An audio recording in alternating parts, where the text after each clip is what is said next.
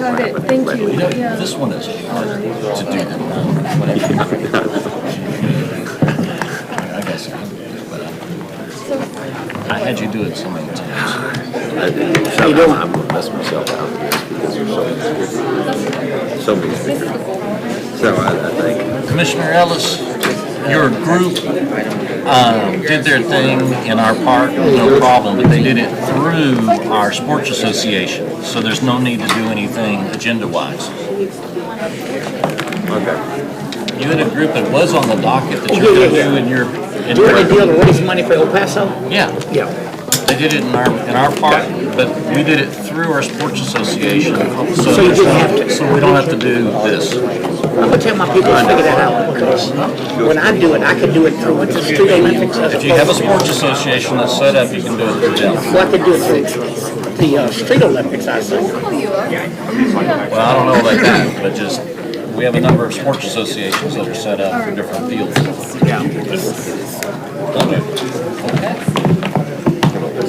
Good morning. Morning. It is 10:02. What was that bike? Okay. It is 10:02, I told you I got it. and I would like to call the August 27th meeting of the Harris County Commissioners Court to order. Commissioner King. Your Honor, I'd like to introduce Pastor Dennis Jans of the Met Church. The Met Church was very instrumental during Hurricane Harvey in reaching out to the community, so it's appropriate that they be here today. They opened up a shelter on their campus for folks that were in that area and kept that shelter open for several weeks. We had our FEMA Disaster Recovery Fair on their campus, actually took over their whole student building in there. And in that student fair, we also had a lot of our governmental entities in Harris County pull in there, and it was very beneficial because if someone that was impacted by Harvey came and they were being told, okay, you need to talk to this entity over here, and then they'd be told to go talk to another entity, we'd have them all in the one room at the same time. And so we were able to have them be able to run all of the circles to get the relief that they needed in one location. There was food that was there. Public health was able to provide water testing and other things that were there. And they have been very instrumental in our relief efforts after Hurricane Harvey. And in addition to that, Judge, they're also Salt and Light in another area. They have opened their doors and done a whole lot of work with victims of human trafficking. And that's one of their ministries that they have been very beneficial to our community for in that region. And so it's my pleasure, Judge, to introduce, to lead us in our opening with Pastor Dennis Jans of the Met Church off of Jones Road. Thank you. It is an honor and a privilege to be here with you. We did have the opportunity 2 years ago to open our doors and serve just under 1,000 families in that 2-3 week period, and it was an honor. It's what we do. It's what we did, and we had a great time doing it. And so again, I'm thankful, humbled to be here and to offer this prayer to everyone this morning. You know, 1 Timothy says that we are to pray, we're to intercede, we're to give thanks for kings and all people in authority. This is God's command to every believer. Praying for godly leaders is productive towards God's plan and purpose for our nation. The Bible says that the heart of a king is in the hand of the Lord, and he can turn it however he wants. So our prayers are important. Pray in faith, believing, and remember that God watches over his word to perform it. Would you bow with me in prayer? Father in heaven, I bring to you the needs that we have. You have told us that we are to come before you. Come before you not as a scared person, but to come before you in your presence as your child. And so, Lord, we do that in faith this morning. We pray according to what the Apostle Paul said, and encouraging supplications, intercessions, giving of thanks for the things that you have provided for us. We're instructed to pray for our leaders on a national level, on a state level, on a city level, and local, and we do that right now. Father, in the name of the Lord Jesus Christ, I lift up our president to you, our vice president, the cabinet, the Supreme Court, the members of our Congress. Father, that you would give them wisdom, that they would act in obedience to what your word says. I'd ask that you would draw them into a strong relationship with you, thankful that they have pledged their lives to serve this country. I'd ask that you'd give them a true servant spirit, one who is a person after your own heart. Anoint them with the power of the Holy Spirit, Lord, that they would feel your strength in every situation. Let integrity and honesty guide every decision that they make. Lord, you are the supreme judge and ruler over all, so we pray for every judge in every courtroom throughout our nation. We pray for their salvation and their ultimate submission to you, that they would understand the true principles of justice, of mercy, of grace. Give them wise hearts, discerning minds, that they would interpret the truth and uphold the law and the principles of your word. And Father, for this courtroom here, for everyone here, every commissioner, every judge, every elected official, Lord, we know by the reading of your word that you have placed them here. You have a purpose for them. And Lord, I pray that they would seek out your purpose for them and the people that they represent. Father, thank you that you are ever present. You are everywhere. There's nowhere that we can go that you are not there. And so we're thankful for that. Pray that this day, in all things that are said and done here, would be honoring to you. In your name we pray. Amen. Amen. Amen. Thank you so much, Thank you. Pastor. Thank you, and thank you for your incredible service during Harvey. We'll get to a lot of items related to Harvey and what we're doing, but it's worth acknowledging the anniversary that we're commemorating today of Harvey and the impact that had and continues to have on our communities. So thank you for serving. Thank you. So we have several resolutions today. We also have Mr. Jamie Roots, president of the Houston Texans. Is he here? Oh. There he is. And so this is a tradition every year, as I understand. Mr. Roots comes by to explain sort of what they're working on. So I want to welcome you up to speak. How they're going to get to the Super Bowl is what you're going to tell us, right? I like the way you think. Well, Judge, Commissioners, thank you for giving me just a couple minutes to visit with you, and that's the thrust of my comments, is really thank you not only from the Houston Texans, but on behalf of our entire community, because in 1999, a single action was taken by Commissioners Court that's been transformational for our community, and that was the creation of NRG Stadium. Over that period of time, we've hosted 40 million attendees at NRG Stadium, which is roughly 4 times an average NFL stadium. So tremendous utility, and specifically the Houston Livestock Show and Rodeo over that period has seen dramatic growth year after year, shattering their previous records, and that's wonderful in and of itself, but the work that they're able to do for youth and education within our community is better than it's ever been before because of NRG Stadium. Number 2, because of NRG Stadium, we now have a bowl game, the Academy Sports and Outdoors Texas Bowl, which is now the 4th best attended bowl game in America, Big 12 SEC, which is where the Cotton Bowl was for years, and the opportunity for Houston to be part of the college football playoff in the future should there be expansion.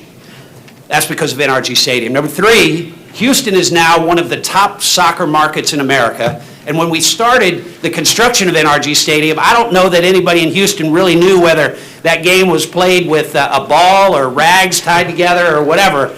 But since then, Houston has demonstrated that it can support the game of soccer at the highest level. Some of the greatest players, greatest brands, Real Madrid, Barcelona, Manchester United, Manchester City, Bayern Munich, the Mexican national team has played more times at NRG Stadium than at any stadium in America, and they certainly are a favorite within our community.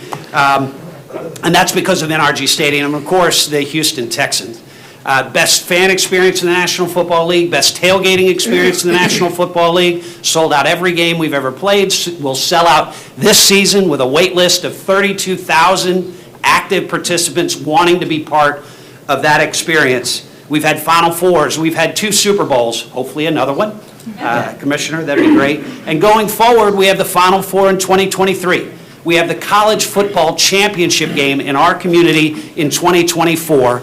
And hopefully, if FIFA cooperates with us, we have a chance to be a host site for Super Bowl right here in Houston, Texas. So we look forward to working with you to ensure that that stadium remains state-of-the-art, so that the economic impact, the quality of life benefits, the ability to market our community on a national and international stage remains intact for a long, long time to come.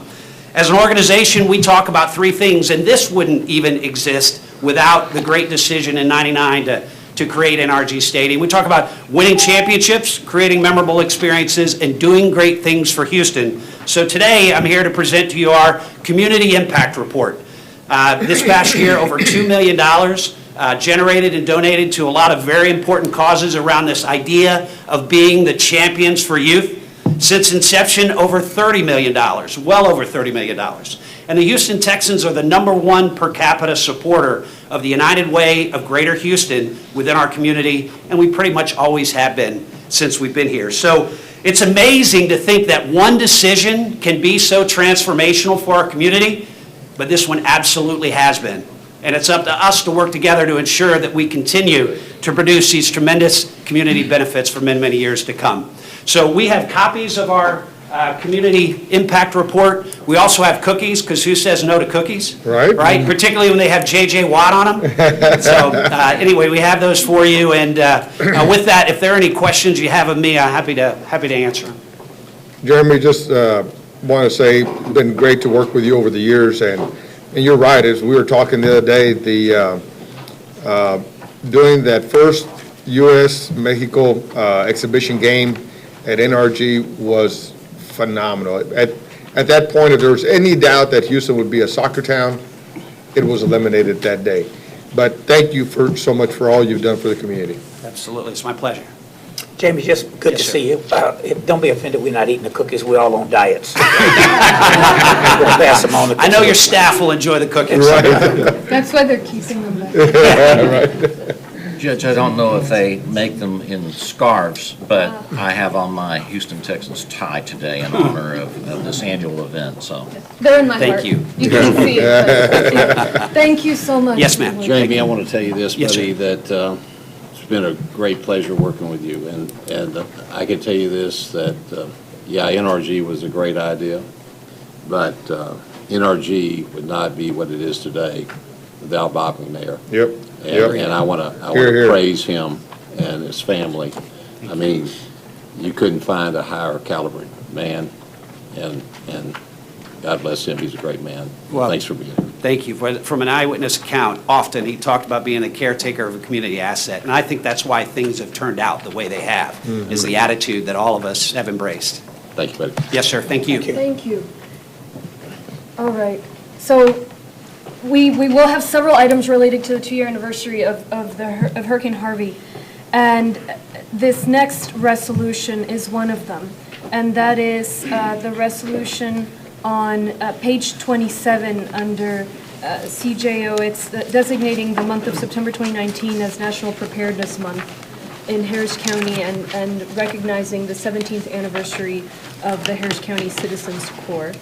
And there, you know, we're celebrating the people whose compassion helped us weather that storm. And of course, remembering and acknowledging the pain that Harvey caused and that it continues to cause. As we move forward, we have to think about preparedness. And so the 15th Annual National Preparedness Month theme is Prepared, Not Scared, and it encourages folks to take steps to prepare for disasters. This year, we remind folks always to make a plan, to be informed. We'll be having some information about our Ready Harris site, but there are many resources that folks can use to make sure that they're prepared should something, should we get some weather, and there are checklists on that, and ultimately, while our law enforcement and our Office of Emergency Management is looking out for threats, we need every person in the community to do their part as well. I'm also especially proud to recognize the contributions of the Harris County Citizens Corps. And they are heading into an important anniversary. Together, the Citizens Corps is a network of programs that trains citizens, residents, to participate in making our communities safer. They have trained over 70,000 people from across Harris County, and these are the kinds of folks who stepped into action rather than shrinking back to help folks all around the community. I have here Mark Sloan to speak on this. But first, let me say, be it resolved that Harris County Commissioners Court hereby joins in designating the month of September 2019 as National Preparedness Month and recognizes the 17th anniversary of the Harris County Citizen Corps. Mark, an incredible leader during all of the emergencies we've faced, but during Harvey as well. I just want to take an opportunity to recognize your work and your service. Thank you, Judge, Commissioners. It's an honor to be here today to recognize the fact that our community of over 4 million people need to be prepared.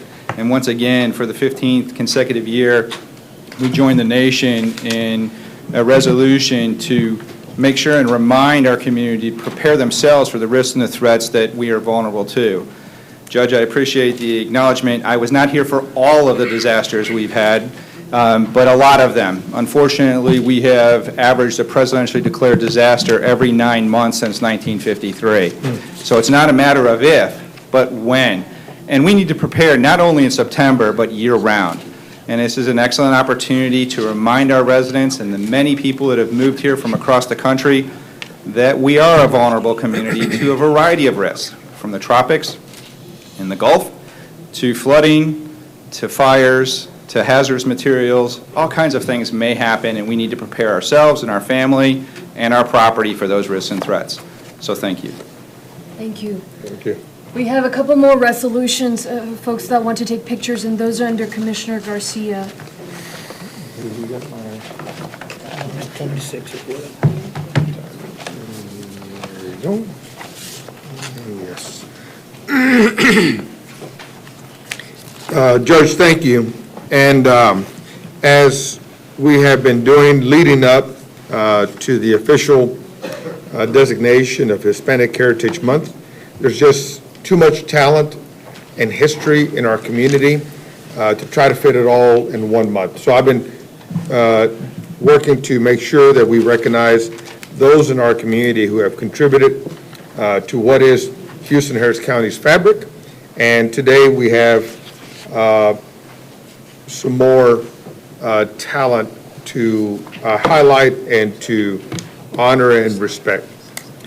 So this resolution is to recognize that individuals that are no longer with us shouldn't be forgotten, and that their contributions continue to live in many ways.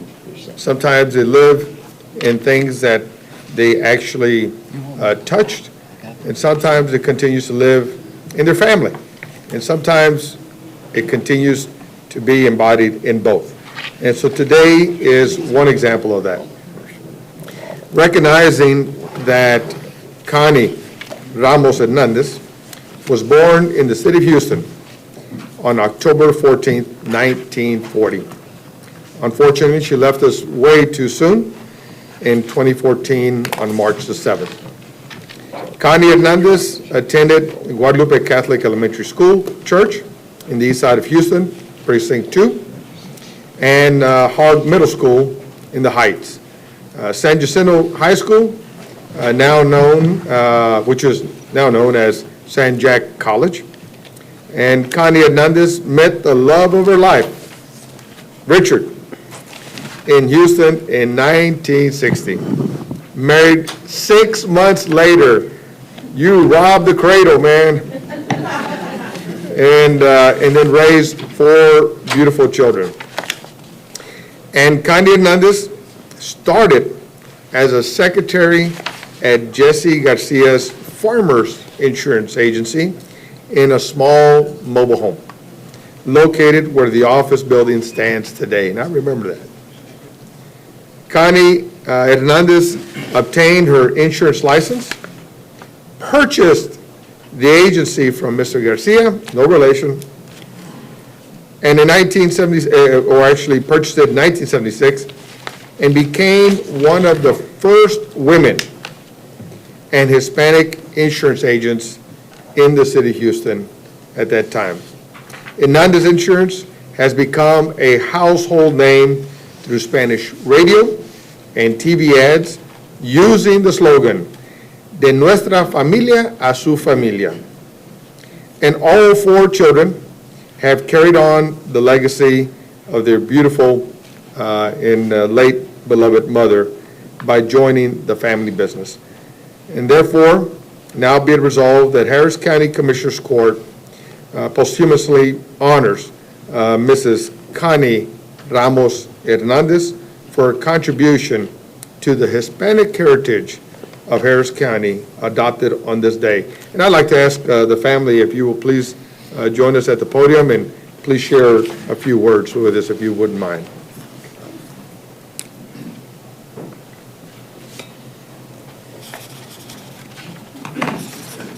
Well, first of all, I'd like to thank the court, thank the judge, and commissioners for this honor to recognize our mother and our family. It's been a blessing. She's the matriarch of our businesses and of our family. She's a cornerstone, and along with her and our father, they've always were there for us. Their legacy, or her legacy, was first and foremost her faith in God, her work ethic, and that legacy is, and family, I should say, and that legacy is what we're trying to carry on collectively, as we all are now an integral part of that business. I just want to thank all those who we had served throughout the years, and past, present, and future customers and clients. And we hope and pray to be able to do so for many more years to come. Thank you, and God bless you. Michael, thank you very much. Richard, you got to say some words. Now, tell us the truth. She was the power behind your early success. Well, excuse me, I'm hard on words. I know, Mom, she's in heaven looking after Sorry about that. Adam, we thank you. Judge, the committee, we thank you from our heart, and between my family and Mom in heaven, God bless you. Thank you, sir. Thank you very much. Thank you all, and congratulations for all the wonderful things that the Hernandez family has done over the years. You guys put up with the annual parade. You're always a big part of it. But, you know, this is, I think, important to do, Judge, in the regard of, oh, this next one, in the regards of recognizing that, as I mentioned earlier, that although your beautiful mom has left us, she's still here. She's still here in you. She's still here in your business. She's still here in the families that, thanks to the policies that you're providing, have been able to, you know, pick up and moved on as a result of different circumstances. And so we're very grateful. And not to lose sight of the fact that, you know, the 70s doesn't sound too far away. But the reality of it is that the 70s were still a tough time for Latinos in the Houston area, and in particular Latinas. who are trying to step through doors that usually men only step through, and usually men that weren't of color would step through. And so to recognize that your mom was a pioneer in many regards, it is important for Harris County, the largest county in Texas, the third largest in America, to make sure that she is recognized and honored and remembered. Thank you, guys. Thank you.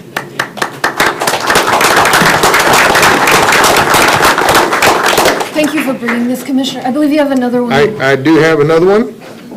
And this one, I'm sure, has touched many, many lives and many people in this room. And this one is another one that's near and dear to my heart. You know, Judge, back when I was still trying to... And your tummy. Right. And back when I was still trying to romance my wife, she worked at First City Bank. And she always likes to tell the story that she remembers helping to fill out a loan application for a business that would open its doors in the near north side. And that business has become a major, major economic juggernaut for this region. And so today, we are honored to have with us Judy Camarena. Judy has transformed a chain of family businesses and family franchises into a successful $24 million a year brand, which includes 28 taqueria Arandas, 5 Arandas bakeries, and Ostoneria Arandas, and Trailetia Arandas. Judy Camarena brokered contracts to make the Arandas bakeries products across, to take Arandas Bakeries products across state lines, while also launching the first e-commerce bakery in Houston. Under Judy Camarena's leadership, Arandas has fostered a loyal following while also increasing the diversity of its customers' base. Judy Camarena has established 4 core Arandas principles, and I was proud to be there when they were unveiled. And those principles are responsible leadership, accountability, integrity, and innovation. And under Judy Camarena's leadership, Arandas Franchises has enabled franchisees to become astute business owners and community leaders. Judy Camarena has earned many awards, including Latina Style Magazine's Entrepreneur of the Year Award, the Entrepreneurial Star Award for blazing the trail on behalf of women and minority entrepreneurs. She has also been a featured speaker at Rice University's Women in Leadership Forum and an honoree of the Houston Business Journal's 40 Under 40 publication. Now, therefore, be it resolved that this Commissioners Court loves good food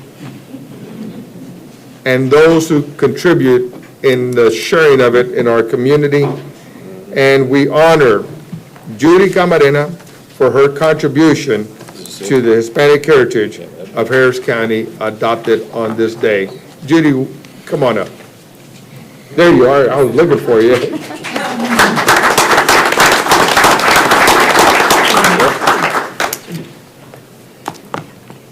Named Judy Camarena. I have to share this with you guys. It was a surprise to see the Hernandez family here because they were actually our first insurance broker as well. They helped my dad fill out all of the paperwork to make sure that the businesses had insurance. They were a huge part of the family getting involved in the business growth as well. So thank you guys. It was nice to reconnect. Good morning to Judge Hidalgo and the commissioners. First, I'd like to say that I am humbled by being here and bearing witness the diversity that's reflected on the court today. It's beautiful to see just the diversity being part of Houston and it seeing in life. Maya Angelou once said, "I come as one, but stand as 10,000." With that being said, I'd like to thank you all for having the courage to serve the city of Houston. Thank you. Thank you. And Judy, look, how many of y'all have eaten at Taquerias Arandas? Probably more than I should, okay? But I will tell you that we're very, very grateful to your family. Not only are you producing $24 million a year, but the jobs that you are creating, not only in those permanent jobs within your respective franchises, but the construction jobs when you decide to put up a new site, and then all of the other back-end jobs that you contribute to our economy. We're very grateful to you. And to not let it go unsaid that, your family turned over the reins. Yes. And it was just incredible news to see a young Latina take over a thriving and strong business, not just to manage where it was at, but to take it to greater heights. And so I know that your family is very proud of you. We are very proud of you. Thank you. Thank you for all that you continue to do. And thank you for being an example to other entrepreneurs in our community. We always say that many people in our community have great ideas. They have a strong spirit. The story of how your family started its first location over on Irvington Boulevard, Precinct 2, again, is very, very humbling, but it just shows the spirit that exists within the Hispanic heritage. So we're very proud of you. Congratulations. Thank you. Thank you. Yeah, Commissioner Payne. Judy, There's a comment for you. Yes. A little rivalry occurs occasionally down here, and although they may be able to claim the first one in Precinct 2, you have quite a few locations in Precinct 4, and I'm very proud to say that I spend a whole lot of the Kegel income at them. And so we appreciate the good food, the quality, the service that's there. And I won't tell you my favorite dishes because they change on a regular basis. But we've been regulars on Saturday mornings at the different locations. And so Precinct 4 appreciates your investing in it as well as Precinct 2. There you go. Thank you. All right, let's get some pictures. All right. Oh, we need the resolution. That's what it's the honor. That's the only place I get that. Right.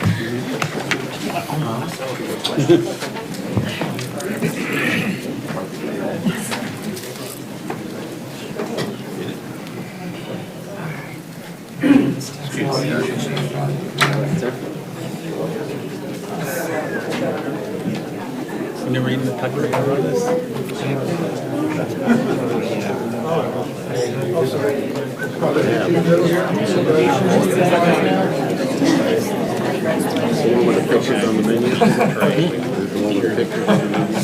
Yeah. They have the best women's porciano, which is 2 eggs with green sauce on one and red sauce on the other.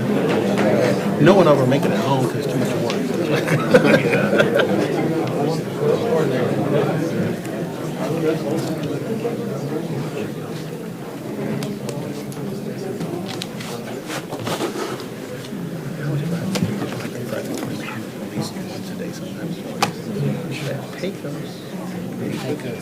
No.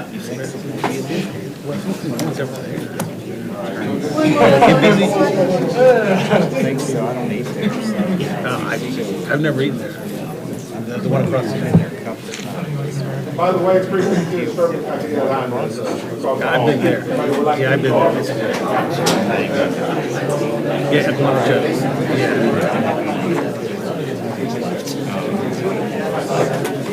I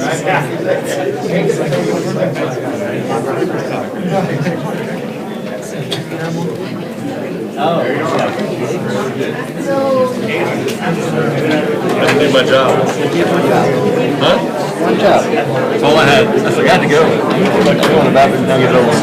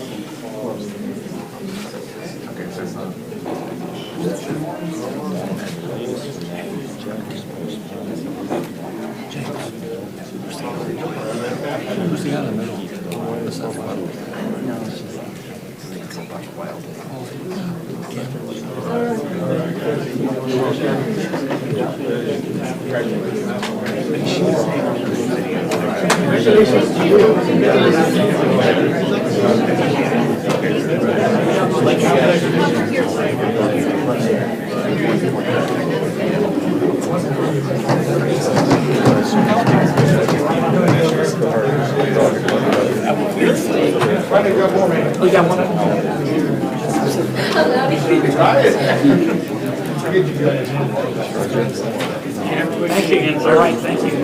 They come to they open up now. Well, I guess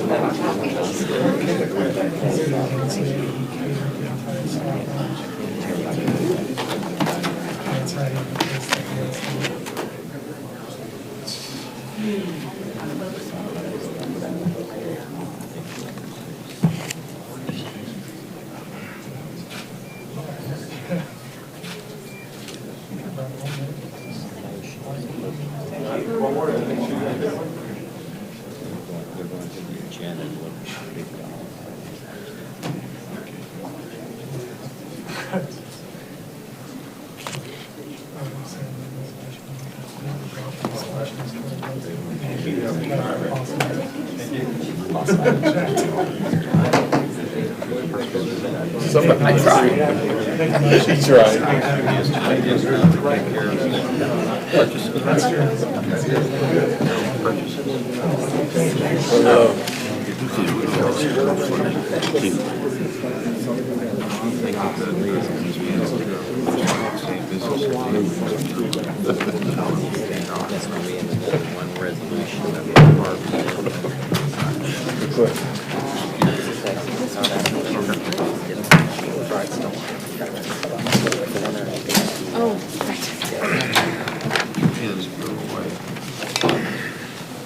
All right, so now we'll go to, back to County Judge. There is the Harris Thrives resolution that I'd like to take out of order because of the speakers and the topic.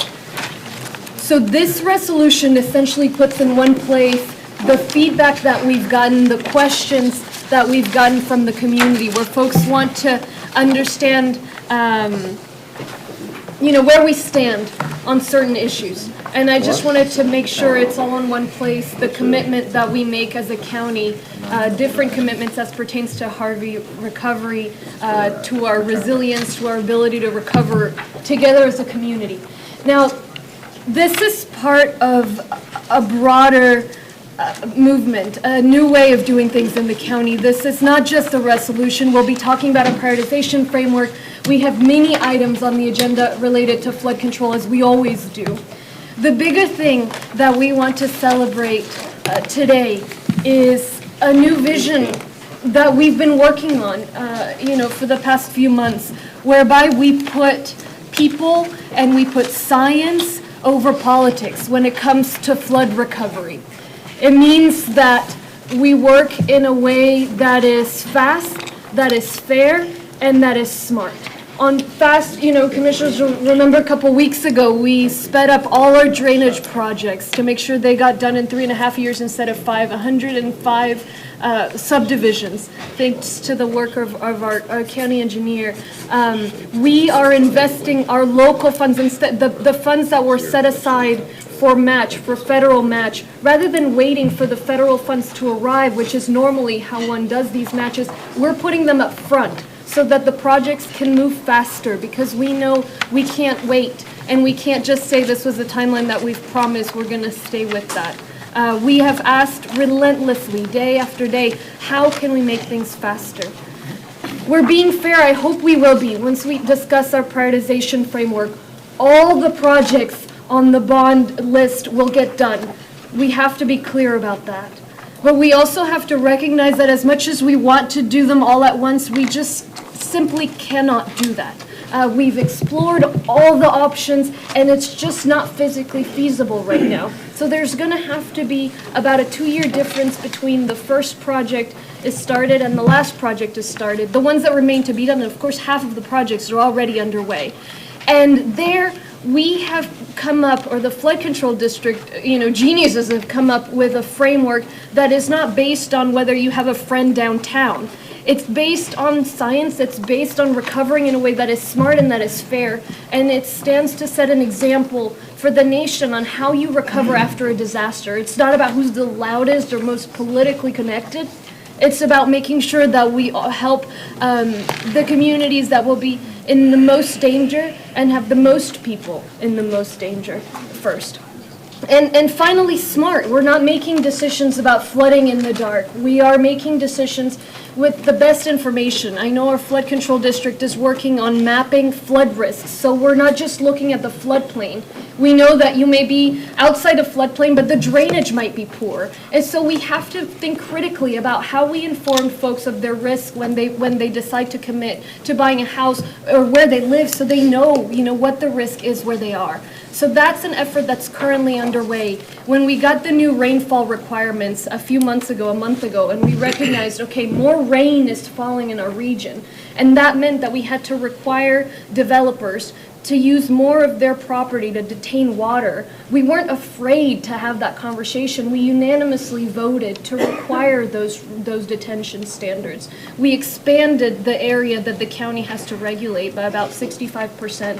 The point is, we have and we will continue to put science, put people over politics, recover in the fastest way possible, and even if the science tells us things we don't like to hear, we gotta act on that, because that's how we make sure our region remains competitive and thriving, and we're not just catching up to the last flood, but preparing for the next one, growing and thriving in the challenges that we face. So with that, I'll read the resolution. I know we have some speakers, including a couple of elected officials. So I'll read this and I'll remind folks, this is a summary of the commitments that I want to make sure the community knows we are making. But it's part of this, the equitable prioritization framework is part of this broader commitment, a new way of doing things in the county that will make sure we're as smart as we can be. Whereas Hurricane Harvey made landfall 2 years ago on August 25th, 2017, resulting in record rainfall in Harris County. And whereas all 4.7 million people in Harris County were impacted by Hurricane Harvey, including over 60,000 residents rescued and over 150,000 homes flooded. And whereas the people of Harris County showed incredible strength, resilience, and unity in response to Hurricane Harvey. And recovery efforts are ongoing, many people still feeling the impacts of Harvey and other floods. Now therefore, be it resolved that Harris County Commissioners Court affirms the importance and the intended execution of all projects in the Harris County Flood Control District 2018 bond program. And that Harris County Commissioners Court directs the Flood Control District to identify the increased resources and budget it will need to operate and maintain flooding infrastructure built in the bond program. And that Harris County Commissioners Court instructs the County Flood Control District to adopt a framework that ensures a process for the equitable expenditure of bond program funds. And the Harris County Commissioners Court calls on the Harris County Flood Control District to bolster community engagement related to flood control by revamping the roles and responsibilities of the Harris County Flood Control District's task force and ensuring that a geographically diverse range of community members is represented. That the court instructs the flood control district to emphasize an approach that respects, reclaims, and restores floodplains, preserves undeveloped prairies and forests that detain stormwater, encourages the use of nature-based solutions, natural infrastructure, cutting-edge technological methods where possible in public and private projects. And that the court encourages the flood control district to coordinate with other county departments and government entities to take a holistic approach that aims to improve the quality of life more broadly, including but not limited to transportation, health, housing, economic opportunity, by achieving multiple benefits and solving multiple problems where possible. The court directs the flood control district to add flood control projects to the list of bond program projects as the opportunity arises, provided that all current projects are carried out, while ensuring any projects added reflect the methodology of the equitable prioritization framework. Thereby, it is hereby ordered that this resolution be spread upon the minutes of the Commissioners' Court on this 27th day of August, 2019. And a lot of what you'll hear, we've talked about, we were just at Willow Waterhole, for example, is one example where it got, flooded during Harvey. It was going to be developed, about 60 residents for families, homes, and instead the flood control district purchased that area, is turning it into detention. We're making sure that if we have to accept an I-45 expansion, that it doesn't exacerbate flooding, and speaking up. This is all part of a broader project. So with that, I want to invite speakers and start with Congresswoman Sheila Jackson Lee, if she's here. I think she's on her way up. She's on her way up. Okay. Councilmember Greg Travis. I guess he's on the way up too. Okay. Then let's move up. Let's move on to Francisco Cedillo, Ismael Garcia, Tomás Aguilar.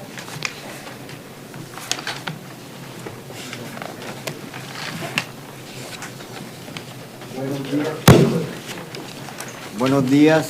Good morning. Soy Ismael García, soy miembro de Living Hope Wheelchair Association. I'm Ismael Garcia. I'm part of the Living Hope Wheelchair Living Hope Wheelchair Association.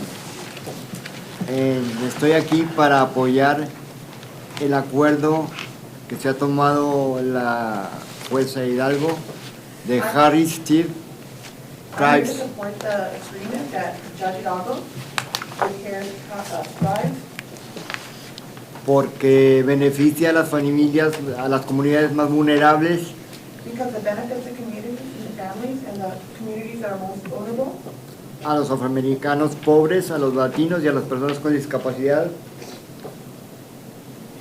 to the African Americans, the Latinos, and the disabled, logrando que los fondos sean repartidos más justamente reaching that the funds are spread out more fairly, y que no importe cómo es mi casa, cuánto gano, dónde está mi casa, que esa repartición sea de una forma equitativa. and that it doesn't matter how my home is, how much I win, how much I earn, or where it's located, that they spread that money fairly. Gracias. Thank you. Gracias a usted. Ismael Garcia, Tomás Aguilar, Shirley Ronquillo, and Jennifer Travers.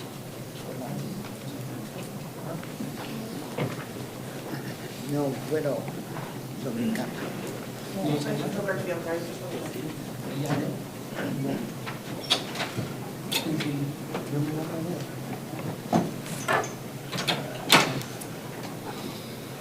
Good morning, everyone.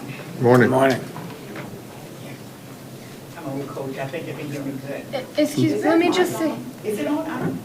did we have are the other folks that called up ready? Tomás? Okay, come on. Come on. Okay. Let's hear from Tomás. I just want to keep it in No, it's order okay. because All right, otherwise that's we good, lose that's track good. of who's spoken. Thank you. Hello, Thank you, Commissioners Court. Thank you, Judge Hidalgo, for giving us this opportunity to support this resolution. I also want to thank you all for making this room more accessible, both with accommodations for wheelchairs and with the language, right? So thank you. So I work with Living Hope Wheelchair Association. Most of our members have had spinal cord injuries, and most are in wheelchairs, not everyone. And during Hurricane Harvey, I'll give this, use my old example.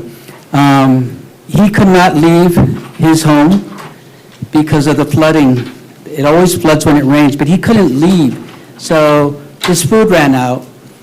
A couple days in that situation, teams from our membership, all in wheelchairs, somehow made it there, took him food, right?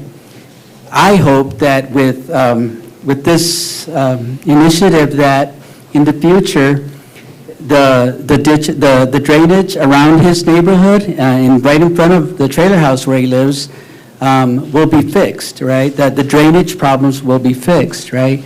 As he was saying earlier, it doesn't matter if you're poor, if you rent a house. It shouldn't matter if you live in a trailer park. It shouldn't matter if you're in jail. I think what matters is everyone treated fairly, right? When we think about these large projects that's going to affect where we live, are we thinking about it in terms of, using the concept of equity, right? What do people need where they're at, right? So thank you for this work on Thrive. We appreciate the thinking behind it. Thank you. Commissioner Cagle. Mr. Aguilar, did you get water in your home during Harvey? No, I wasn't here. Okay. Yeah, no, I was here right after, yeah. Thank you. Thank you. Shirley Ronquillo and Jennifer Travers. Shirley Ronquillo. Dear Commissioners, my name is Shirley Ronquillo, and I am a resident and community leader of the Aldine area.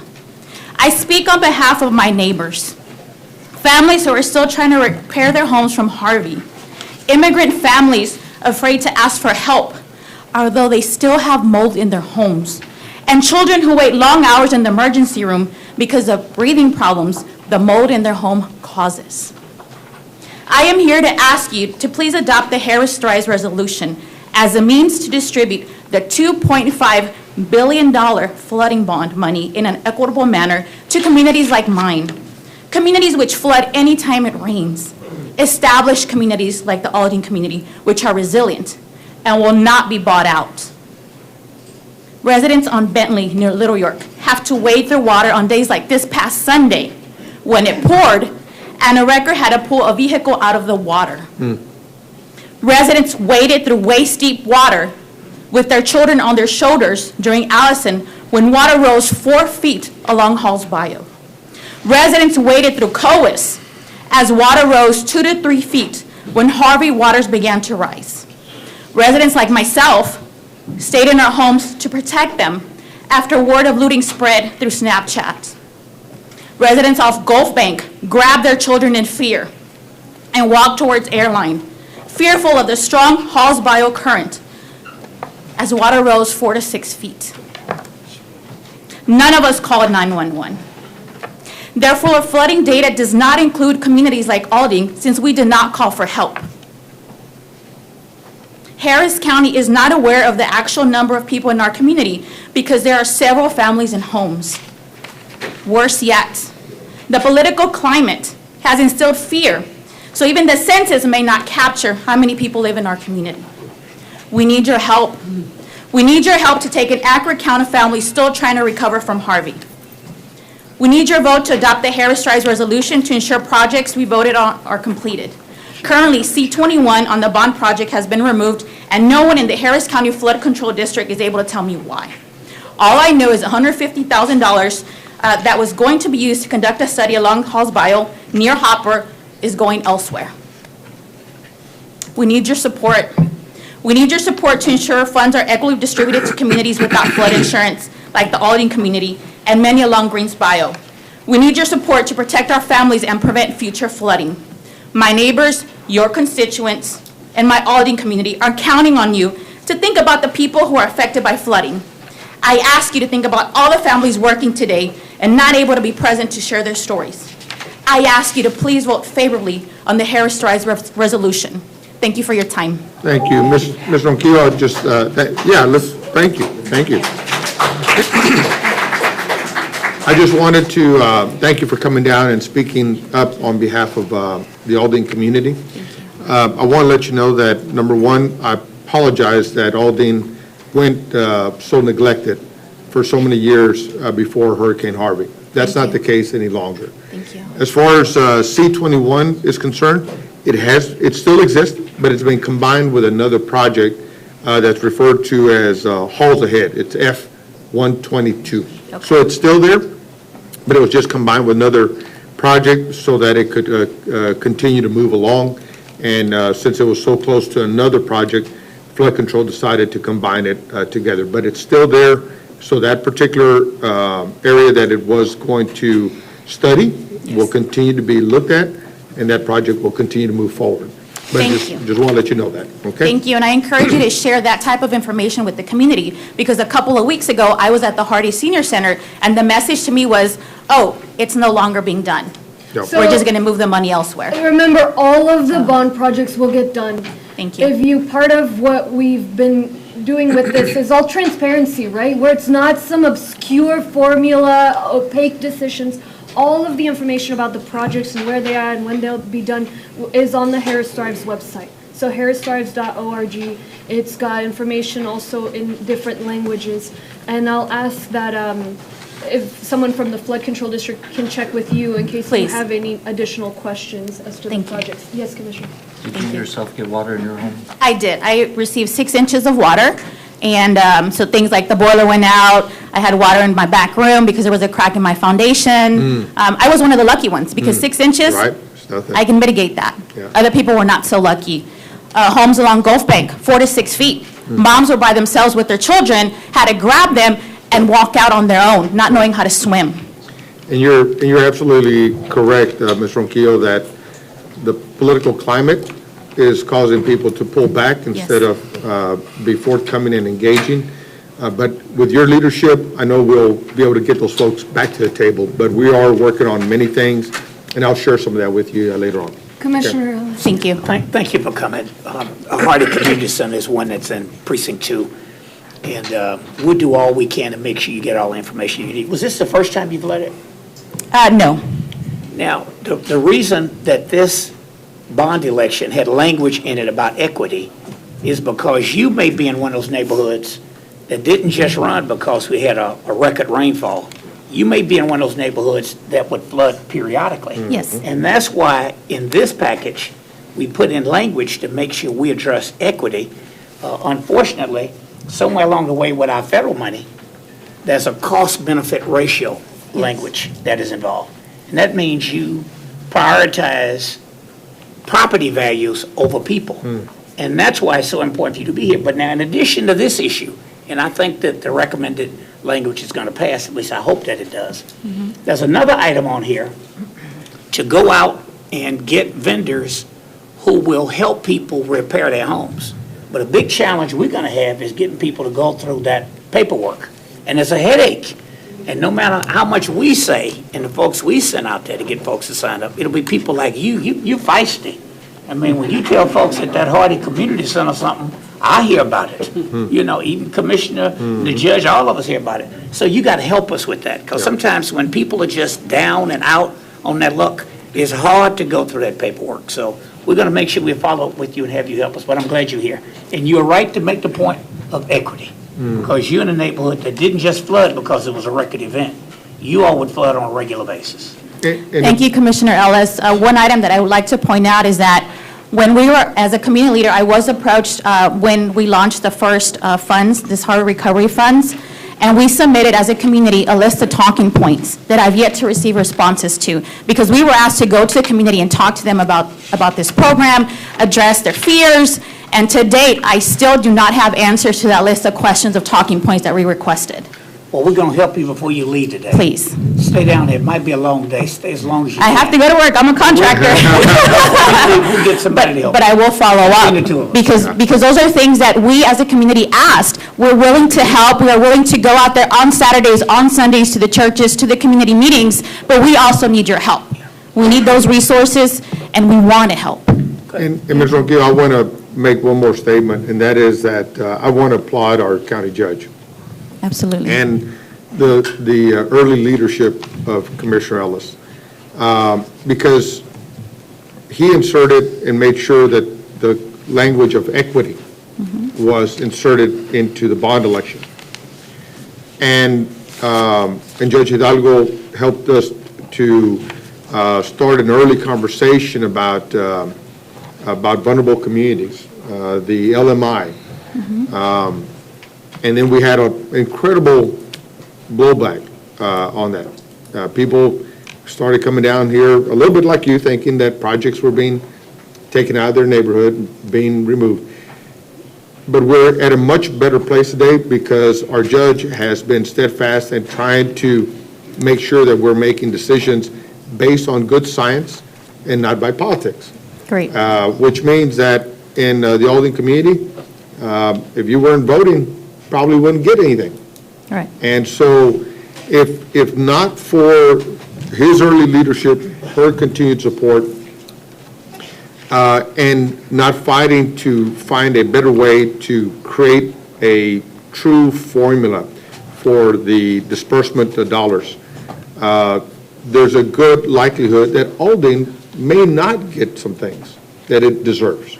And so I just want to let you know, these were the two folks leading the charge to make sure that we're at a better place today than we started at. Judge, I do want to say, because my colleagues are going to jump in. Commissioner Austin. It was unanimous, in case my colleague, Commissioner Cagle, was going to bring that up.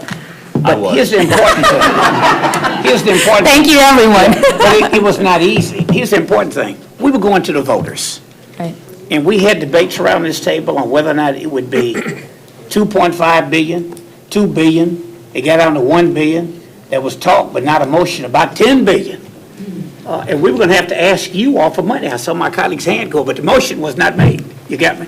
But realizing it was going to go to voters, and we needed to support in every community.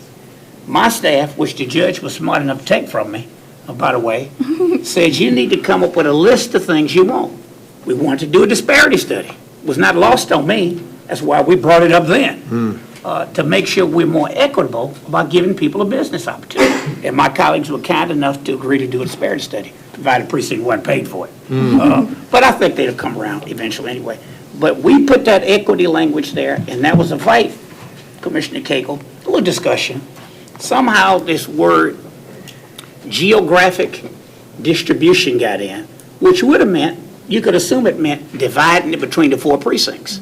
Well, that would mean with the federal money, which has always had, at least since the 70s, a cost-benefit ratio factor in there. Now, that's social engineering. That means you take care of the wealthy neighborhoods first. That's why Halls and Greens would just never qualify. Right. And Russ Poppe will say that later. So we inserted that language. We didn't want to argue about what equity meant. That would have been too tough. And I think this discussion might have come up in June. It was going to go on the ballot in August and November. We opted to put it on the ballot in August. So we just put broad language, which I'll read later, but it was clearly a discussion that went on about getting away from that cost-benefit ratio with our money, because we couldn't do it with the federal money. And now, Judge, I learned yesterday, cost-benefit ratio is working itself into the dialogue, even for money historically earmarked for lower-income neighborhoods. Going back to LBJ, when he created HUD. Now they want to go take what used to be LMI, low and moderate income communities, would get 70% of the money. Now they've moved that down to 50%. But you only get that money when there's a crisis. Right. And as I said, you in one of those neighborhoods, you didn't get flooded because it was a record flood. You get flooded on a regular basis when there's a regular Yes. rainfall. Sunday is a which perfect used to be every example. couple of years. Now maybe it's every couple of months, sometimes every couple of weeks. But anyway, I'm glad you're here. Thank you. Thank We're going you. to work with you. Appreciate it. Thank you. Three quick things. First of all, I appreciate what it's like to have water in your home. I had 2 feet myself. Secondly, my colleague is correct. I was going to jump all over the fact that he was getting all the credit. $900 million of that $2.5 billion bond was set aside to make sure that we were taking care of people first and not property. And that's critically important because because we were trying to be good stewards, if you had a little bit of money, you wanted that money to go as far as possible to get the federal reimbursements. We had to do that return on investment, which valued property more than people. But now, because of the bond and the voters approving it, we let the public know, $900 million of this is going to go straight towards whatever it is that it takes to get people out, regardless of whether we get a reimbursement or not. That's one of the reasons why many of the projects that have started first have actually started in Precinct 1, not because necessarily that Commissioner Ellis has twisted the arms of flood control more, but because many projects have been delayed because they were on the return on investment model as opposed to not needing any partner. And with that $900 million, we were able to just jump in and start working on it. Now, you approved the bond a year ago. It takes a while for projects to get designed and then implemented and put into place. But the 4 big projects, Brays, Halls, Sims, Clear Lake, a lot of those were projects that we just needed to jump in there and do that. The last thing that I want to say is although I may not be your commissioner and you're part of Aldine, but I do represent a lot of Aldine. And if there are any issues in that, our door is always open. We want to make sure that we take care of everybody within the precinct. And so don't forget us whenever you have your meetings. Let's make sure, and I actually have a member on my staff that's very close to Aldine, and so I won't point him out too much right now, but make sure that we're involved with what you're doing because we want to make sure that we serve everybody that's within the precinct and within the county. Thank you for being here. Thank you, everyone. Thank you for your time. Thank you so much. All right. Yes, go ahead, and then I will call up also the Congresswoman Jackson Lee. Congresswoman, I got word that you may have to leave soon, is that right? You want her to go ahead on? Is that all right? Yeah. Thank you.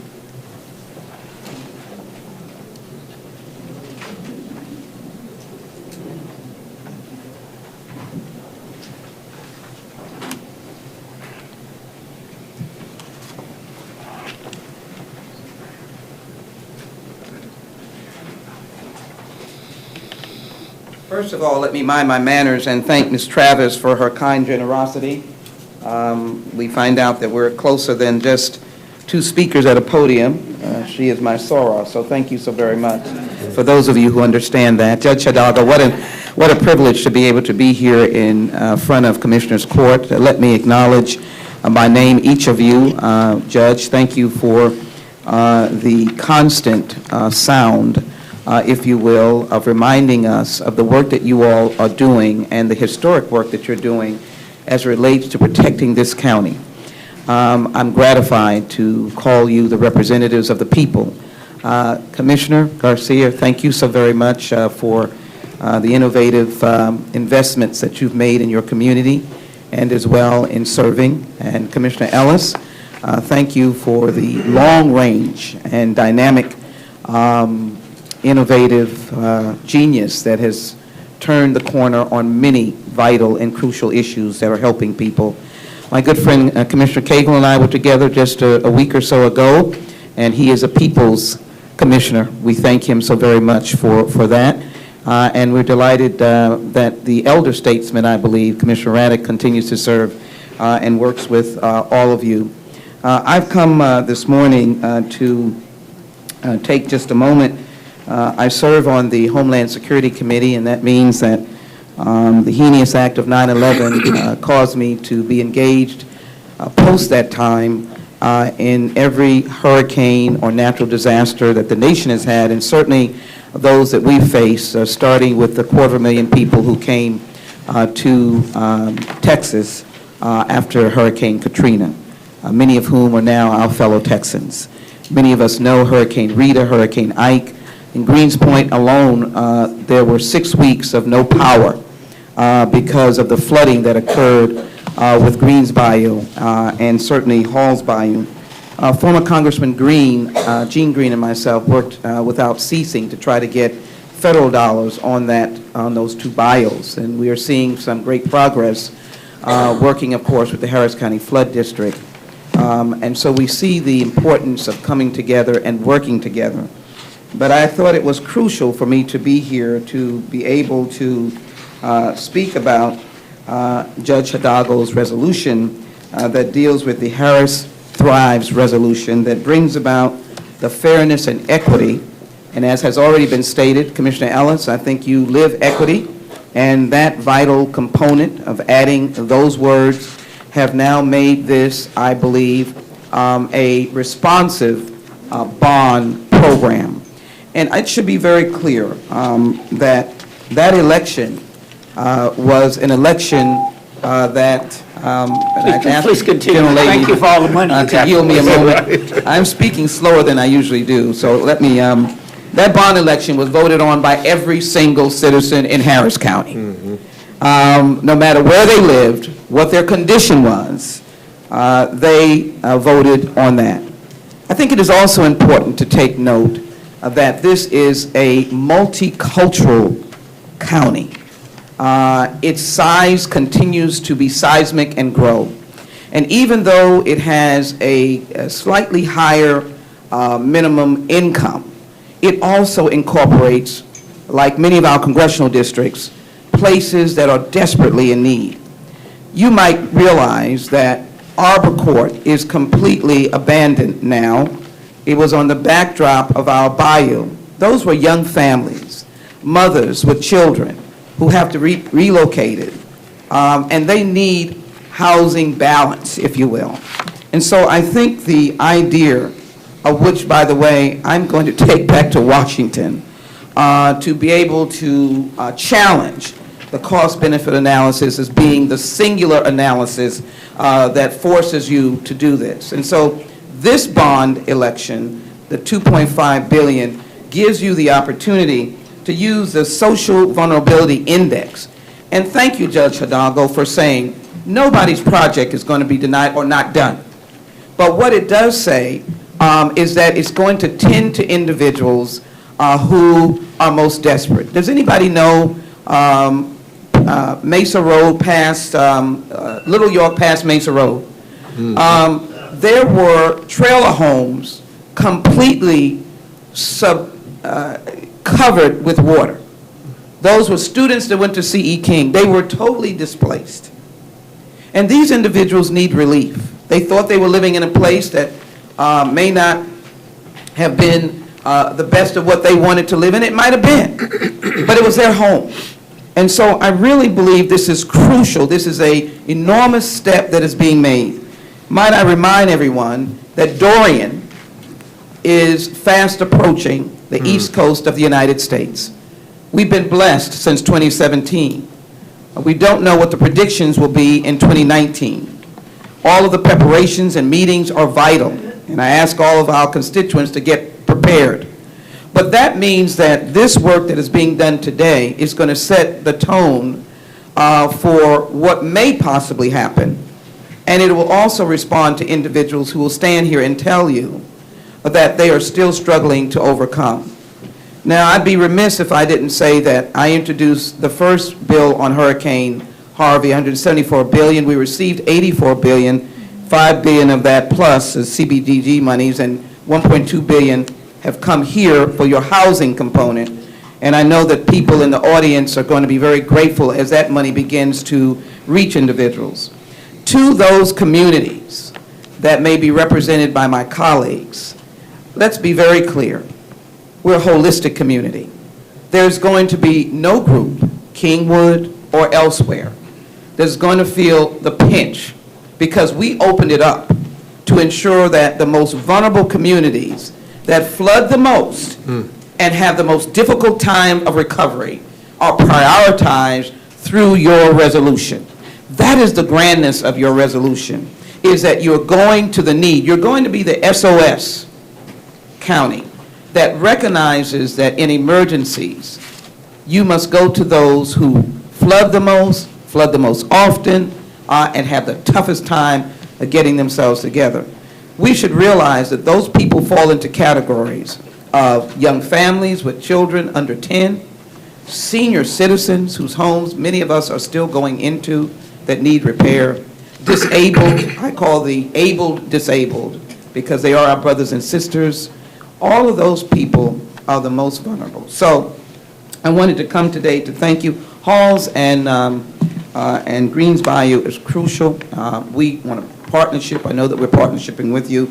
I also want to indicate that your Harris County Flood District is now receiving the work of the Army Corps of Engineers that we worked on for a very long time, is to get a unified assessment of all of our waterways and to find out the best way we can someday look on Harris County and we will diminish the flooding capacity, even with all the bayous, even with us being called Bayou City. So I thank you for giving me the opportunity to draw upon the long journey that we've all taken in the many hurricanes that we've faced together, and the fact that hurricanes go, but the lasting and lingering impact on families and restoring their homes and businesses. And I certainly want to talk to you all at another point on the $100 million that we have put in that should be utilized specifically for putting businesses back together again, and hopefully we'll be using the equitable analysis on that. But this is a step forward. I affirm it, congratulate you. We'll use the term equitable and equitable flood protection, and also the idea that you're prioritizing, but you're not leaving out, but you're prioritizing the most vulnerable. Isn't that what government is about? To prioritize the most vulnerable. So let me thank you, each and every one of you, so much, and I look forward to working with you and being, how should I say it, your fighter in Washington for the genius that is being evidenced here at the Harris County Commissioners Court. Thank you, Congressman, Thank for you. being here. Let me, Commissioner Cable and then Commissioner Willis. Two things. First of all, thank you for your help. I am so grateful that you were part of the committee, that instead of having your hearings in Washington, D.C. and asking us to go out there, you actually had your hearings in the Berry Center, which is in Commissioner Raddick's precinct, but right there I share Cypress with him, and you had the opportunity for having many of our citizens actually give their testimony and to input into the region, and you did that here in the area where the flooding occurred. So thank you for that. My house is now forever in the congressional record because of that, with all my books in the front lawn and all that kind of stuff from That's a being good thing. removed. I don't you know, will be because preserved. I keep seeing my picture of my home showing up in other publications, and it kind of, it's bittersweet there. We wish you well, and you helped us tell the story. Secondly, your comments that we need to prioritize those that flood the most and those that flood the most often. What percentage of emphasis should we put on those that flood the most and flood the most often? Would you just throw out there as, if I could have you put your legislator mind on for a moment? Commissioner Cagle, I think that is a very good question that should be resolved when you look at the maps. I do know that when we speak about those areas, a lot of that is in Northeast Houston, in Northwest, in Greens Point, in Aldine, as I've heard previously. I worked on, when I first came to the United States Congress, the completion of Sims Bayou. And I don't want any of my used-to-be constituents, because my lines have drawn in from that, but what I understand is that Sims Bayou has been working very well, even when Hurricane Harvey came. That shows what you can do when you invest in areas, and Sims Bayou is not a River Oaks, but it's a wonderful neighborhood of homes. So what I can say to you is that when our bayous are not completed, the far northeast, going across Mesa Road, was the terrible community that 6 family members drowned.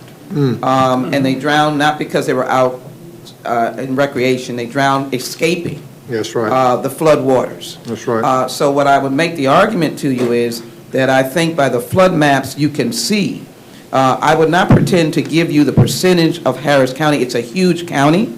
Some of my incorporated areas include the areas off of I-10 East, partly Jacinto City, and then on the other side, the Songwood neighborhoods.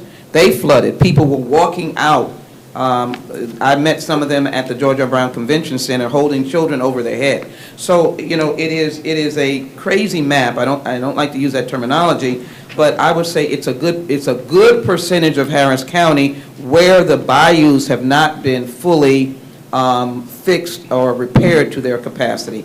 And certainly that whole north side was certainly one part of the most vulnerable parts. And I am in that congressional area. You are part of your commissioner's precinct is in my congressional area. So that's, I would say so as a good lawyer, I'm not going to have you hold me to a percentage that will be in the history books. But what I will say is that a major part goes that way.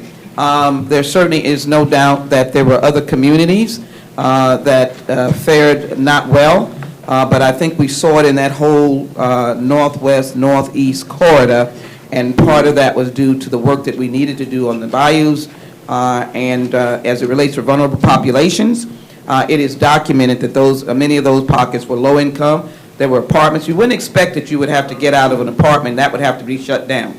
But unfortunately, a whole apartment complex, even though I'd like to have it restored, but a whole complex seemingly had to be shut down. But we can be in agreement that the places that flood the most and those that flood the most often, regardless of the socioeconomic status of those individuals, ought to get priority. Well, I think the resolution clearly indicates that no project will be denied. It will be a question of prioritization. So I don't think it's a denial. It is a prioritization, and I think you will work with Judge Hidalgo and the passage of it to assure that, as you always do, represent your constituents. But I know that the prioritization deals with a lot of socioeconomic issues that pertain to the most desperate, the people who can't get themselves out of it, don't have outside insurance, and I'm still dealing with FEMA and the National Flood Insurance Board, working with constituents to fight them, to tell them to pay them their money. As I'm not on their board, I'm on the side of my constituents. Give them their money. But that fight sometimes is too overwhelming for a vulnerable person, elderly, a family, young children, our immigrant community, language barriers that who are citizens or who are family citizens and are needing to be taken care of. So I think, Commissioner, I can see nothing but a silver lining for you, because your fellow commissioners will work with you as they prioritize the most needy. Well, and let me remind... To comment, Yeah. Congressperson Sheila Jackson Lee and I share 40% of her district, and so we have to work closely together. I have 6 congresspersons that I have the privilege of working with, but that's a pretty big overlap, and so we will continue to work together to serve our jointly held citizenry. I'd be happy to be engaged. Just on this topic, before I welcome Commissioner Ellis's comment, I will call up the flood control district in a little bit to explain the framework, and that will be published. If, we pass it, it will be on the Harris Tribes website, so there's no mystery, and everybody can say their proposal prioritizes, flood risk reduction, which is the number of structures that will be reduced from the floodplain. That's number 1. And then tied for second and third is the human impact, and then the worst, worst first is, do you flood every single year versus, only when there's a historic rain. Anyway, they'll come up and explain it, but no, I know you have to leave, but I want to make sure you know that these smart engineers have been working with leaders in the community, other elected representatives, other engineers to come up with this, and they will present it, and it will be public, and it won't be kind of a guessing game or an obscure smoke-filled room like Commissioner Ellis likes to say. So, Judge, I want to thank you, Congresswoman, in addition to being persistent, for being so smart. You gave my distinguished colleague the appropriate answer. You were not going to be led down a rabbit trail and get flooded when you got down the end of the trail. As you know, this is about the local money. This resolution relates primarily to the $2.5 billion we put up. You made reference to Sims, and that was just so appropriate. Congresswoman. As I've said many times, having grown up in Sunnyside, the original name was Chocolate Bayou. And although some folks don't want that history lesson, it was not a term of endearment. Because the same bayou, when you got in another neighborhood, was not called Chocolate Bayou. And when I got nominated to Commissioner's Court, one of the first people I met with was Russ Poppy. And when he explained this cost-benefit ratio to me, I didn't get it the first time. And when he went through it a second time, I said, you have to be joking. The reason that Sam's got done was because he was an earmark. And you fought for it. You pointed out to me at some church event, it was really Mike Andrews. It goes back that far. But we never got to Halls and we never got to Greens in the past because it would be virtually impossible for them to qualify under the cost-benefit ratio language. Now, what we're doing here today is pretty important, and it really could be, we all say that, but this really could be a model for the country. By putting this language in that talked about equity and not defining it, and then figuring out how to define it, whether it was low and moderate income, which is what HUD uses, or the new index that the judge and her staff came up with, we still get to those communities that have been neglected for so long because they were poor.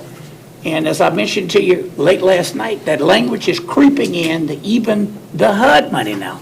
So it'll be your leadership to try to change that. And Congresswoman, it goes back to old executive order, going back to when I was on a staffer for the 18th Congressional District on Capitol Hill. So I appreciate your leadership, and I appreciate your great answer. Well, we will work with all of the council commissioners, including Commissioner Cagle, but I hope, Judge Hidalgo and commissioners, I got it right. And I do believe in terms of my interpretation, which is go forth. And I think the idea that you will have transparency will be even better. But I think the other emphasis is that projects are not going to be denied, they're going to be included. That's right. And that if anyone wants to see the work of an elected person, then they should be applauding anyone that is including people, along with not denying people. And that's what I stand on here today. And I can assure you there's going to be a big fight and advocacy in Washington to understand why either we can't have the cost-benefit analysis maybe with waiver provisions, because, you know, governments don't move quickly, or that some communities may desire CBA, cost-benefit analysis, and some may not, to be able to capture what you're doing here today. Thank you so much. I think we are unanimous in asking you to remove the return on investment. Excellent. I think that that's something that we have all been advocating. We've got It's some on the people record, everybody. in the hallway that are from all over the place, to where we have other, that is an artificial constraint that doesn't look at people. And we want you at Washington, I know that you do, and I know that your colleagues do, but your rules don't always look at people first. Sometimes those rules sneak in order to bypass Congress. So now we are focused on the rules and on the Department of Housing and Urban Development, which makes rules that they're not in the light of day. So that's something that we need to challenge. Congresswoman, Judge, if you, just real quickly, I just want to say thank you for your steadfast work and tireless effort on behalf of so many, especially those that are vulnerable and sometimes feel voiceless, and sometimes are shunned, sometimes are pushed away, sometimes are made out to be demons.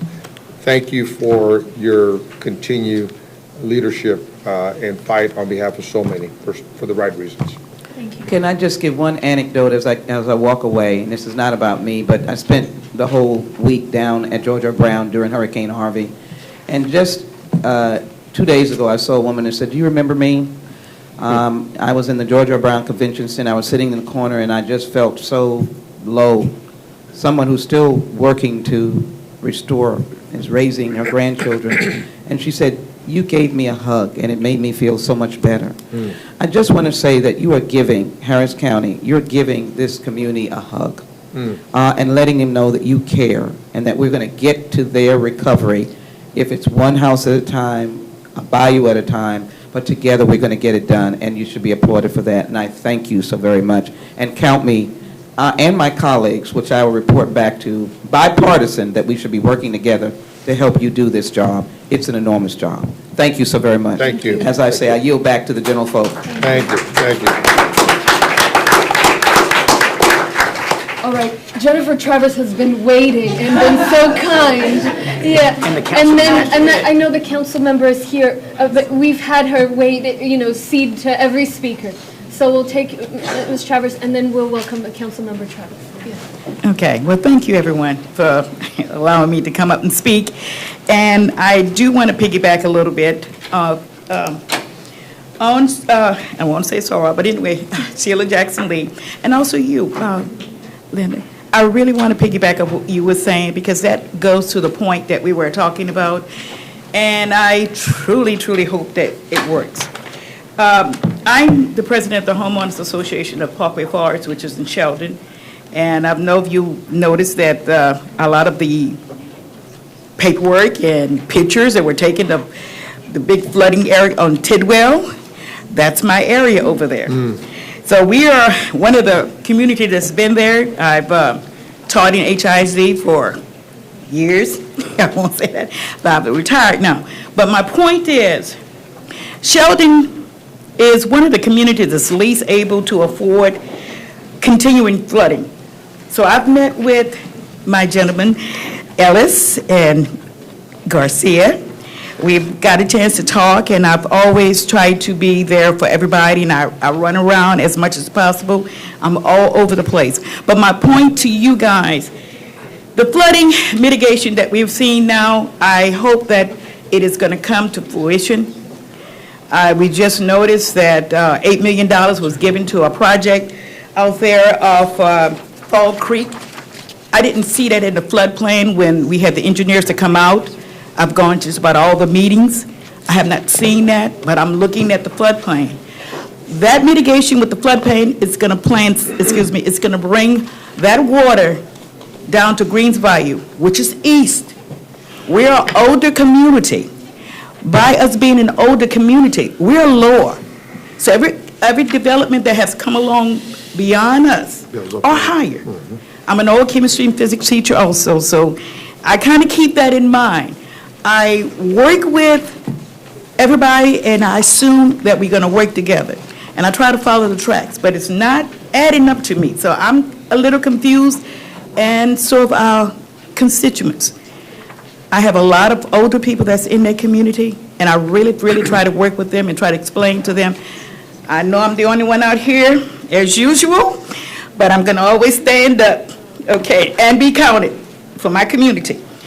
I also spoke to Ellis when we had the joint meeting concerning, and you also, Mr. Garcia, concerning the railroad. We are bold. If they don't do, or they don't get the railroad commissions involved with this, those culverts that's not there, it's going to completely inundate us again. So if you fix on one side and you don't fix on the other side, we still will flood. And then the rest of the water is going to the other side. Thank you. Okay. My last little statement here, and I'm going to go. You going to wrap up? My last statement is to you guys. We need a hub in that area. I kind of spoke with you guys. There were no place for Red Cross to sit up. And when it flooded, this is not the first flooding area in our area. This is not the first time. And if Red Cross, if I get the poison control, the medical centers up there, all I can do is come and go. That's not feasible for them, and we lose out. So we really need just help with us on that. I'm not asking to give. I'm asking to help, because we can try to participate as much as possible. But our community is small, and the money that we have is low. But if we can help, that would help us out. And they won't have to run all over the place because they cannot get there. They weren't able to get there. So, and I was with FEMA, so I was stationed in Victoria. And I flooded too. So I had to fight to come back to my place. Thank you, Thank you, okay. You just answered one of my questions, was did you flood as well? Yes, I did. And where do you live? I live in Parkway Forest. That's right off the Sheldon, Tidwell, C.E. King area. Okay. Highway 90, that bowl. All right, thank you. While you're here, we'll Yes, make sir. sure somebody of my staff, Commissioner Garcia's staff, visit with you. Thank you, sir. A lot of them are tied up, but a lot of them in there watching, so they'll come find you. Okay, all right. Thank you so much. Thank you very much. All right, Councilman.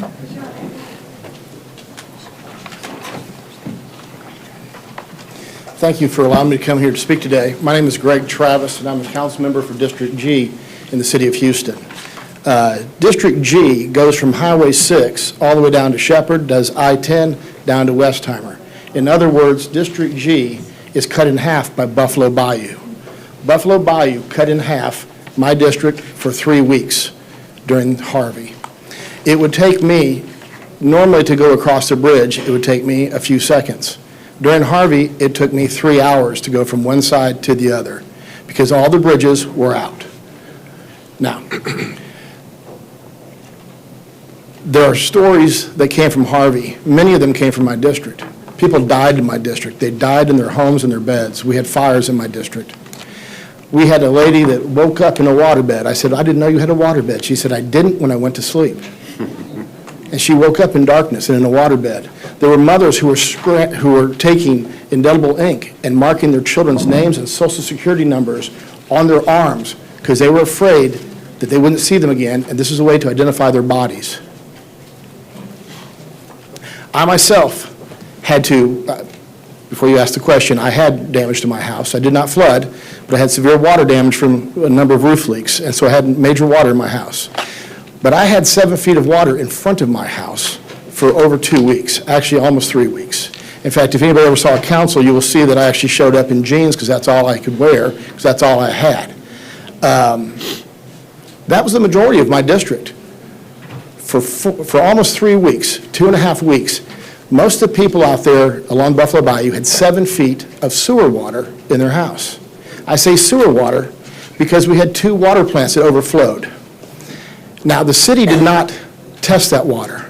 The county did not test that water. The state did not test that water, and neither did the federal government test that water. But Ted Oberg did, of Channel 13, and he found, through his test, over 1,000 times the level of permissible E. coli. And that's what was sitting in my constituents' houses for almost 3 weeks. 7 feet.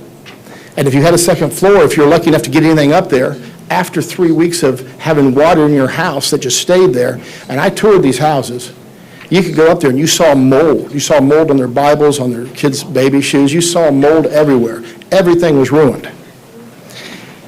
My district is considered a wealthy district. We put in 37% of the revenues in the city of Houston. We only get back around 11%.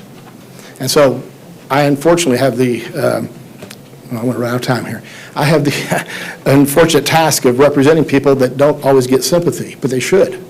When the charity money was being given out, there's $130 million in charity money. My district, my people got none of it. They applied, they were turned down. They got none of it. And with the HUD money's coming in. Why don't you finish? Okay. When the HUD money comes in, it's supposed to be 70-30 according to HUD guidelines. 70-30 must go to LMI, 70%, 30% can go elsewhere. It can also go back to the 70%. That's fine. The city went ahead and agreed to do 80-20. It's not 50-50, it is 80-20 right now. Right now, there are 6 levels for HUD reimbursements for your housing. 6 levels. I actually toured with Tom McCaslin the other day, the housing department, and we talked about this because we only had 4 people who had applied and been approved so far and gone through the process. And we were talking about this money that came in because HUD had been remiss in putting the money in fast enough. Out of that, he said 1 will get the money, level 2 will get money, 3 will probably get money, 4 probably won't, 5 and 6 will never see a dime. I've got over $100,000 damage to my house, and I know my neighbors have more, and I'm level 6. I'm level 6. So when we talk about equity, I want to make sure we do talk about equity, because equity, as defined by Merriam's Dictionary, is fair and impartial. And when I look at these projects, and I know that Addicks and Barker, they only release into one bayou. They release into Buffalo Bayou. There's no other bayou they release into.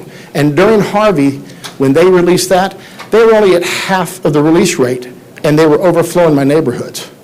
My neighbors had already flooded prior to the release, and then the water receded, and then it came back up and flooded them worse, and stayed there for almost 3 weeks. So we talk about this. I've got nowhere else to go except Buffalo Bayou. All of our water in that area goes down Buffalo Bayou. Addicks and Barker takes in from north and the west, and then it holds it as long as it can, and it cannot hold it very long. And you have to release it. And where's it going? Buffalo Bayou. And yet, when I look at what we're doing here, out of the 12 projects that we had for Buffalo Bayou, 6 are now at the bottom of the list. 1/2 of Buffalo Bayou projects are at the bottom of the list because of this new formula, which I wish we would have known about when we were given all this information and we were voting on it. We were told that we were going to have projects throughout the county, but we also were told that Buffalo Bayou would be dealt with. And Buffalo Bayou is not being dealt with. I know there's one project on there right now, is a detention center, and that's fine for the Memorial Day floods, but it will not do anything for the tax day flood. So when I look at this, and I look at the social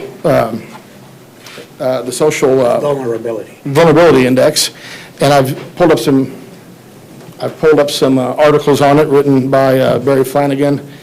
And one of the things they said was the most vulnerable people are likely those whose needs are not sufficiently considered in planning of local response and relief organizations.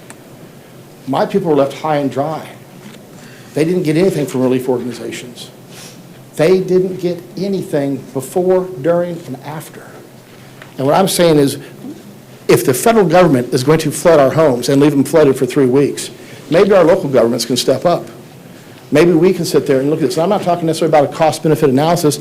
I'm just looking at every individual is valuable. Thank you. Commissioner, yeah.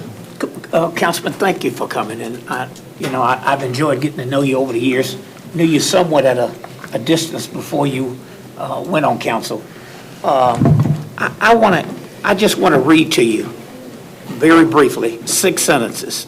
This is the language that this court unanimously agreed to put into the bond package. This is section 14G.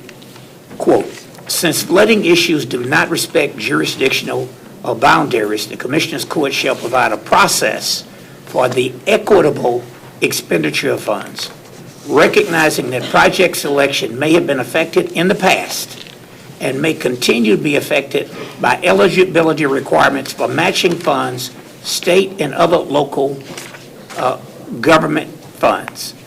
The reason that was included, and the only discussion we had when it came up, was to take out some language that crept in there somehow that implied we just divide the county into 4 precincts and then divvy up this 2.5 that way. Greg, I swear to you, before I became a commissioner, I had no idea the federal money from the Corps of Engineers and the vast sums of money that you all get at the city that I got when I was a council member 30 years ago in Houston was based on a cost-benefit ratio. That sounds nice, but you got to pull it out. Well, what does that mean? That means that the flood control projects that we've done in this region for decades have gone to communities where you got a higher return. It was more expensive property. You would prioritize the more expensive properties first. That was just the law. And when I went to several of my friends in Congress as a state senator, having been nominated for this job, I said, did you know that? And then one said to me, well, if that's the case, how did they do SAMs? I went back to Russ Poppy. I'm new to this job. I said, Russ Poppy, one person said to me, well, how did they get the SAMs? He said, it was an earmark, Senator. The problem is those earmarks are gone. So what I'm saying to you is there's a reason why these lower income communities ended up at the back of the list historically. It's the reason why most of those folks in those communities were poor, disproportionate number of minorities. A lot of them are governmental policies, not ours, not what the city did. There may have been a time when the city did it, but that's still ingrained in it. And if you visit with Russ Poppy, the vast sums of money that you all get and that we get tied to flooding issues have that cost-benefit ratio in them. HUD was created by a Texas president, by the way. And the focus was as part of the war on poverty. And the whole concept behind it was, what are we going to do to stop this generational poverty that our government had a hand in creating? When they created the largest middle class in history of the world, college loans and federal government subsidizing mortgages. If you look like me, you can only go to a school if it would accept African Americans. If you look like me, you can only live in a neighborhood if it would accept blacks. If you look like him, the same applied.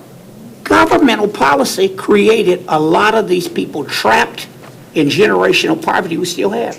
And so when this issue came up on what will we do with our money, to be honest with you, I wish Commissioner Cagle, the idea you floated but did not make a motion on, if we, look, I would have been one to say, if you want to really roll the dice and go ask for far more than $2.5 billion, knowing it was going to raise taxes to do it, I would have rolled the dice to do it. The reason these projects have to be prioritized somehow is because it's our hope and it's our desire that $2.5 billion will fund everything that somebody dreamed up that we should look at doing after Harvey. The county, I asked, do we go list everyone? When I was a council member, you had to go list every project you were doing. I was told the county will not do that, and the reason is, what if we commit $50 million for halls, and then it costs $5 million? Well, then you stuck to the $50 million. This is what I was told, because I was trying to outline everyone, and it would have been hard to do. So we came up with a dollar amount to do what we think we need to do as many of these projects as we can. I get it. I realize that there's the possibility, I'm honest enough to admit that, there's the possibility that this $2.5 billion and the federal money we get will not fund all of the projects we want to do. And I'll be one of those who'll be willing to go back to the voters and get more money. Anybody who tries to say all of the money that we got from the feds, we didn't get what New Orleans got, we didn't get what New York got after Sandy, but we got more than we've ever gotten. Largest bond package in the history of the county. But that's not going to solve all of the flooding problems in our region. If you want to end flooding in Harris County, you better move out to West Texas. Well, I think there's a... But we're going to do the best that we can, but I want to make the point. If it's not enough money, I'll be willing to say go back and ask for more. But the reason Halls and Greens, I get it. I represent the same neighborhood you're talking about. Might represent you. I'm not sure. But somehow these neighborhoods that have been left on the back of the bus for 50 or more years, you got to take into account some factors that look at people who flood every time, not just when that was a record event. And I'm sincere about it. I want to work with you on it. But it's not trying to pit one community against another. The federal policy, it pitted one neighborhood against one another, and nobody said a word about it all these years when it was happening. Commissioner, if I might, my neighborhoods do flood all the time. I have a number of neighborhoods that flood every time it rains, and I get the phone calls on that. I do understand what you're saying. So you get the CBI, the cost-benefit ratio is there. Well, I do, and I'm going to explain why I think it's also somewhat important. But let me back up and say, first of all, I don't judge people based on eye color, hair color, or skin color. Nor do I. Everybody to me is a person, and I want them all to be taken care of. With that in mind, I do know that when they talk about a cost-benefit analysis, there is an issue that's going to come back to a tax base.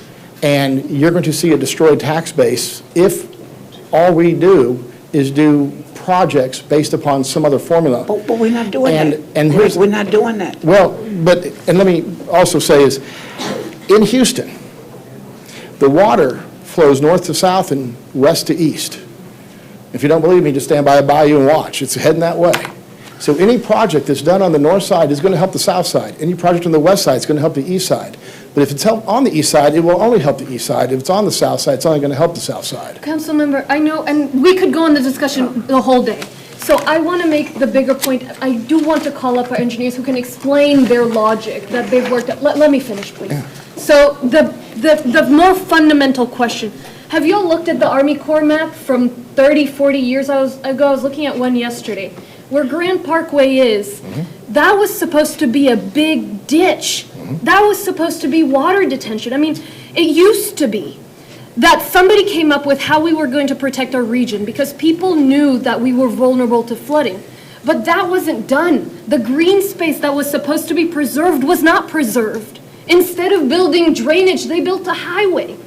And that, the bigger picture is, that's why we're having this discussion, because of poor decisions made in the past and because of a lack of courage to make those difficult decisions. Now, I'm saying, this is a small piece. This equity prioritization framework, it's a piece of our new way of doing things. It's a fair bit.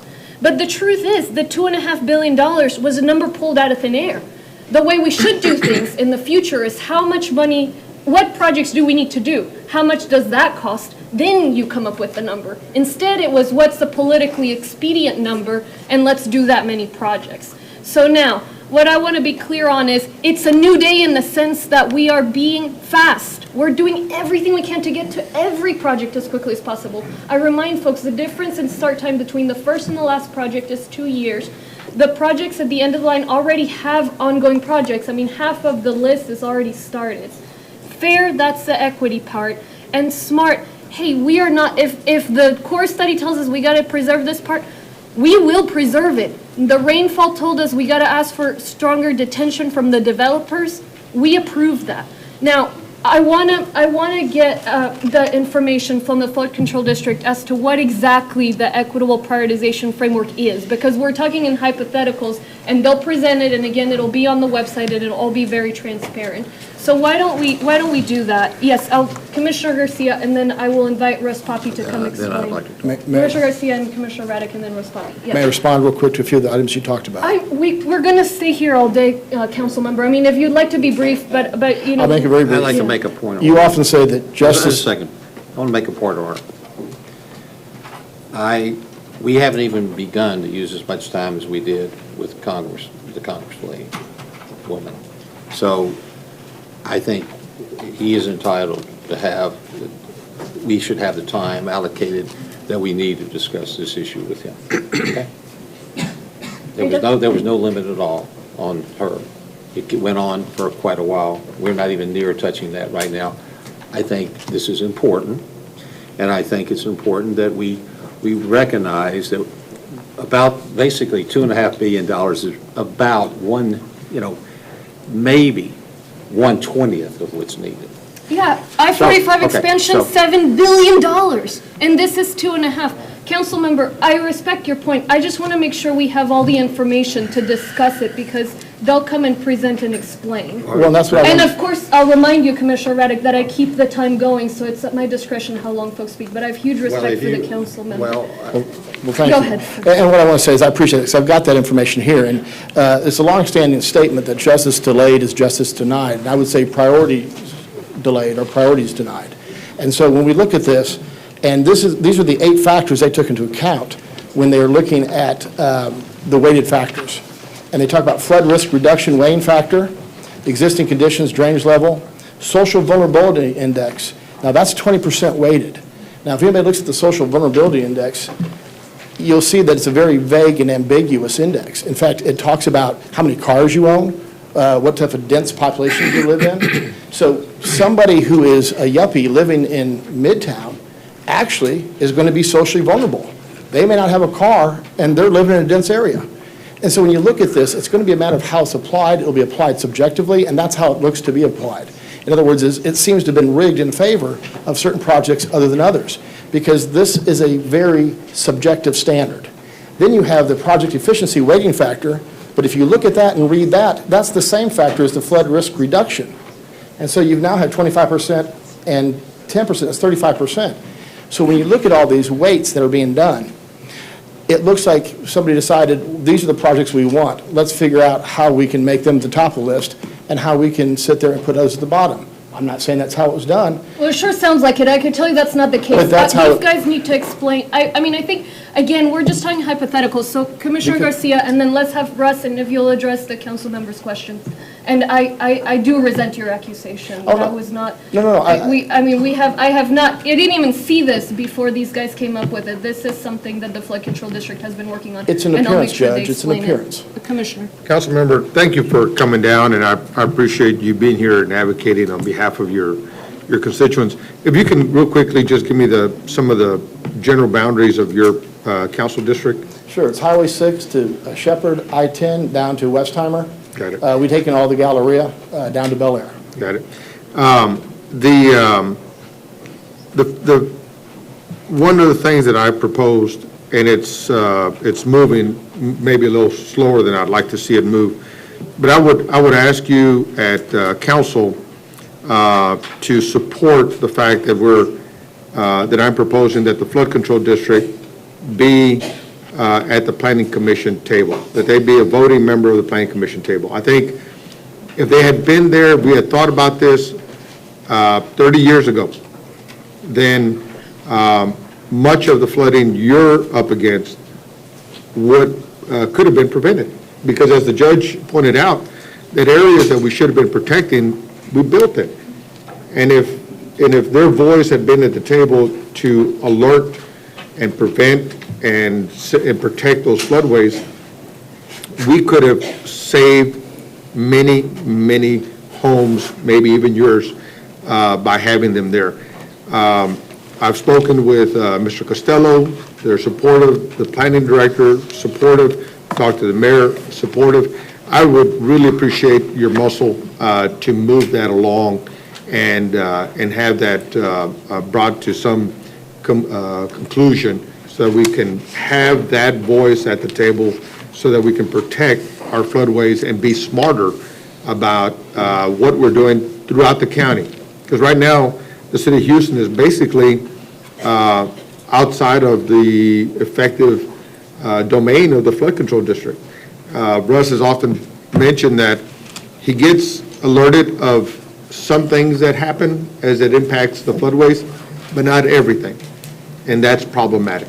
And so I would ask you to help me be a champion to see that happen. I think that will go a long way moving into the future. The second thing is that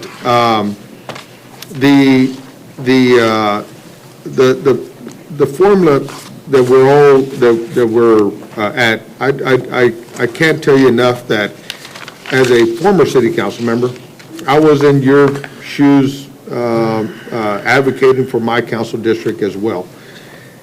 The challenge with not having at least somewhere to guide us is that we end up with who's got the best relationship with the mayor, with the member of Congress, with the county, to get certain things done. And that is what has gotten us here more than anything, is that when we do not have good data, good science, at least to create the debate and the controversy, then we're at the whelm of true politics.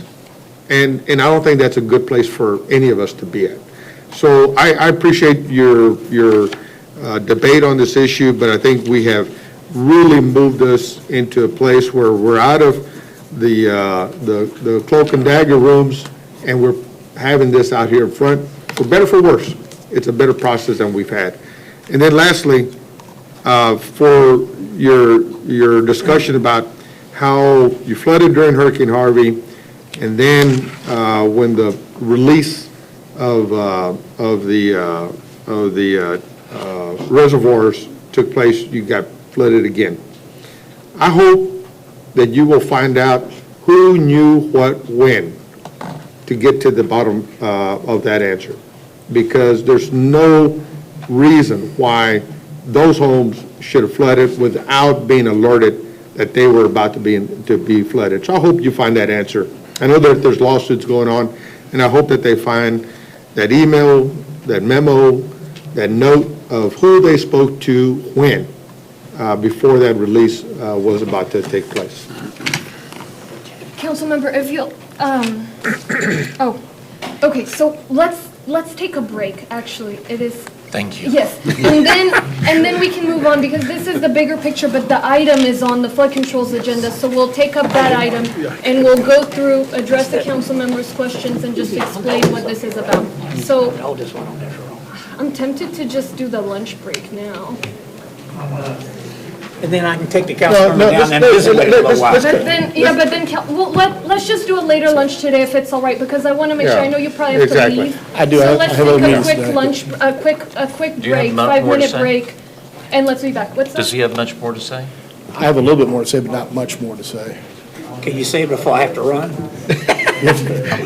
Judge, if you say it quick, I'll wait. I was going to say, I can hold on for 2 more minutes, Judge. if And you then can do wrap the up. lunch break. second more. All right, go ahead. What I have to say is, when we talk about this, no longer are we doing backroom dealings and all that stuff, I appreciate that, and I like that.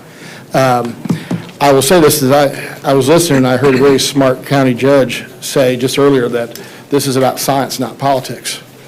And I'm glad that it is, because that's what it needs to be about, is science, not politics. My concern is that when you start talking about the social vulnerability index and some of these other factors, they are subjective, and you are not necessarily doing science. What you're doing is you're doing social engineering. And what I'm concerned about is that while we're trying to protect the most vulnerable, we are actually not protecting the most vulnerable.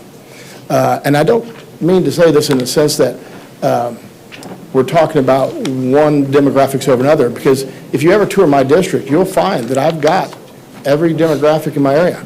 I've got blacks, got browns, I've got whites, I've got everybody. We've got Asians, we've got everybody. I've got old people, I've got young people.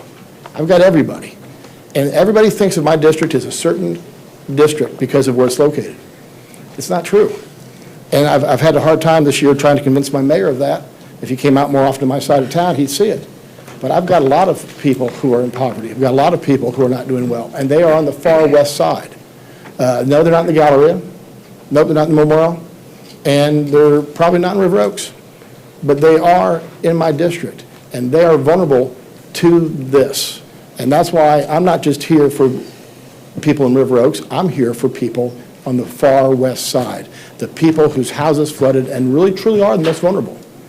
And so, that's why I'm bringing this up. If we're going to talk objectivity, let's be objective. Do you think No, cost-benefit ratio is engineering? Do you think cost-benefit ratio is engineering? That's where the bulk of the money comes from. Is that engineering? Well, I would say it's cost benefit happens to be economics. And there's an economic aspect to it because there is a tax base. And when that tax base fails, we will all suffer the consequences. So you think cost-benefit ratio is okay? But I looking think at it can social be an vulnerability is not? aspect. Okay. Well, I think both can be an aspect. But it's when you're rating something 20%, you've just made that the most important aspect. Councilmember, please know, it has been incredibly thorough, 20%, but there's another item that's 25%. Social vulnerability is a CDC-developed, objective, census tract-based index. And I know we have to take a break, but I hope we can show you that this has been very thoughtfully developed, as close to science as you can get this, and hopefully an example for how communities recover. So let's take a lunch break. And I'm going to insist that we recognize the fact that people that live in precinct 3 and 4 do not need to be neglected. It won't be. It won't be. Okay, and that means when I want to talk, I should be able to talk. And if I need to yell over you, I will do that. But I'm just making a comment to you with all due respect. Finally. I sat there, that's a word you need to learn too. But you, I'm pointing at him. But the fact is that. When it starts, it'll happen. The reality is you have neglected the people of precinct 3 and 4. And I'm not going to sit here much longer and put up with it. That is false. Let's take a break, 1 hour. Lunch break. How long do you have for lunch? 1 hour. All right. I too. I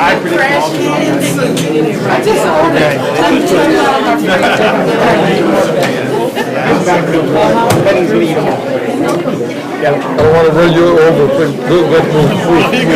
No, good. There you go.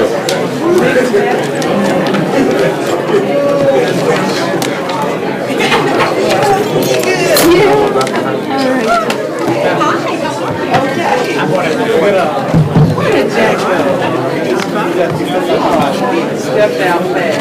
Yes, sir. I want to mess with you. Oh, I can't go over it. Oh, no, I see.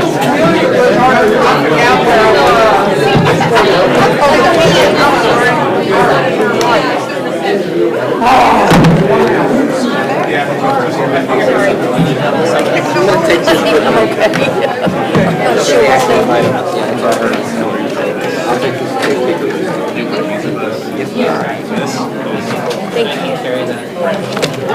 what I did last time. I took my phone in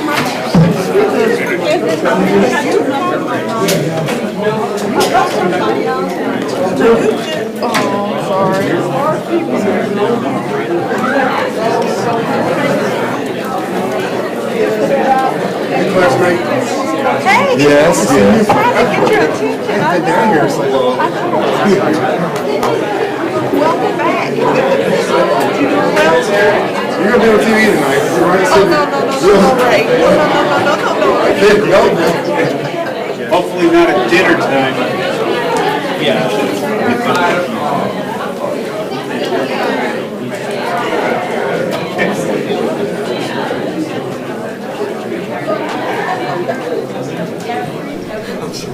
You can say that. This is not.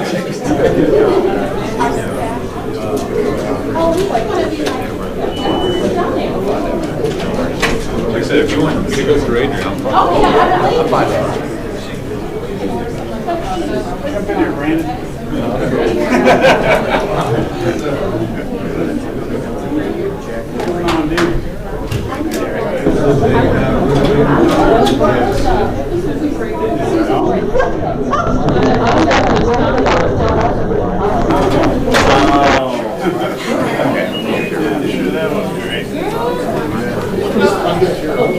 That's funny.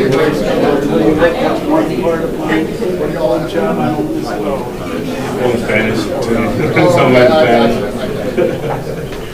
Some Spanish. The other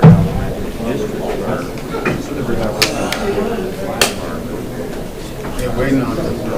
Thank you for coming today. Thank you.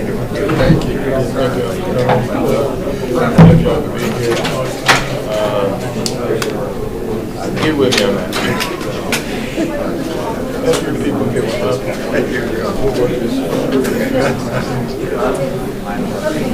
All right.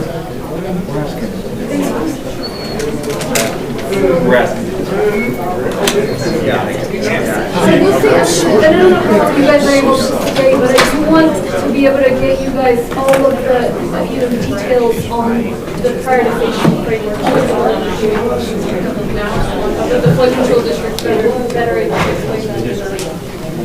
All right. Just in layman's terms, can you explain what the biggest difference will be for the average person residents and sort of? So we're looking at a new way of doing things in Harris County that puts people and science over politics. That means we are accelerating the project as much as we can. Just last week, we took $60 million to accelerate 105 subdivision projects. We are looking at fairness. And there, all of the bond projects will get done, as promised. They're in no particular order, and it's impossible for us to do them at the same time. So what we're discussing today is what formula will be used to prioritize those projects. And that is new. Normally, the prioritization decisions are made based on who's got a friend downtown. We're not doing that. We're doing it in a way that is science-based, that our engineers have come up with input from the community. And finally, we're being smart. We're looking at what the science tells us and going there. We're working currently on remapping flood risk, not just floodplains, but how likely is a certain neighborhood to flood, so they're not suddenly surprised by dams that are released. Hope to have that done by next year. We're also working, when we were told that there are new rainfall requirements, we are requiring developers to use more of their land in detaining water. Basically, we're not afraid of the hard truths, and we're going to make sure that we protect our community. So more specifically, nothing is changing today in terms of the projects that were promised. All the 254 projects that voters approved, we have reaffirmed today. We will reaffirm that all will get done. And what we are proposing is a revolutionary framework that makes sure that as we order the projects that haven't yet been started, which is around 50% of them, that we put them in an order that prioritizes the areas where the most people are at the most danger of flooding. Hoy en día estamos celebrando realmente una nueva manera de hacer las cosas en el condado Harris. Es el poner a las personas y la ciencia por encima de la política. En eso estamos poniendo un énfasis primeramente en la velocidad, en ser rápidos, acelerar proyectos. El mes pasado $60 millones para acelerar 105 subdivisiones, el drenaje que esté listo en 3 años y medio en lugar de 5. Luego la justicia, ser justos. Todos los proyectos del bono, los 257 proyectos van a ser completados y hoy vamos a reafirmar eso. Pero es imposible hacerlos todos al tiempo. Entonces debemos decidir un orden. Normalmente los proyectos se llevan a cabo en el orden de la política, de quién conoce a alguien en la política, y es así que se decide la priorización. Estamos publicando una fórmula que los ingenieros han diseñado basado en los comentarios de la comunidad para priorizar las áreas donde la mayoría cantidad de personas está a mayor riesgo de inundarse. Y igual la diferencia entre el primer y el último proyecto en empezar son 2 años. Y finalmente el ser inteligentes. Estamos aceptando lo que la ciencia nos dice, mapeando las áreas donde hay riesgo de inundaciones para que no hayan sorpresas y de quién se puede inundar y quién no, y aceptando que lo que nos dice la ciencia lo tenemos que aceptar. Por ejemplo, cuando supimos que cae más lluvia, empezamos a requerir a los desarrolladores que usen más de su terreno para detener aguas fluviales para no inundar a los vecinos. Judge, we're all pretty veteran reporters. We see what's kind of evolving here, and it's a long, I guess my question to you is, how do you tamp down any controversy that develops along economic and class lines? You see what's happening here. We heard what Commissioner Raddick said, that the 34 are getting shortchanged. Are you concerned that that's happening? And how do you temper that? So it's not easy to put people in science over politics. Everyone has an interest to make political arguments and frankly pandering to our worst instincts as people. What we're doing is being smart. So all of the projects will get done. We have to remember ultimately part of our commitment to science is asking the flood control district to continue asking a question. Do we need more money? I mean, what more projects do we need to ultimately design?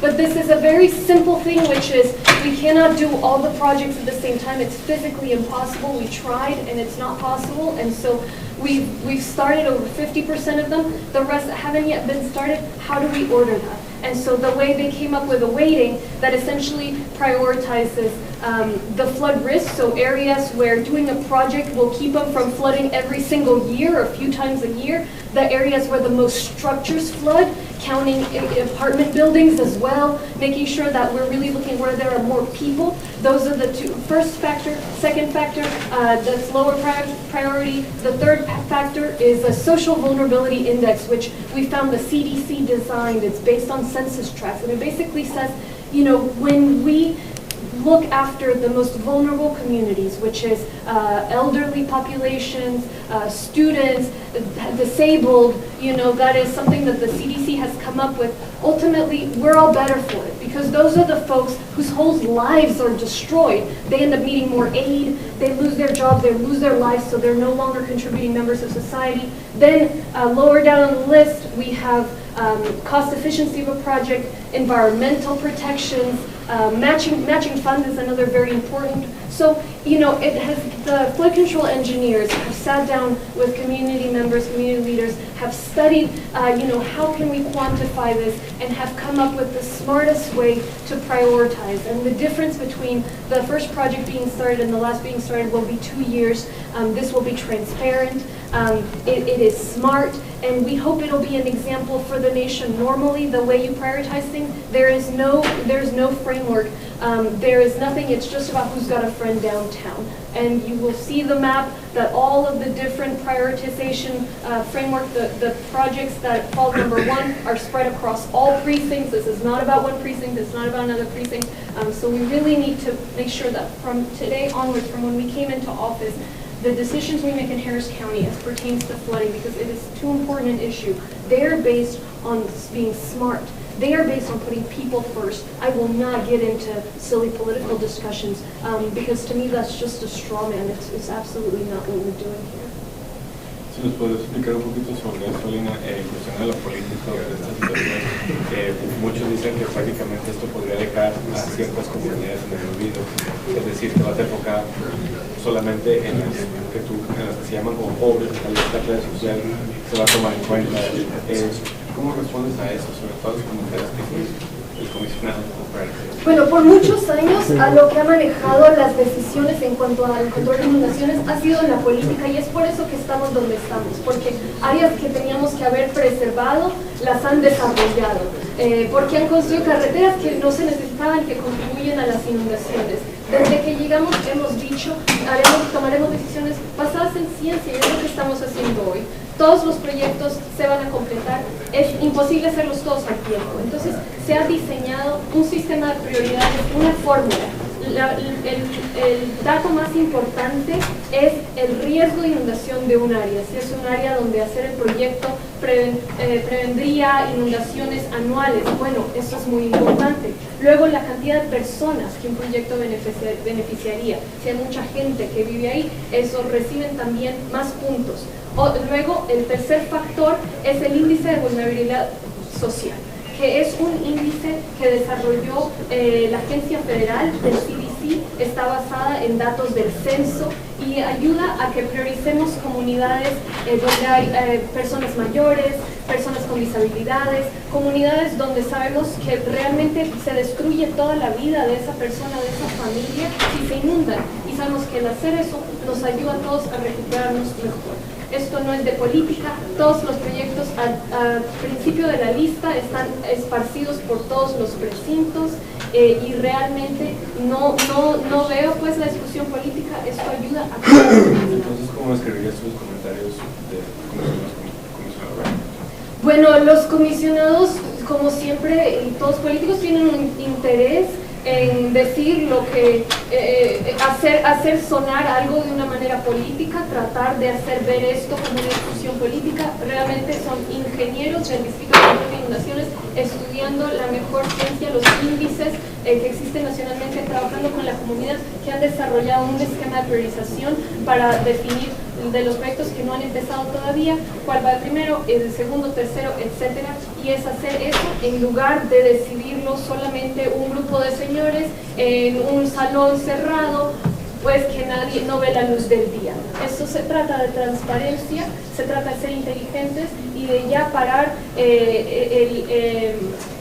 la manera de hacer las cosas en el condado Harris, que era basado simplemente en política, simplemente en opiniones. Es por eso que hemos llegado al punto donde estamos, un punto tan difícil en cuanto a las inundaciones. Hay mucho por hacer, pero por eso estamos trabajando en ser más inteligentes, en poner a las personas por encima de la política, y pues no voy a tener esas discusiones políticas porque no vienen al caso. Esto es algo de matemática, es algo de prioridades inteligentes y se trata de transparencia.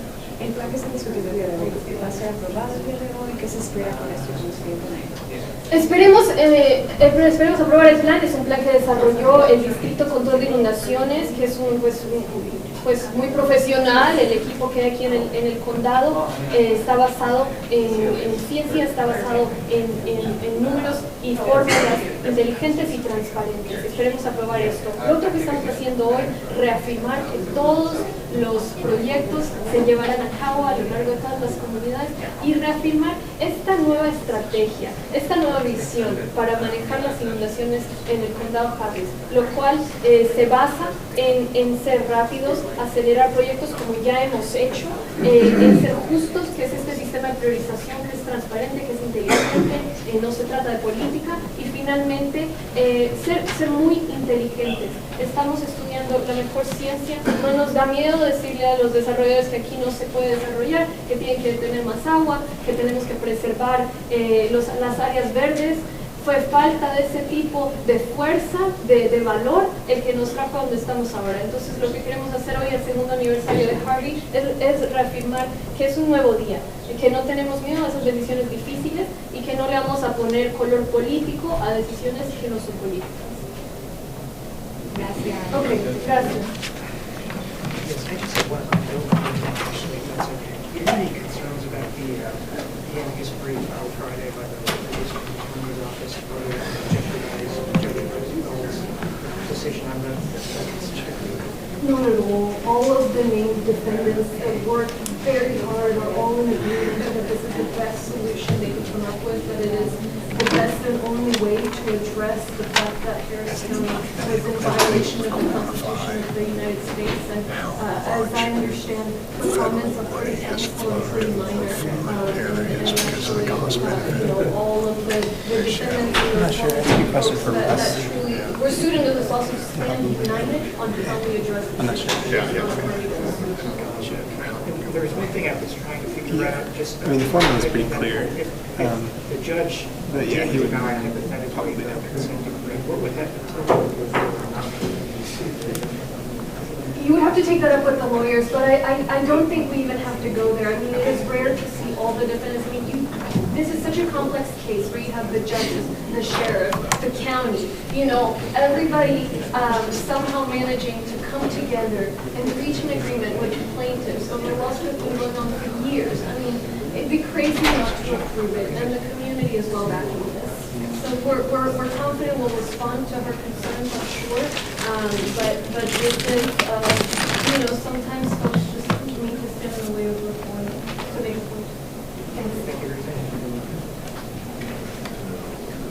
yeah, that's correct.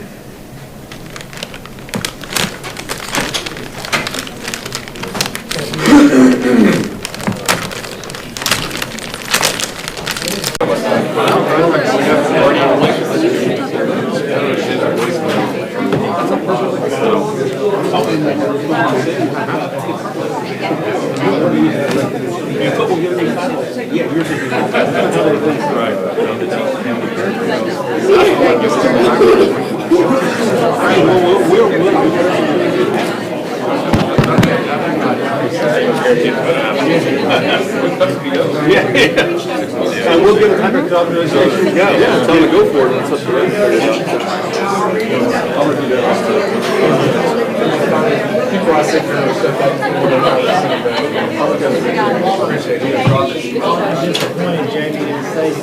I am too. Thank goodness. Yeah, I thought he was going to say something. And you know the importance of that. Try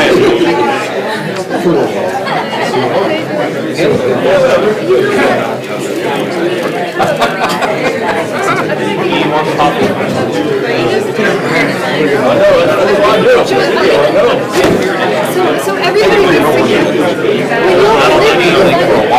Y'all gotta make it stand. Right. Commissioner Raddick's not right. The problem is the heels. Y'all gotta keep this and like OEM. I'm serious. like OEM. There's gotta be a way. There's gotta be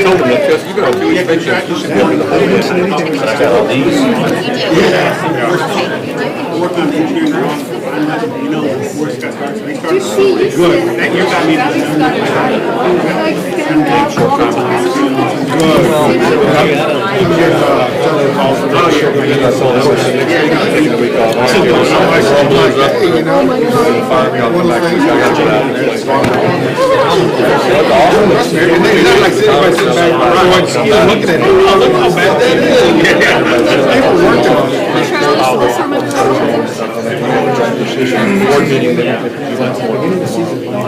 I appreciate those stops.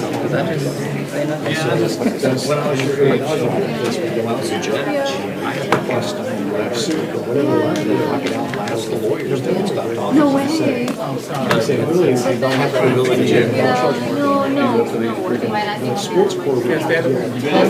That's my area. All right. I need to follow. Obviously, so. Yeah, but I need to. If you guys You're real bad. Really?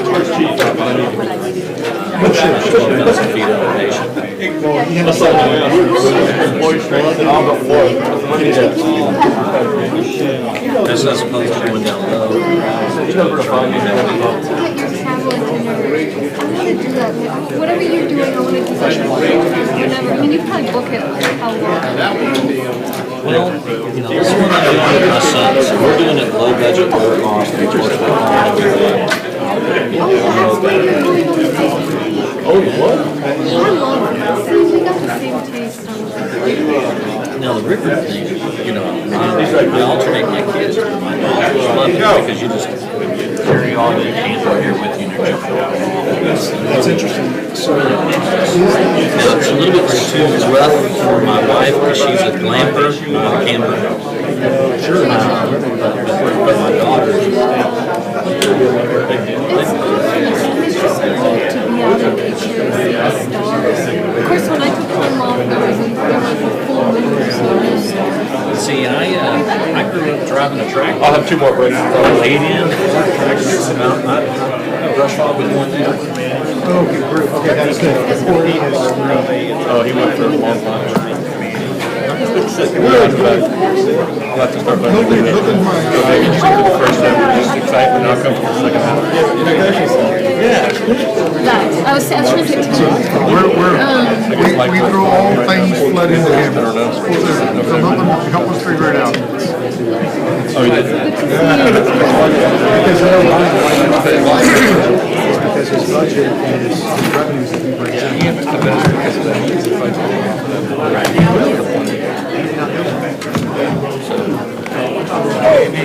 I'm sure that's what he's like, I'm on. That might be a very similar argument to say, the sports board could tell me not to do it. Yeah, that's interesting. Hence why nobody's in charge. Why they created it. We got to pull these out.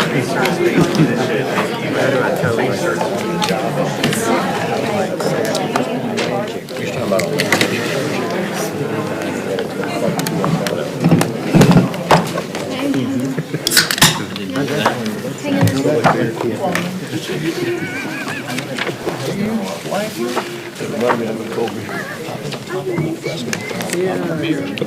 He's a slave of fashion.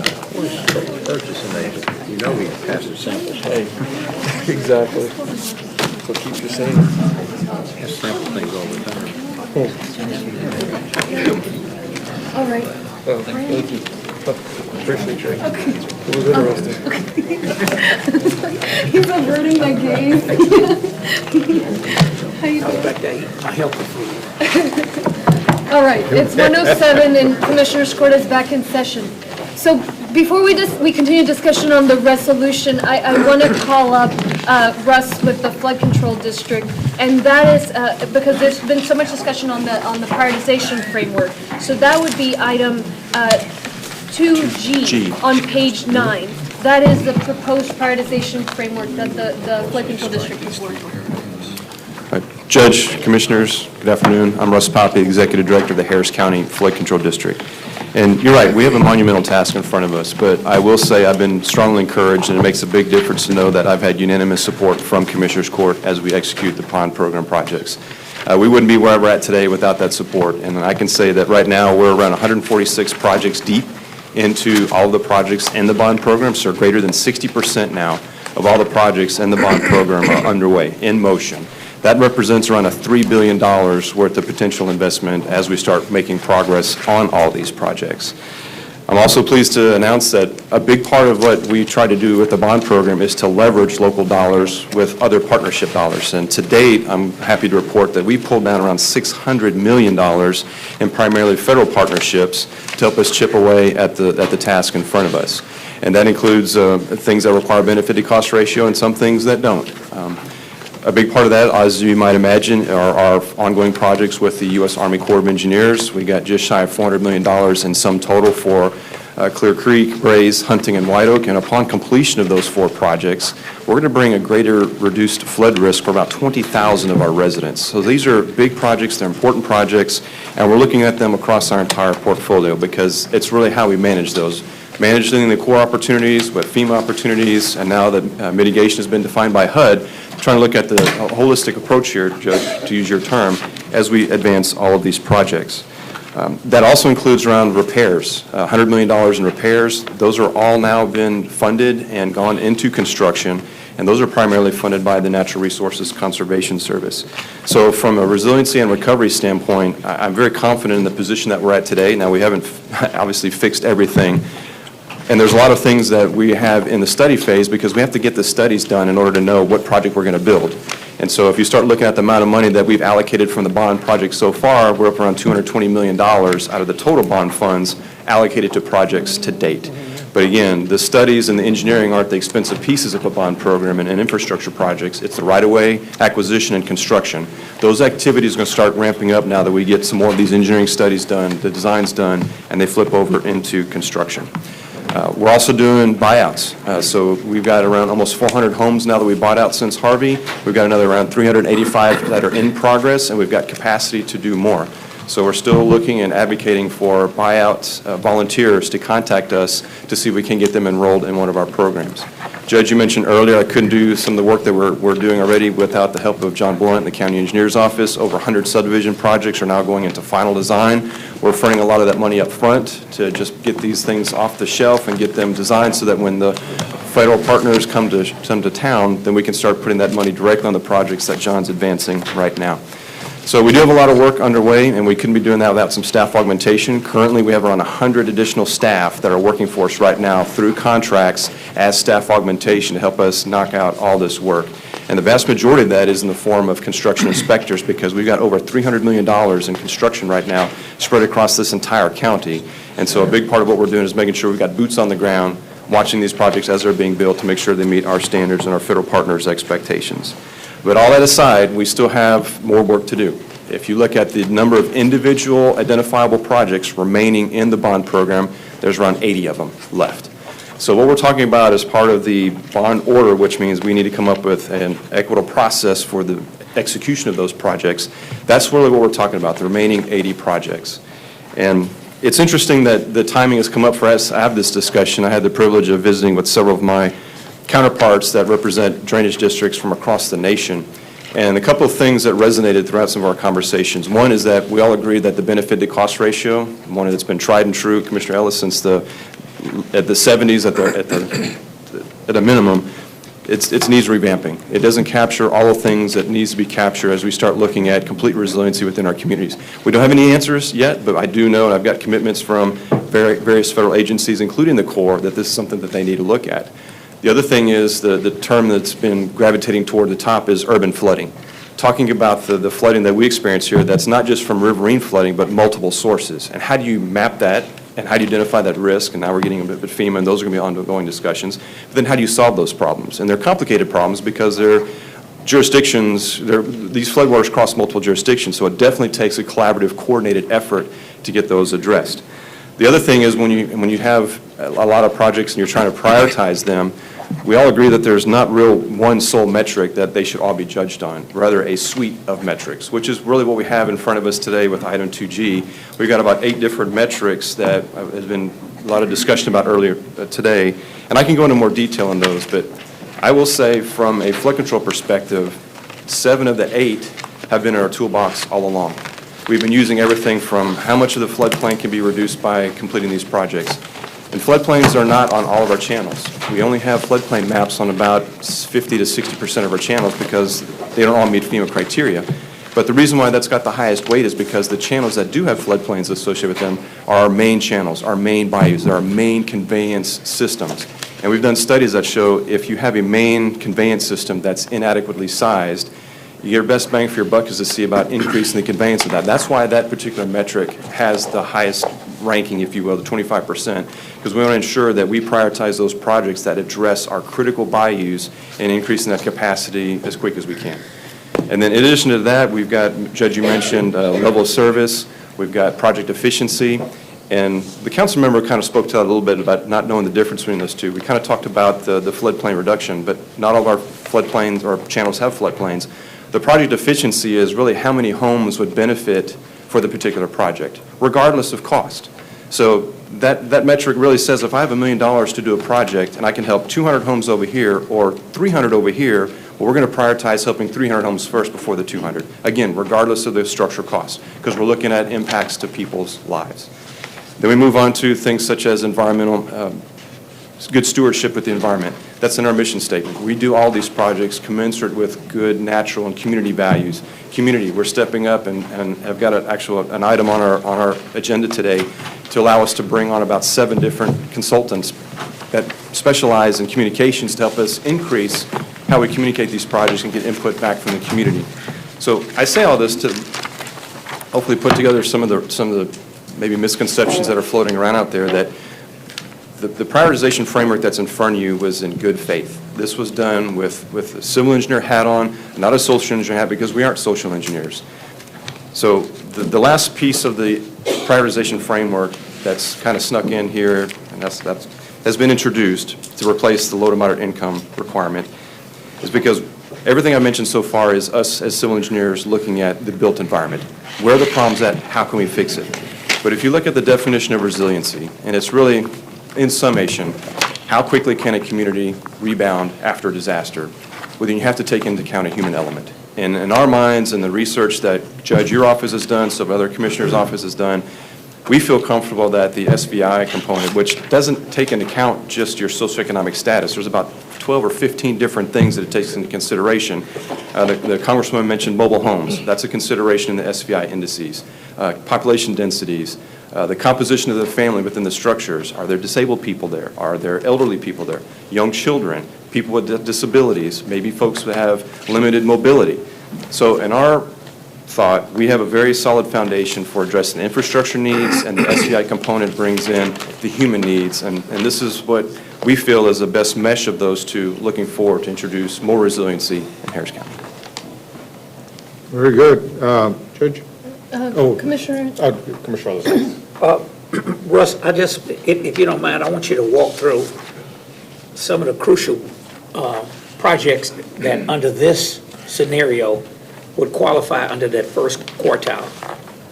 Now I have some. You can tell me if I'm at the right way if you don't have it in front of you.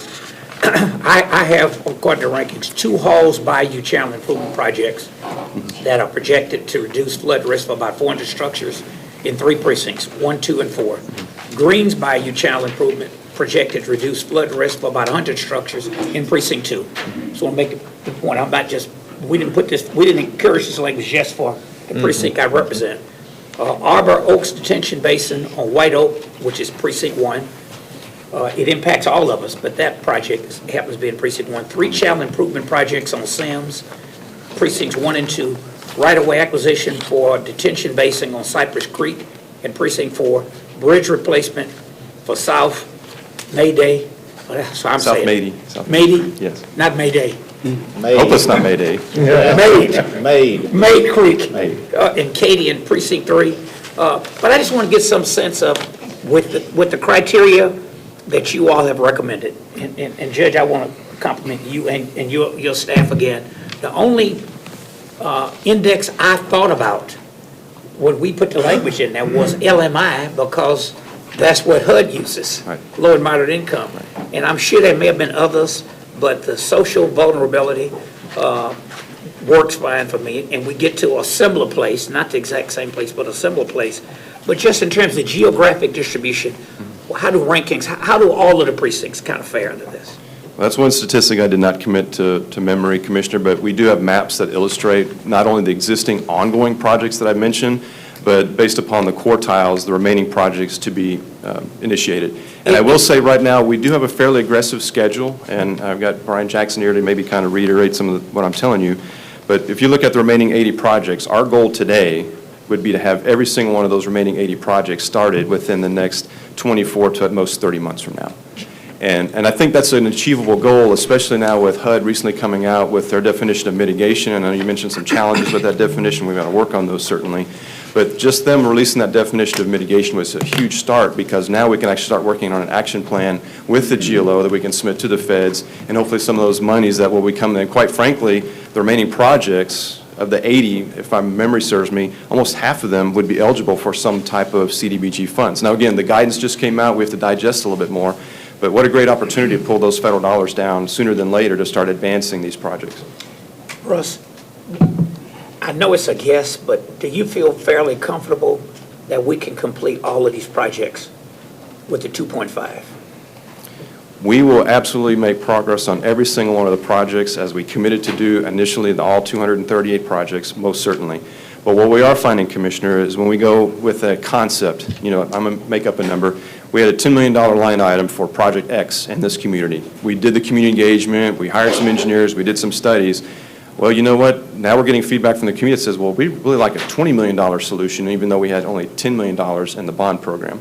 So the challenge for us then becomes, Commissioner, is what do we do with this initial $10 million investment? How much of the project can we advance to get, again, the most bang for our buck, knowing that we're going to have to come back and address somehow that funding gap to get the remaining 50% of the project complete? And I'm asking that for a reason. Sure. Because with what Metro may do, I hope that they are successful at it. Well, what the city will do with federal money and their drainage fee money, what we will do, the cost of projects is difficult to figure out. You just don't know what you don't know.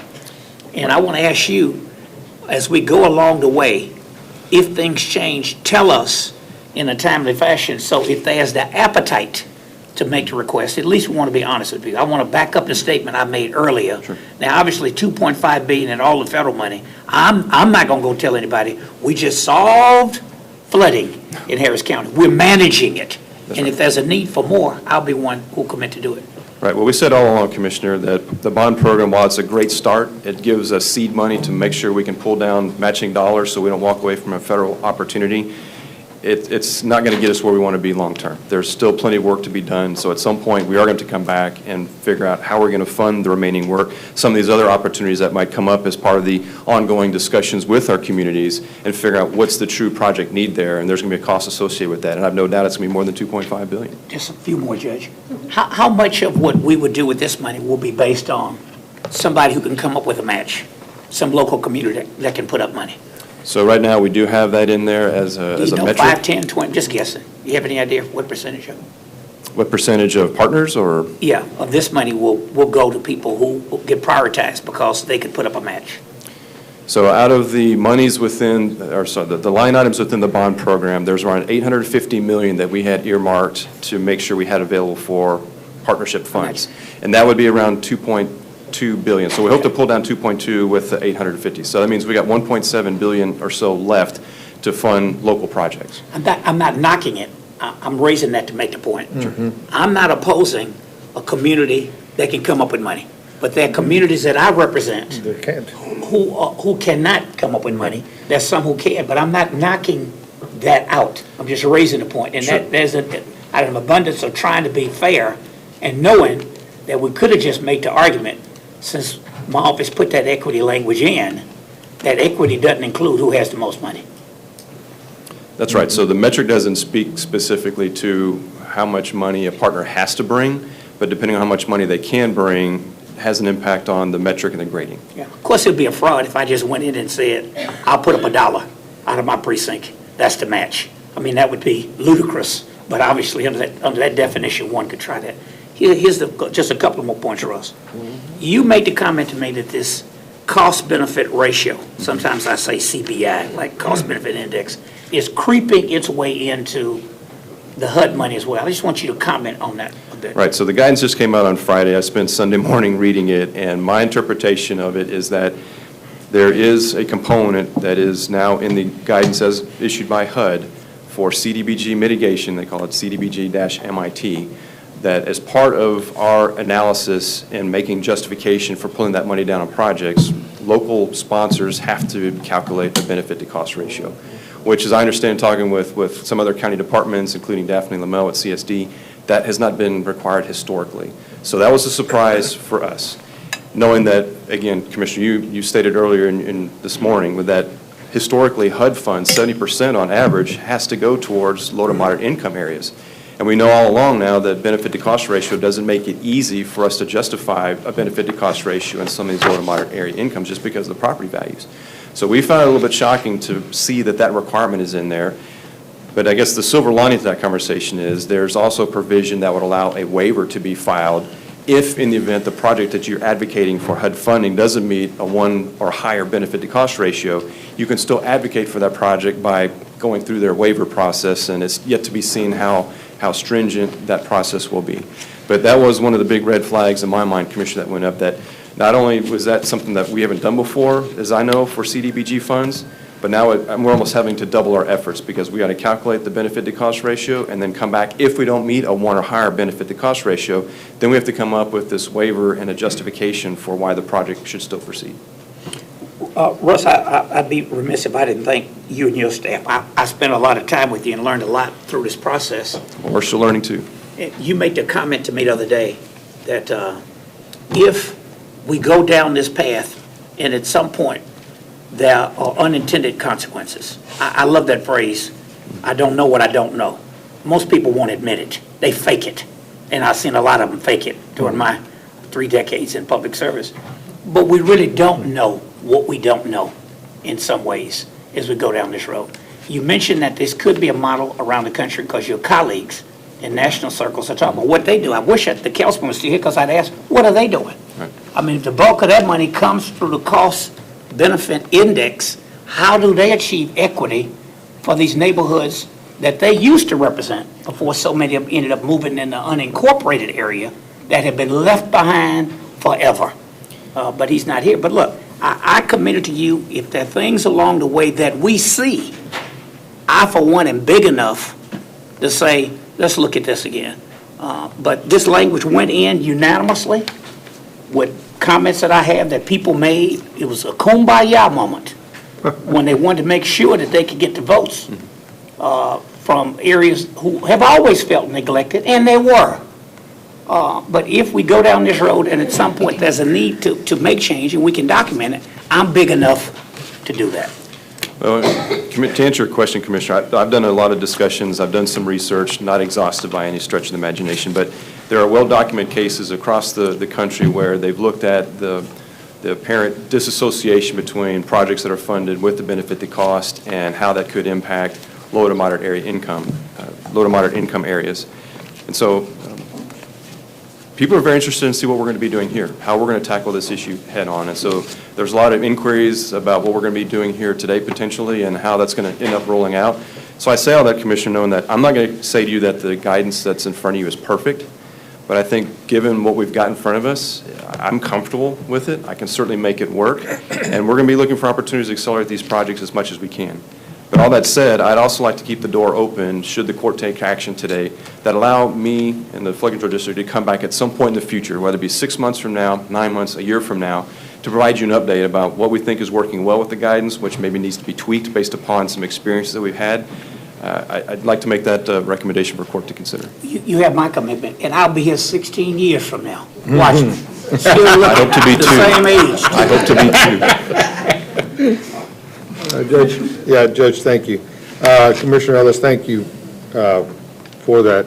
And Russ, I just want to thank you and your staff for all of your work, and Judge, your staff as well, because they've been very instrumental in helping to come to a science on this issue. And so I just want to just get you to agree or disagree on what social vulnerability, what the social vulnerability index actually is. And is it quantitative? Is it qualitative? Which of the two would you categorize it to be? Well, as I understand it, the CDC, Center for Disease Control, actually calculates the SVI indices. So I would say it's quantitative. I mean, it's actually calculated based upon the risk factors that I don't have them all committed to memory. Matt's got the full list behind me, but it takes a lot of different things into consideration. And again, we feel that the indices that they're looking at as part of that total score, I think epitomizes some of the population that would have the hardest time recovering from a flood should they experience a flood. Yeah. And I think, and again, it's not the only metric within our 8 criteria, but we feel it's an appropriate one because, again, it brings in the human element to the infrastructure element that we tend to focus on as engineers. Good deal. And then when you work to calculate the SVI, the Social Vulnerability Index, is that a simple math? I mean, do you get there doing it in your head, or does it require some degree of calculation? Absolutely, there's a degree of calculation. So it's not, you're just not arbitrarily saying, I I know that area. Let's put a project out there. I mean, you're actually factoring who's likely to die if not for the project. Right, it's much more objective, and quite frankly, Commissioner, it's a calculation that we don't even perform. We're taking the numbers that CEDC has already calculated and then using that as a metric to evaluate our projects. Good deal. And then, Ms. Ronquillo came up here this morning believing that a project had been eliminated. Have any projects, and I think there might be some speakers here that may still raise that question, are there any projects that have been eliminated since whatever this body decided before the judge and I arrived? Has any project been effectively eliminated off of the list? No, they have not. There have been consolidations, though. That's correct. And the one specific instance, Commissioner, you're referring to, we had hoped back when we put the bond program together that we would get some additional funding to complete the Hall study from the Corps of Engineers, but unfortunately that project was not selected for funding. And therefore, that's why it's no longer a possibility in the bond program and why it was consolidated with the Halls Ahead effort, which quite frankly is a local lead effort, irrespective of Corps or FEMA funding, because we know Halls has significant flooding issues and we wanted to have more control over what we do with respect to reducing that flood risk as part of our project. So you found a way to still, effectively, you found a way to still do the project, but just not in its original context. And if not sooner, quite frankly, Commissioner. Good. And so I'm not sure if anybody here plans to be we have any more speakers on this, Judge. If anybody, and if anybody is watching on live streaming, that believes that this body has somehow taken action to eliminate projects that were already planned and already posted and already listed. I want people to know that whoever is spreading that rumor, whoever may be making phone calls, whoever may be having someone make phone calls, whoever may be out there telling people to call you and tell you, come down to Commissioner's Court and tell them, don't eliminate our projects, or why are you eliminating our projects? I want to make sure you know that that is blatantly false, if not maybe a lie.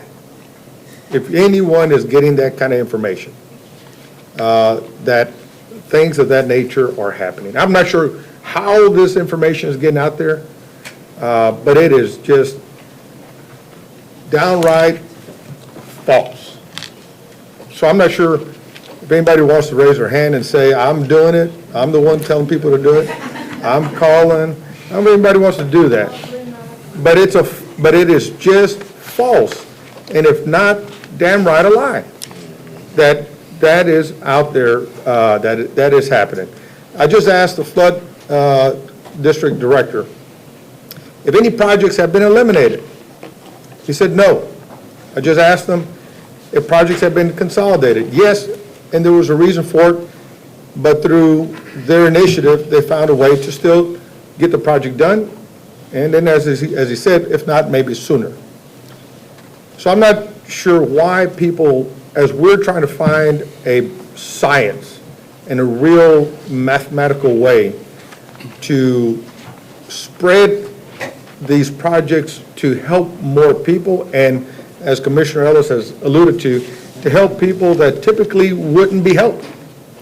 It's hard for me to understand who is the brainchild for why this is a bad thing to do. And so, I just want to let people know, if you're getting a phone call out there about what Commissioner's Court, maybe in the name of Judge Hidalgo, maybe in the name of Commissioner Garcia, maybe in the name of Commissioner Ellis, maybe in the name of Commissioner Cagle or Commissioner Raddick, I want y'all to know that that's a lie. It's a false. It's just a blatant falsehood.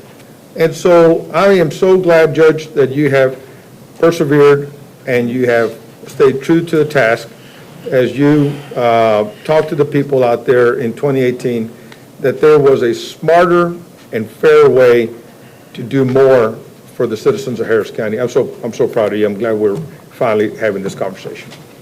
And Commissioner, if you go back and look at the letter that I submitted to court back in August of last year with the final list of projects, I think the last sentence in that court letter said something along the lines of, we're not going to make any changes to that list unless approved by Commissioner's Court first. So technically, the project that you still reference is still out there. It is a line item in the bond program. But because of that change and some of the other things that we're looking at consolidating, our expectation is to come back to court sometime in September and propose some updates to the bond list, knowing what we know now, some of the consolidations that happen, some of the funding that's come in from other partners. We think it's appropriate this time to provide that update. So that's coming in September. Good deal. And Judge, I just want to add to Commissioner Ellis's wish that we do have a period to review things to make sure that we're moving forward in the right way, and that no tweaks may be necessary, and if tweaks are necessary, at least we'll be back here. So I appreciate that opportunity to review. Absolutely.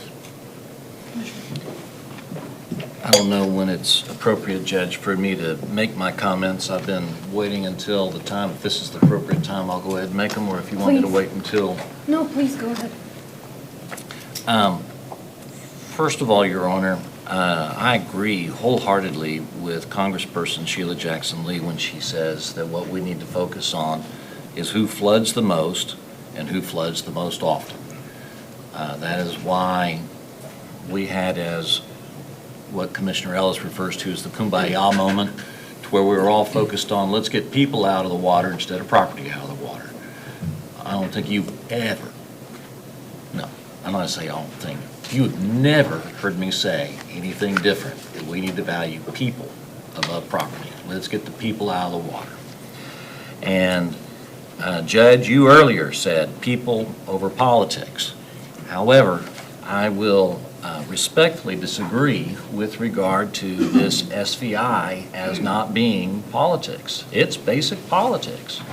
And when we add to where 25% on our chart on this new metric is going to go to flood risk reduction, but then we have all of these other criteria that are going into flood risk reduction, I think we're moving away from what Sheila Jackson Lee said earlier, Congressperson Sheila Jackson Lee, when we need to focus on who floods the most and who floods the most often. Water didn't care whether you were of a wealthy neighborhood or a poor neighborhood. Water didn't care how much education you had, or whether you were from the Heights, or whether you were from Humble, or whether you were from Aldine, or from whatever part. It found the lowest spot. My colleague is correct that in times past, when we were doing that model for reimbursement, there were neighborhoods that got left behind, which is why we enthusiastically and in the kumbaya moment dedicated $900 million to let's not worry about getting reimbursed. Take care of the people first. The other portions were there for the process of trying to be good stewards and get our dollars to go as far as possible. But for the $900 million, we told the public, you're voting for this, don't expect a match, because we have people that need to be taken care of.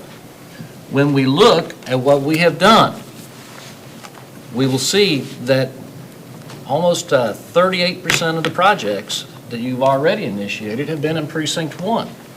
And that's probably to catch up with that issue. We didn't have to wait for our partners. There were no partners on those projects. And then also a number of those were federal projects that have been sitting on the shelf and that we needed to initiate. And I'm of the belief that if we take care of water upstream of my constituents, that's water that's not going to hit them. And when we take care of water that's downstream from my constituents, that's water that's not pulling up the plug that backs up into the precinct. And so I'm a big fan of let's make sure that we get all the water, where it's at the top of the hill, the middle of the hill, and the bottom of the hill, because if it fails in any one of the spots of the hill, we have a problem.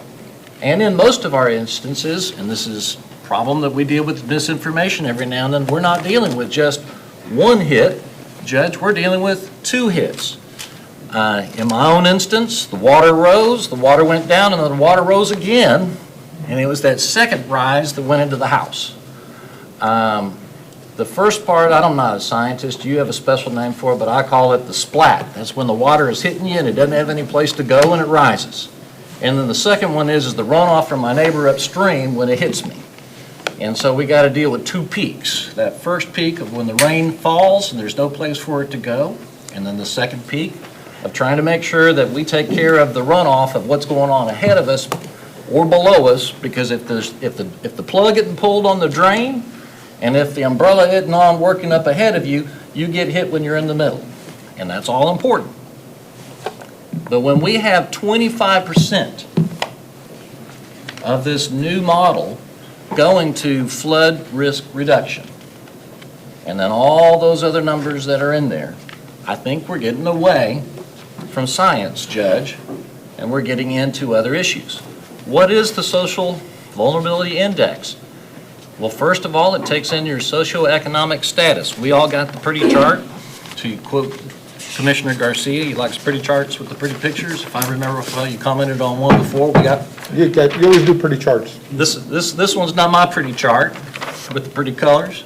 This is one that we got, I think, from flood control, or maybe we got it from the CDC directly, where they show the graphics and its socioeconomic status. Well, water didn't care whether you were of a middle class, high income, low income neighborhood. It just went where the water went.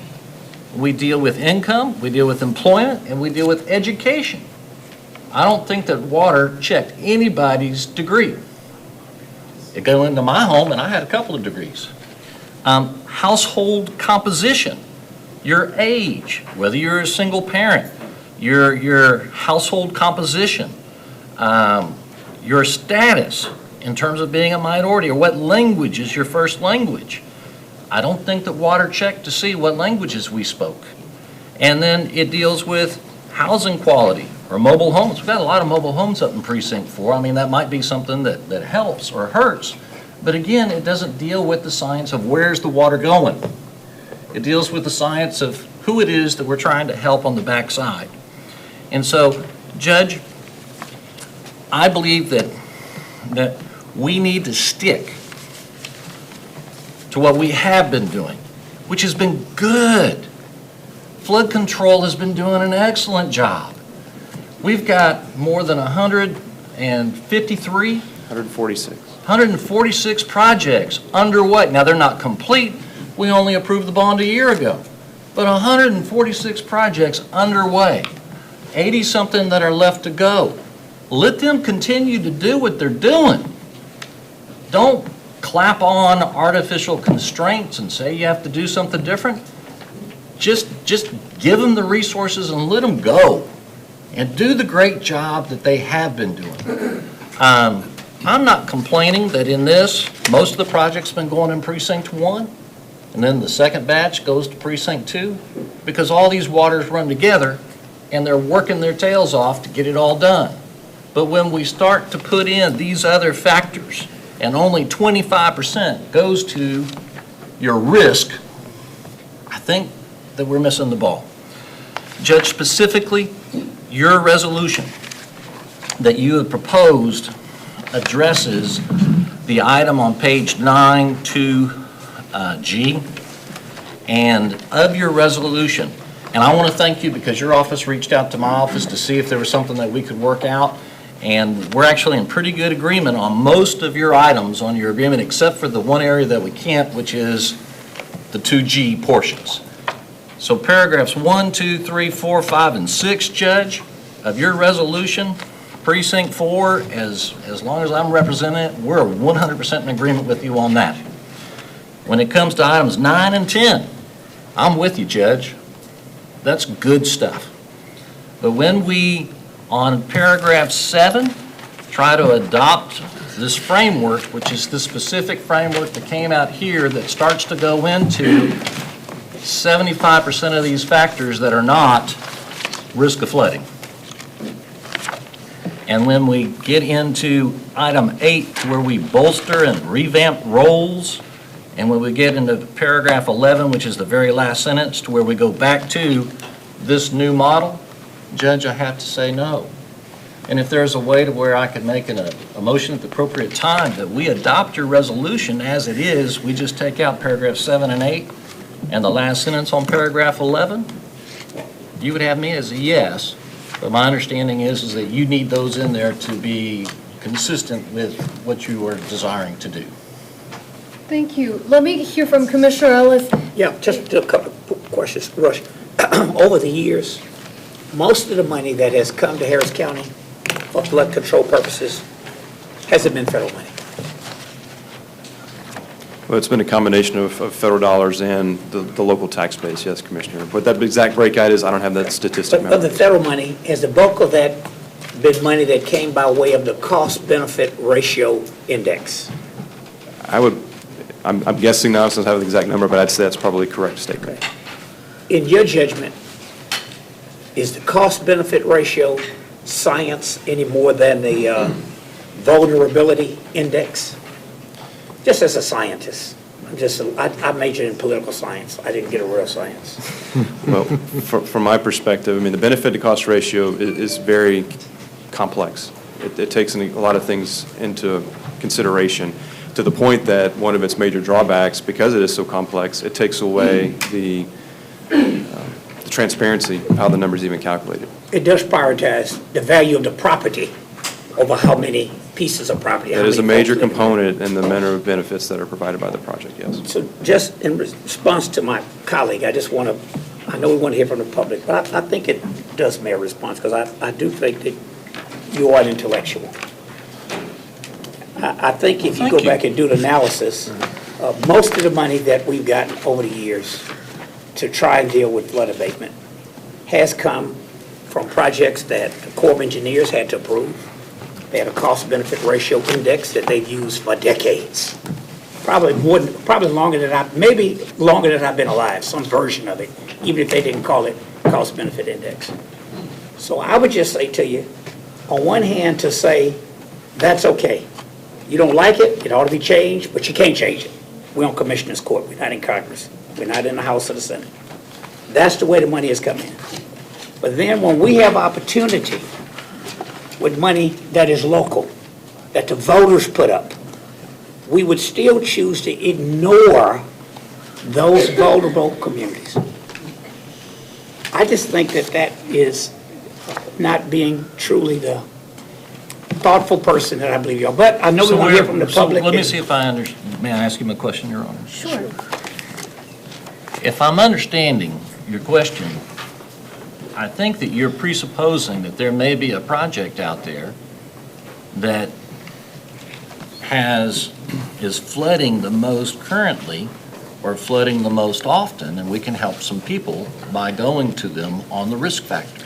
No, I think you confuse the issue. And if you were saying that, then we're in agreement. Yeah. Because if there's somebody that's been left behind, and they are flooding the most, and they're flooding the most often, they should be the ones that get their project next. And we are in agreement.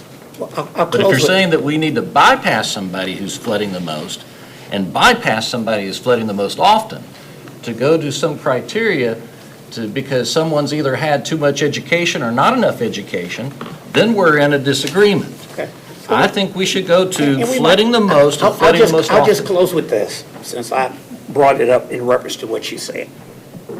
What I'm saying is, whether they are vulnerable communities in Precinct 1, which probably has a disproportionate percentage of the more vulnerable communities in the county.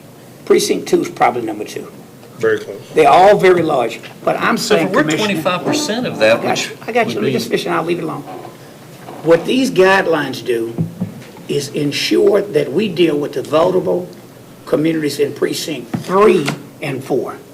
Even if I represented your precinct, even if we drew a line and just created a 6th one, a 5th one, and just gave me River Oaks, I would still intellectually at least say, I don't think it's right if for decades, by systemic governmental policy, we ignored communities that were poor, to still ignore them. Well, with that, I'll just, maybe just reasonable minds just disagree, and I respect your intellect. I Hope you do respect want to mine. hear, maybe Matt's been sort of in the weeds on this. Can you clarify the SVI for me, just to make sure? You know, there's a bit about how the percentages, but then there's a piece about how SVI It's not like we're coming up with the number. That's a CDC thing. So before Matt comes up, Yeah. I would say when we started looking at the prioritization framework that's in front of you, we had no preconceived notion about some order of the projects that we were trying to achieve. That was not in our minds. So again, we're trying to look at balancing infrastructure needs with the human factor. And I'll be honest, I think the mentality about how we address flooding is in a paradigm shift as well, because I think historically we've been sort of in a recovery mode. Well, we flooded and we've got to put everything back together, when we should really be looking towards resiliency, meaning in the event that we get that same amount of rain in the future, it shouldn't hit us as hard. We should be able to bounce back more quickly, not require as many resources to recover as we did previously. So I think that's really what the SVI component does here, is it tries to identify as those, the human aspect of it, those parts of the community that may not be able to recover on their own as well, and taking that into consideration so that when future events unfortunately happen, that portion of the population is a little better protected, and if they are, they may not need as many federal, state, or local resources to help them fully recover, which means now those can go somewhere else and be further dispersed and help us recover on a more broad basis. That, in some general, I think, is my understanding of SVI and what it brings into the equation for us. Thank you. I want to talk eventually. Yes, Commissioner Wren. Why don't you walk me through two channels, Buffalo, Bayou, and Brays. Let's start with Brays. A massive priority to try to control the flow of water down Brays, where numerous detention facilities have been built. Would you agree that a huge priority was the medical center? Medical center portion was included in the Project Braze, and I have no doubt that went towards the benefit to cost ratio we saw calculated as part of Project Braze. Yes, sir. Which was a major, over the years, we were doing all kind of things to Braze because trauma center, all the hospitals, and we've read where, the hospitals lost power, Coast Guard bringing pumps in and all that. So we spent tons of money on Braze. The medical center was a major reason for that. Would you agree with that? It was certainly a factor, yes, sir. Okay. So, in other words, there certainly are times when we take a look at the flood control effort and we take a look at the safety of the public to be able to get to a hospital, and, and that's been some tragic consequences when they couldn't. So let's talk about Buffalo. Buffalo, basically, the Corps recognized and was charged with, under federal law, 90 years ago? In the mid-40s, right? So, taking a look at Buffalo, a huge priority. The reason for that legislation was to protect downtown Houston, which was basically Houston. Okay? And the Corps received money and developed a plan for the reservoir system, Barker and Addicks, which is basically, 400-something thousand acre feet. Both of them have about 220,000 acre feet storage. Right. It's amazing how equal they are. And the Corps had that plan. Obviously, Harris County Flood Control, whatever, this was the Corps' deal. Right. Federal government. And they went in and they started purchasing land. They designed, what do you call it, a rolled earth, I think they call it. Compacted earth and dam, that's correct. Reservoir. And so what ends up happening, they built a system, but they basically ran out of money when it came to acquiring all the land that basically would have gone to the Grand Parkway. Right? Pretty close. And that's why years ago in flood control, we figured out, based upon the storm of 1994 that fell in the San Jacinto watershed, we figured out if that we overlaid it, put that same storm on that Buffalo Bayou watershed. And lo and behold, that's then when the pipeline ruptured and all that, big, major deal. Well, we figured out that that same rain event in 94 would have fallen over the reservoir and it would have filled it to capacity. It took Harvey to do that, but we figured it out. Right? And to my knowledge, The Corps never went back and bought any more land. Once they stopped decades ago, and that was it. And then, here comes development. And basically, things are built in the flood pool, right? Yes, sir. And we take a look at the Barker flood pool, for example, Costello had more subdivisions approved in that pooling area than any other engineer, right? Wasn't familiar with that statistic. That's well, believe me, it's right. Okay, so what I'm saying to you is that we didn't build where the Grand Parkway is. State basically built the Grand Parkway, ended up doing it, but the point I'm making to you is there wasn't enough land purchased, so you had a dam that would hold more water than you had capacity for. Right? Therefore, the release that Greg Travis was talking about, which we had nothing to do with. We couldn't stop it. We had no power. You agree basically, when it comes to, counties, we're subdivision of the state, okay? And the federal government, the Corps, can pretty much kiss our ass or kick it. Would you agree with that? They were the ones who makes the decisions on how those facilities are operated. That's correct. So my point here, you agree that when it comes to Buffalo, which is a navigable channel, which is part of the port, right? Correct. They regulate it. And you have to get permission to basically do anything, right? That's the case in a lot of instances, yes, Commissioner. Okay, so my question for you is this. Basically, the things we've done on Buffalo have been to try to increase the tension, but when it comes to the release, how much water, we don't have a thing to say about it, right? That's correct. So really, when you really look at Buffalo, the only thing we've really done on Buffalo, we spent a lot of money on detention along it, and that's been in the last 20 years, roughly. And we're doing a project right now. We are. But we're extremely limited, right? For multiple reasons, yes. Huh? For multiple reasons, yes. Yeah. So what I'm saying to you is that there's certain things we can do, and there's certain things we can't do. Right. But the fact of the matter is when you really look at Braze and Buffalo, there wasn't any backroom dealing or anything. It was all based upon getting money from the Corps, Buffalo and Braze, working with the Corps, and then where we could find detention, Art Story Park, Bishop Fiorenza Park, and on and on and on. The Meyer State, which the city paid most of, but the point I'm making to you is what we did was very limited. What we could do, what we could afford, but it wasn't trying to help rich people, poor people. It basically was trying to save downtown Houston and some of the subdivisions on Buffalo on the way to downtown Houston, and on Braze, Meyerland, Maplewood, and, Willow Meadows, and on and on and on. Right? Right. So, Commissioner, we're trying to balance all that against our portfolio. So I don't disagree with anything you're saying. We recognize that there's most certainly a federal interest in both Addicks and Barker, and then the impacts on Buffalo Bayou, which is why we are a partner in the study that the Corps initiated. They finally got congressional authority to do that, to look at those systems. And it is complex. I mean, you've represented that area for a while, so I don't have to explain to you those complications. So we are a partner in that, and we are hopeful that the Corps will come to a solution that will address, if not upstream and downstream, but some combination thereof, and use federal resources to do that, since those are federal facilities.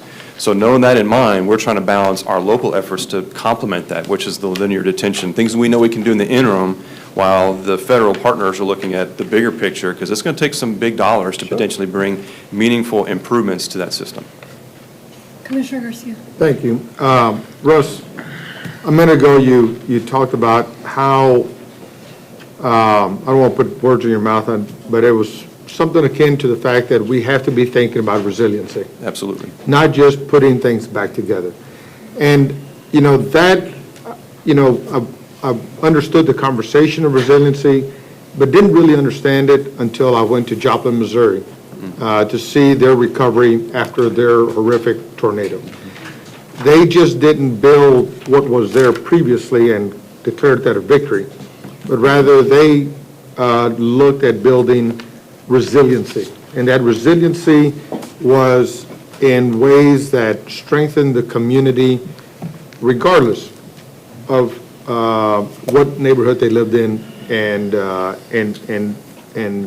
lot of circumstances. It was interesting that the undocumented were included in their resiliency. And Joplin is a very Republican area. I was proud to have seen that kind of leadership. They thought about the poor, and I was very proud to see them do that. But I couldn't be more proud of you having the role that you have and have had with the work that you've done to be able to stand here before us and be pretty candid to say, you know, it's time that we just not equate our success on how much concrete we can pour, but rather how many people we can pour with the concrete, people we can help with the concrete that we can pour. And I think that's a very, very monumental paradigm shift because, you know, I know there was a time when Commissioner Raddick talked about how people enjoy being flooded. You know, I don't think that. I think people want to be helped, and they want their homes to be protected. And so, Judge, I just, again, this change in how we approach these projects is monumental to putting Harris County, a geographically flat territory, as a national leader on how we define recovery. And the fact that more people will be attached to that recovery process, and that we can actually speak in terms of people rather than how many pump stations we built, how many dams we built, how much concrete we poured along some of the floodway, how much we widened the floodway. For the first time in Harris County's history, and some of the history that Steve just alluded to, you know, I'm listening to the conversation, and those may have been well-intended efforts to protect downtown, and I would venture to say that when we did the work for the medical center, that was social vulnerability, because there's a lot of people that under the definition of social vulnerability today were being helped as a result of protecting the medical center. But I cannot understand unless one is not capable of thinking into the future that one would want to stay in the past. And so I'm just glad we're having this conversation. Can I have Matt Ziva? I really want you to go over the SVI, if that's okay. Is that all right, Russ? Sure, if I can just please, because we'll start this cycle again. I really just, last time we tried this, we went back through everybody. So let me just hear from Matt. I'm serious. Can you explain the SVI, how it's calculated, who calculates it, and then that's the first question. And the second question is, why did you divide these percentages, you know, to Commissioner Cagle's point, you know, what makes you comfortable about these percentages and that they all get to getting us to a better place in flooding? Sure. Howdy, Judge, Commissioners. Matt Zeev with the Flood Control District. Exactly how the Social Vulnerability Index is calculated, I honestly don't know. It's calculated by the United States Centers for Disease Control, the CDC, and their data on their rankings nationwide is available online, and we're able to download it. Anyone's free to download the calculated index for anywhere in the country. And how we came about with our 8 variables that Russ mentioned: flood risk reduction, existing conditions, drainage level service, SVI, project efficiency, partnership funding, long-term maintenance, and minimizing environmental impacts, and then potential for multiple benefits. These 8 criteria came from just a tremendous amount of community engagement about a year ago when Commissioners Court directed us to have at least one community engagement meeting in every watershed in Harris County to talk about the bond program. And I attended all of those meetings but 2, and I've been to, I can't tell you how many other meetings talking with citizens that flooded and some that didn't flood but are worried about flooding during the next storm event. And these are the things that we heard in, documented and verbally over and over and over again that they want to see, the citizens want to see taken into consideration when the flood control district plans and executes flood damage reduction projects. And in terms of the weighting was the flood control district, number one goal is to reduce flood risk. So with appropriate regard for community and natural values. So with the number one goal being reducing flooding risk, our weightings took that into account. And if you look at some of the items that have the lowest rankings, that's because we know that minimizing environmental impacts, multi-use functionality are important. That's associated with our projects. But in the end, we want to put the main weight or the main focus on flood damage reduction and helping people not only not flood, but reduce their risk. Many of the Corps members mentioned that we can't stop flooding, but what we can do with every project is reduce that risk of flooding. Thanks. All right, let's call up the speakers, continue hearing from the speakers. Yes, oh, I forgot. Yes, go ahead. When we tried to look up the social vulnerability index from the CDC, the most recent data we had was 2016. Is that the data that you're using, or do you have something more modern? No, I believe that's the year of the data we have as well, Commissioner. I have one question. What percentage of the structures in Harris County have ever flooded? I don't know the answer to that, Probably Commissioner. less than 10%. During Hurricane Harvey, we estimate between 9 and 12% of structures experience flooding during Hurricane Harvey. So it's in that ballpark, yes. All right, so we have Deidre Scott, Keith Downey, Brian Parras.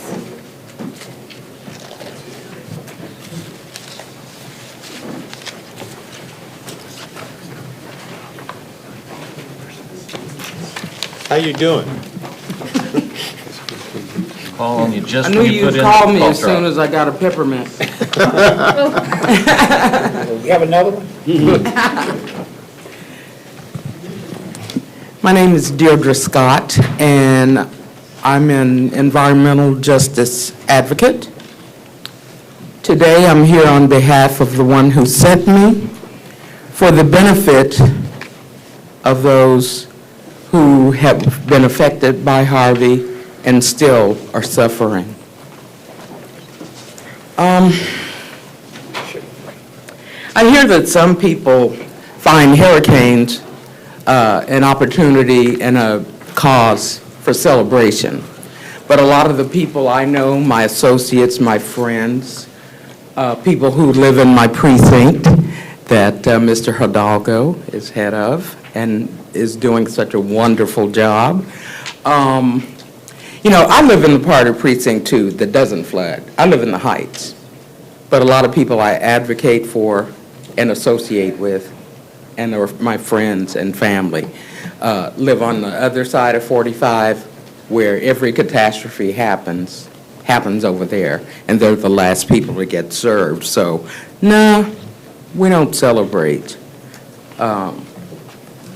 We suffer for a long time. Harvey was 2 years ago. August 25th, Sunday, was the anniversary.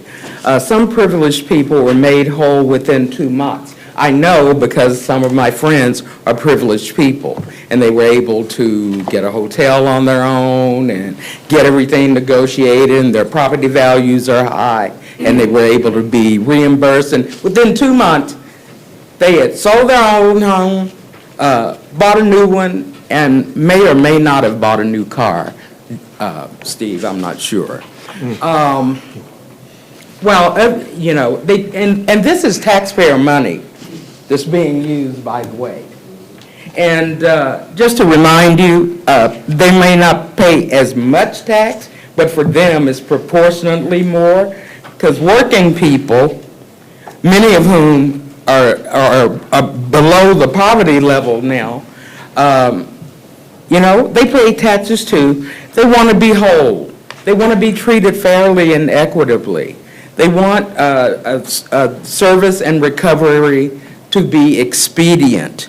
They don't have money to go live somewhere else and all of this. And I'm here today to say, Steve, I'm glad your people enjoy floods because my people don't.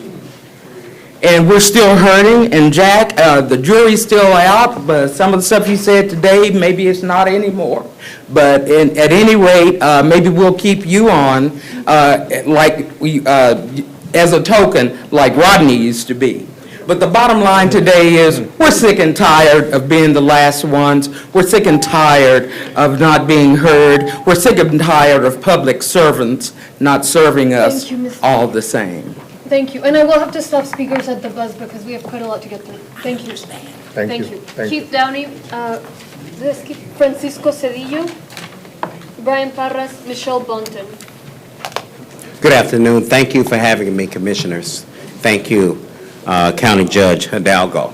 My name is Keith Downey.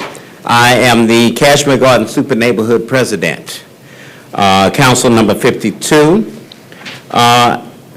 One thing about our communities that are most vulnerable, the storm hit our communities long before the hurricane arrived. We are underserved traditionally. We're the last to receive funding and resources. When it rains heavily, and I look at the gauges along Hunting Bayou at Lockwood, 2.4, 2.5 inches of rain, I go out in the rain. When people run from the rain, I go to the rain to see where the water stands on the banks of Hunting Bayou. It's about 8 inches usually from the top of bank. It touches the bottom of the Lockwood Bridge. So it's very important that we understand our most vulnerable communities. Residents tell me, and I'm a senior in Cashmere, I get the hell out of Dodge when they say it's going to rain is imminent. On a Thursday, it's going to rain on a Saturday. So I want to say that the Kinder Institute has done research to say Cashmere Garden was the hardest hit community in all of Harris County based on structural damage to population ratio. This is from Jim himself. While we stand in the mercy of available funding for bio projects, we want to ensure that equitable, prioritized framework be adopted that includes the residents of vulnerable communities, and that the need of all residents in Harris County are addressed. If you don't know, Brays Bayou and Hunting Bayou along Lockwood, the bank is higher than the depth of the community. It only happens in 2 places here. And that was given to me by Rice as well.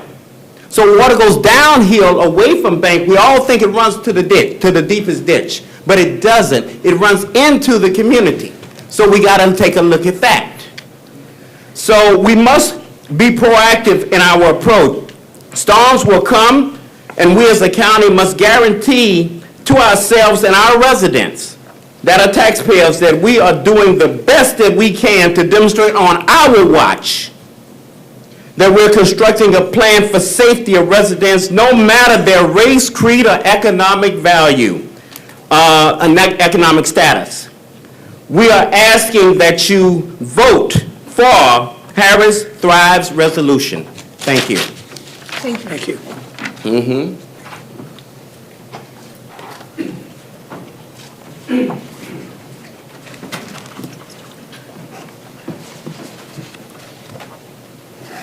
Okay, I'm ready.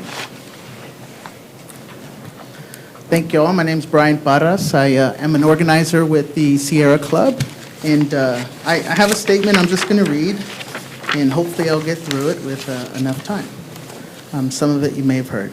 Harvey was the most significant tropical cyclone rainfall event in the United States history, both in scope and peak rainfall amounts, since reliable rainfall records began around the 1880s. The number of deaths in Texas attributed to the storm is just over 100. The damage caused by Harvey's flooding was catastrophic. An estimated 40,000 flood victims were evacuated to or took refuge in shelters across Texas or Louisiana. 60,000 water rescues were conducted during Harvey as first responders acted at their own peril. Heroes like Alonso Guillen put themselves at risk to save others who were in vulnerable situations. Today, you have an opportunity to be heroes and sheroes I lost my place. By ensuring that everyone is considered equally in the flood mitigation projects that are so desperately needed. Your decision today will allow for consideration of vulnerable communities and subsequently where people might risk their lives to save others. Experts say that the 50 inches of rain that fell in Houston might have been lessened by appropriate infrastructure improvements that help drain water. Now, I know that sitting at a desk deliberating over policy might not make one feel like a hero, but if your vote leads to better drainage that mitigates flooding in vulnerable communities, then you are making this county safer and more responsive, not only to those who end up in life-threatening situations, but also to those who risk their lives to rescue others in need. And so, I ask us all to remember the heroic men and women that risked their lives for others during Hurricane Harvey. Let us remember the elderly, the single-family households, the children, the disabled, and immigrants like Alonso Guillen, who valiantly took measures to protect themselves and others in the most difficult of circumstances. As we honor those who lost their lives trying to save others, like Alonso, and those unable to overcome the difficult circumstances of unprecedented flooding, let us not forget the thousands that remain in vulnerable conditions today and are still waiting for a just recovery. Thank you. Thank you. Brian, thank you so much. Michelle Bonton, Katie Atkis, Chriselle Pillay, Jordan Maka, Letitia Adlaza,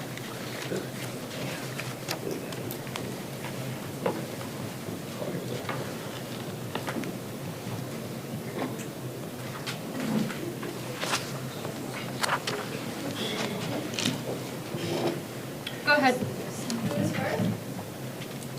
Michelle Bonton, Katie Atkis, Chriselle Pillay, Jordan Maka. I'm Katie Atkis. I don't know if Michelle Bonton is here.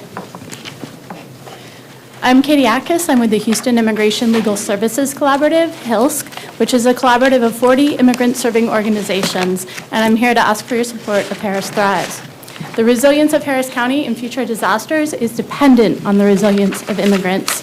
26% of Harris County residents are foreign-born, with 32% of workers being immigrant and more than half of construction workers being immigrant. Again, the resilience of Harris County is dependent on the resilience of immigrants. And that's why in March, we released the Humanitarian Action Plan. It contains 34 recommendations to increase immigrant resilience through disasters and includes accessible resources, inclusive communications, and culturally competent approaches. So I'm not looking at the science of where the water goes. I'm looking at the science of how people are impacted by the water. And immigrants, like other vulnerable populations, are disproportionately impacted by disasters. This is documented by the Global Health Foundation, the Kinder Institute, and many other researchers throughout the nation. Immigrants are more likely to report income or job loss due to Harvey, 64% versus 39% US born.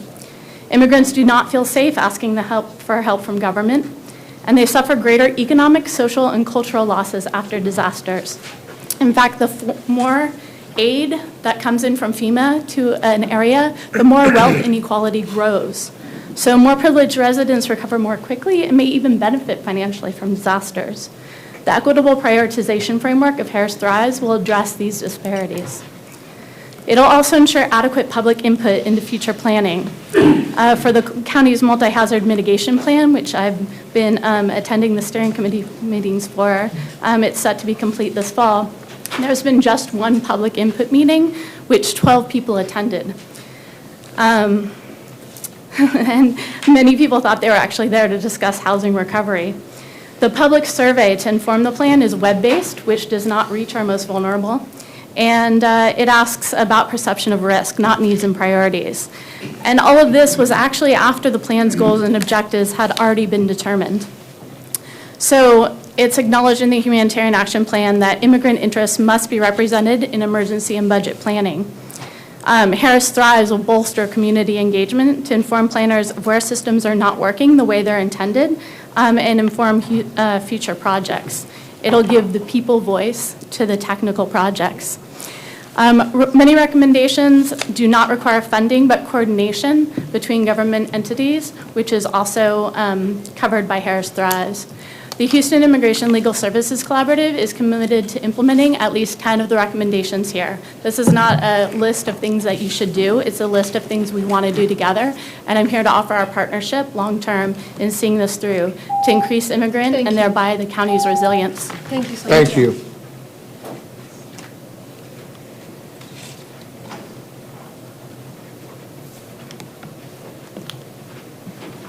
Good afternoon. I am Chriselle Pillay, the director of the Home Coalition, the Houston Organizing Movement for Equity, and I'm also here today asking for your support for the Harris Thrives resolution. As we commemorate the 2-year anniversary of Hurricane Harvey, I can't help but to remember how this region came together before, during, and after the storm. Boats and rafts rescued folks that were distressed during the storm and after the storm. There was a collective giving spirit which sustained in the weeks and months following. And this was a clear demonstration of what it really meant to be Houston and Harris strong. And that time is still fresh to me, as it is for many here in Harris County, and many of whom that are still suffering and recovering. 2 years later, and now it's time that Harris County truly thrives. I want to live in a Harris County that serves all communities and protects all residents from safety and infrastructure concerns. While we are grateful for the $2.5 billion bond, Home and SEER and many Harris County residents recognizes that it will take much more than these funds to fully address the flooding challenges in this region. Past decisions made by this court has unfortunately led to an imbalance of flood protection throughout the county. But today, we are pleased to know that this court is making deliberate choices to seek out common sense and innovative solutions to ensure that all Harris County residents are protected from future floods. We support a Harris County vision for tomorrow, which includes leveraging every dollar to the maximum benefit, prioritization of investments based on need and human impact, as well as impact to infrastructure, reimagining a task force that truly represents the community and wrestles with some of the tough decisions and questions that must be made. Policy that reflects our shared values of safety, health, fairness, and resilience. Home looks forward to this court unanimously voting in favor of this resolution and applauds the work that's leading to Harris County's shift in the way our communities are holistically served.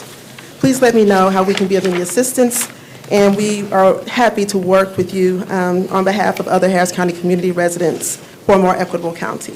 Thank you. Thank you.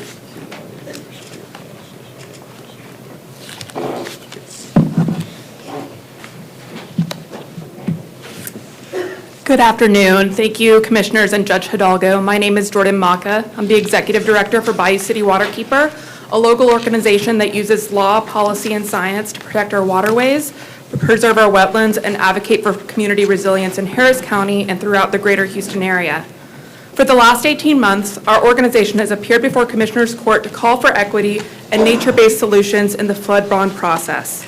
Today, we urge you to vote to approve the Harris Thrives resolution and continue your commitment to a future-oriented vision that centers our communities and the environment.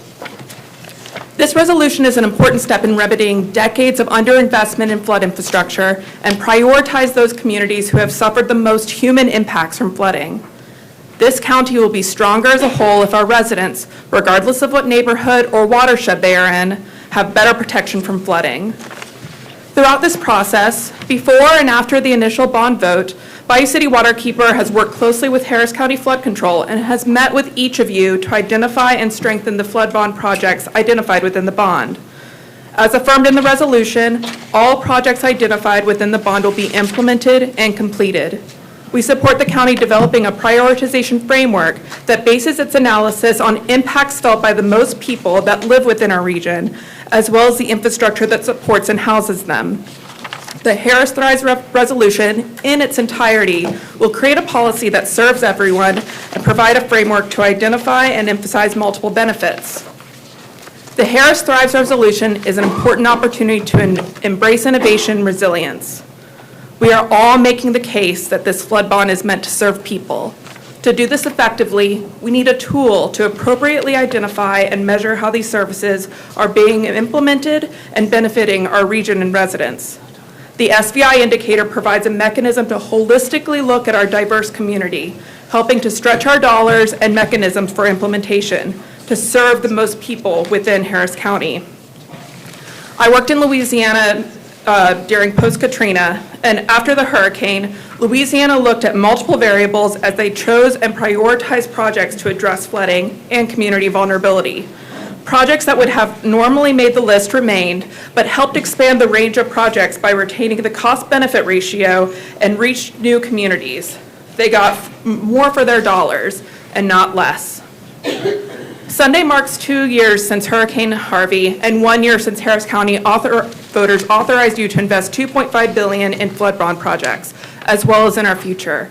This anniversary is your chance to affirm your commitment to a new vision of flood control, one that puts people, communities, and nature first. This provides a path to make us more resilient for generations to come. Thank you. Thank you so much. Thank you. Leticia Ablaza, Billy Guevara, Zoe Middleton, Christina Quintero.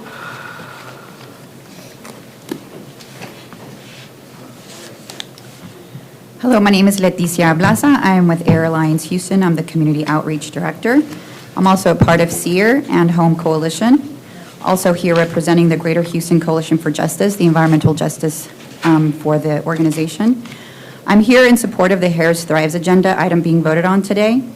It is important to also talk about not just about fixing flooded homes, but also public health and the invisible flood community experienced on top of water in their homes, and what this means to those already in vulnerable communities with little to no access to health care. With families still dealing with repairs and dealing with the negative health ramifications because of these inequities, we agree equity needs to be a part of the equation. Every life has value, no matter what your income level is. As stated in the New York Times, Hurricane Harvey revealed flaws with the runaway growth and development in Houston. It also brought long-time inequities into sharper focus. In a city without zoning, those who live in the places with the most perils, near oil refineries or in floodplains, are mostly people of color and low income. The powerful storm brought starting high levels of E. coli, lead, and arsenic to the flooded living rooms of public housing projects along Buffalo Bayou, putting an already vulnerable community at greater risk for long-term health problems. People of color on the city's heavily industrial east side area carried a disproportionate burden for the extra air pollution released from petrochemical plants because of Harvey. They want their neighborhoods to be safe, healthy, and affordable. Climate change will certainly make these storms like Harvey more frequent. As Houston plots a sustainable path forward, it must be fair and just one too, including those most vulnerable among us. To quote CBS News, well over 1 year after Hurricane Harvey slammed the Gulf Coast, results of a new research suggest that public health risks remain for flood victims returning to waterlogged homes. The preliminary results reveal that air quality in flooded homes match the outdoor pollution of some of the world's most contaminated cities, such as Mumbai and Beijing. Quote, I wasn't expecting air pollution levels to be that high, said Mr. Laurent, a research associate at Harvard T.H. Chan School of Public Health. On a blind basis, we can tell what house flooded and what house didn't flood just because of the difference in the stark levels, and the levels are so stark. People think that problems finish once the water goes away, but that's when they start for many people. The most dangerous pollutants are fine airborne particulates of less than 2.5 microns in diameter, known as PM2.5. These tiny particles can find their way deep into the lungs and cause serious health problems, including asthma, strokes, lung cancer, and heart attacks. Children, newborn babies, our elderly, pregnant women, and other vulnerable. Thank you. Oh, thank you. Thank you so much, Leticia.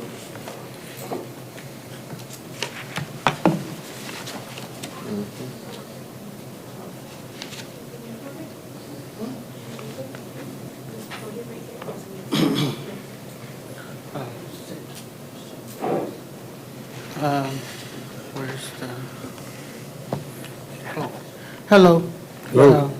My name is Billy Guevara, and this is my guide dog Thomas.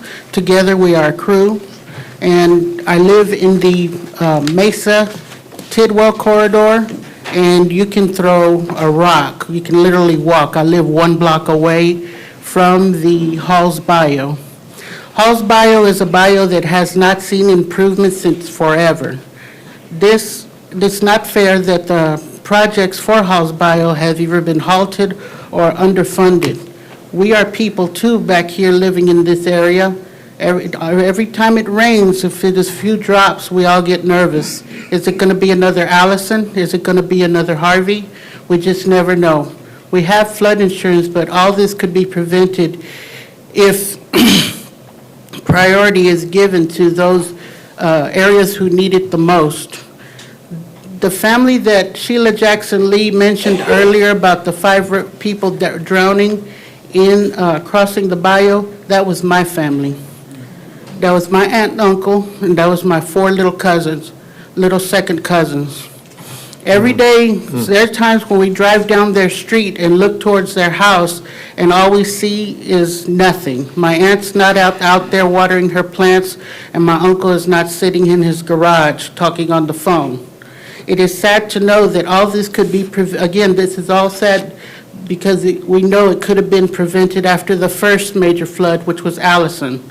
It is true that we didn't have any as much support during Allison that we do now for Harvey by means of the charities like SBP and Baker Ripley. But we are people, we are resilient people in our area. This is something that we're very used to. This is something that we are used to the improvements, but we're also used to disappointments. Don't disappoint us again. Please allow prioritization for the areas that need it most, that being the Halls Bio project, which needs much improvement. So we won't have to go through anything else again. That could have been anybody's family crossing that bio and getting swept away in a van. That could have been your family. That could have been my friend's family. That could have been my immediate family. So you have to think about who it's impacting. It's impacting. Just going to give folks a second to get situated back here.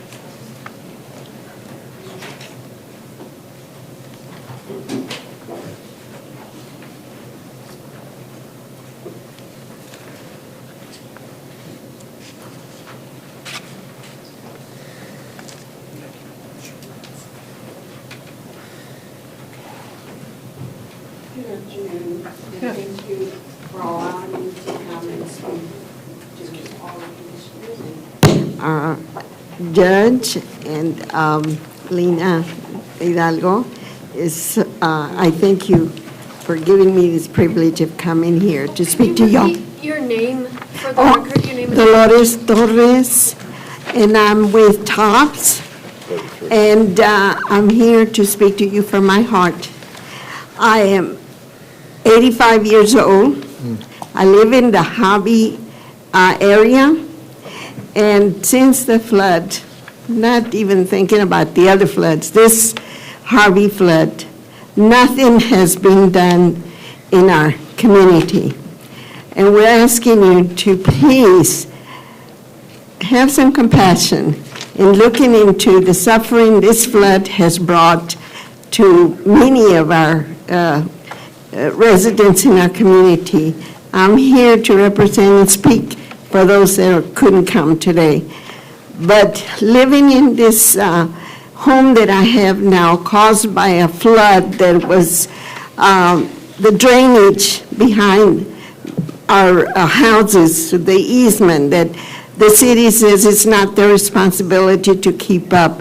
The drainage is antique. No one has ever come to see about the drainage. And the city says it's not their responsibility. The county, Harris County, says it's not their responsibility. And every time it rains, we just get so nervous and weary that it's going to happen again. We've lost our homes. I live in a very unsafe home, broken my foot from a fall I had. I have no kitchen. I have just one little room that I fixed up to move back into my home after being out for 7 months. I was denied help from Baker Ripley after letting me hang on for a year. I have sought help. I've registered with the city of Houston. Nothing has come. And it's time. It's 2 years long. We have suffered so much, our health. I'm a diabetic, and there's many diabetics in my community. We have no kitchen to cook. We need to eat certain foods, and we have to go out and buy fast food, the cheapest food we can have, because we're seniors and on a limited budget. And many of the seniors have lost their homes, and they have no monies to fix it, to fix their homes. We're limited in our budget. And I think seniors have been forgotten. No one addresses the needs of the seniors, especially in the Hispanic community and the black and the brown community. We are a forgotten part of this flood, and we ask you. Thank you. Thank you so much for hearing me, and don't forget the seniors. Thank you. We won't. Thank you for being here. You're welcome. Your voice is loud and clear. Thank you very much. I hope everybody hears it. Thank you. And the drainage questions, Yeah. making sure I know flood control. My staff will get with you just to make sure we get some details so we can work with you to address this. Okay. And I did want to say, a contractor scammed me for over $100,000. Left me broke. I can't do anything unless I get some help. Ma'am, two things. One, your last comment, let's have someone from the constable's office visit with her to see if they can assist. But number two, what part of Hobby Airport? My grandma and my grandpa grew up over there in Garden Villas. Right there next to it, Brady, Telephone Road. Telephone Road? Grew up Yes. on it. Yes, ma'am. It floods. Ask him if he'll vote for the resolution. Will you vote for it? I'm gonna vote for 9 of the 11 provisions. We ask you to have some compassion and hear the Get us some more of those lifesavers. Hobby Airport area. Very much so. Thank you. Thank you. Thank you so much for. Go ahead. Okay, there we go. All right. Hello again. My name is Zoe Middleton, and I'm the Houston-based co-director for Texas Housers. As you guys have probably memorized by now, we're a civil rights organization dedicated to fair housing and equitable disaster recovery. I think it's also worth mentioning that I was one of the thousands of Houstonians that were temporarily displaced by Harvey. Flooding in my neighborhood in Precinct 3 had an enormous financial and emotional burden on me. But I'm here today to speak in support of Harris Thrive's resolution, and especially the inclusion of the Social Vulnerability Index in the prioritization framework. I usually throw a lot of statistics and history at y'all, but I'm going to try and keep it brief today because despite all the technicality that Russ can detail much better than I can, what we're actually talking about is pretty simple. And it's the fact that everyone in this room and in this county deserves to be safe from flooding. And Commissioner Cagle is right when you say that water doesn't discriminate. What discriminates is recovery. What discriminates are courts that don't invest in what matters. And what matters most is the infrastructure to keep us safe. And I agree with you all that Flood Control District is full of brilliant minds that do really, really important work, but they have not been properly supported. And that's a problem that predates the court that stands before me. From Harvey to chemical disasters this year, the disasters have shown us that for long enough the county has not spent money on what matters most, our safety. And frankly, all of Harris County deserves an apology from those on the court who in past years have not led with the courage to protect us from disasters, and those who force us to fight for scraps. The prioritization framework in this resolution recognizes that all Harris County residents deserve equal protection. Anything less betrays our values and is a violation of civil rights of the Harris County residents. I look forward to the passage of this resolution and the start of an actually just recovery. Thank you. Very powerful. Thank you. Thank you. Christina Quintero, Bobby Wyatt, James Hill.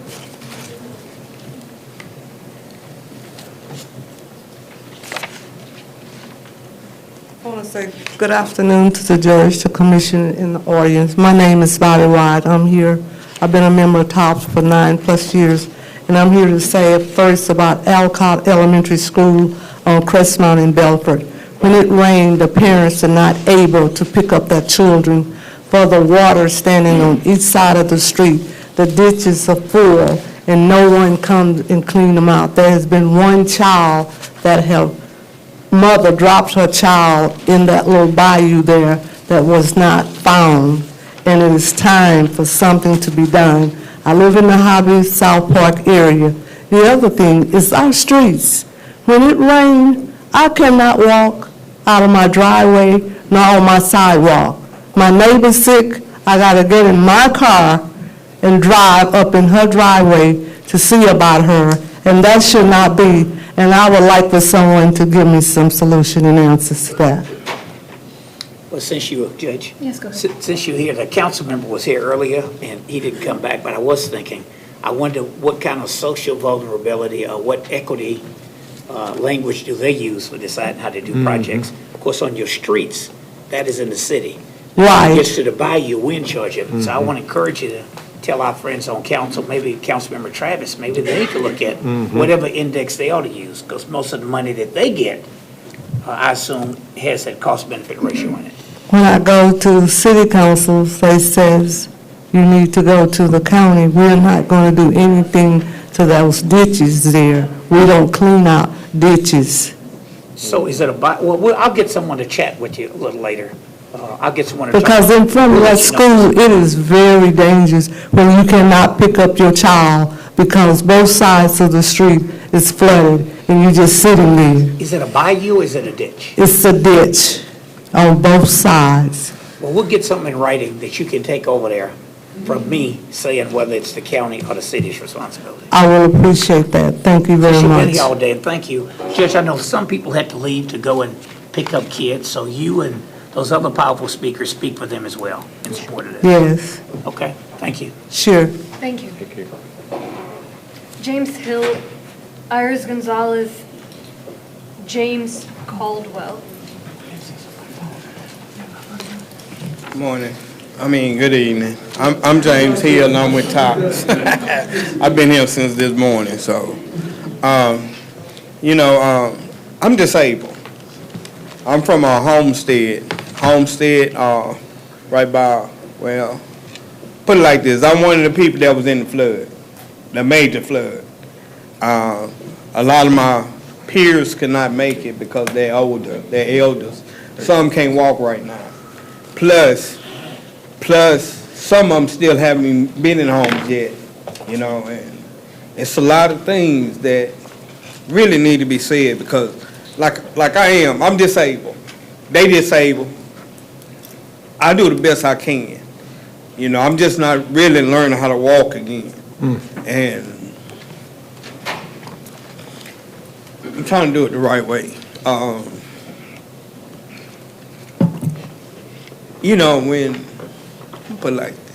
When a person is disabled, when you lose everything you got and you don't have no help, it ain't really no coming back when you ain't got no help. People really need help.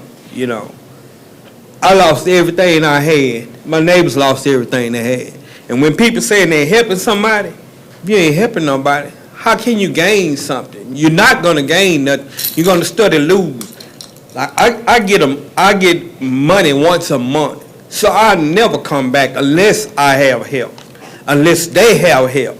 See, when people saying they're helping somebody and you ain't helping the right areas, you ain't doing nothing. You're not doing nothing, just talking. We really need help, I'm trying not to. You got time. You got keep going. Yeah. Keep going. I can't help the way I am, I like to speak up, speak forward. And it's a lot of us need help, And I need a, what they call it? I want to be back happy. Put it like that. So we really need y'all help. So, Thank you. Thank you. Thank you. Thank you. Appreciate you coming down.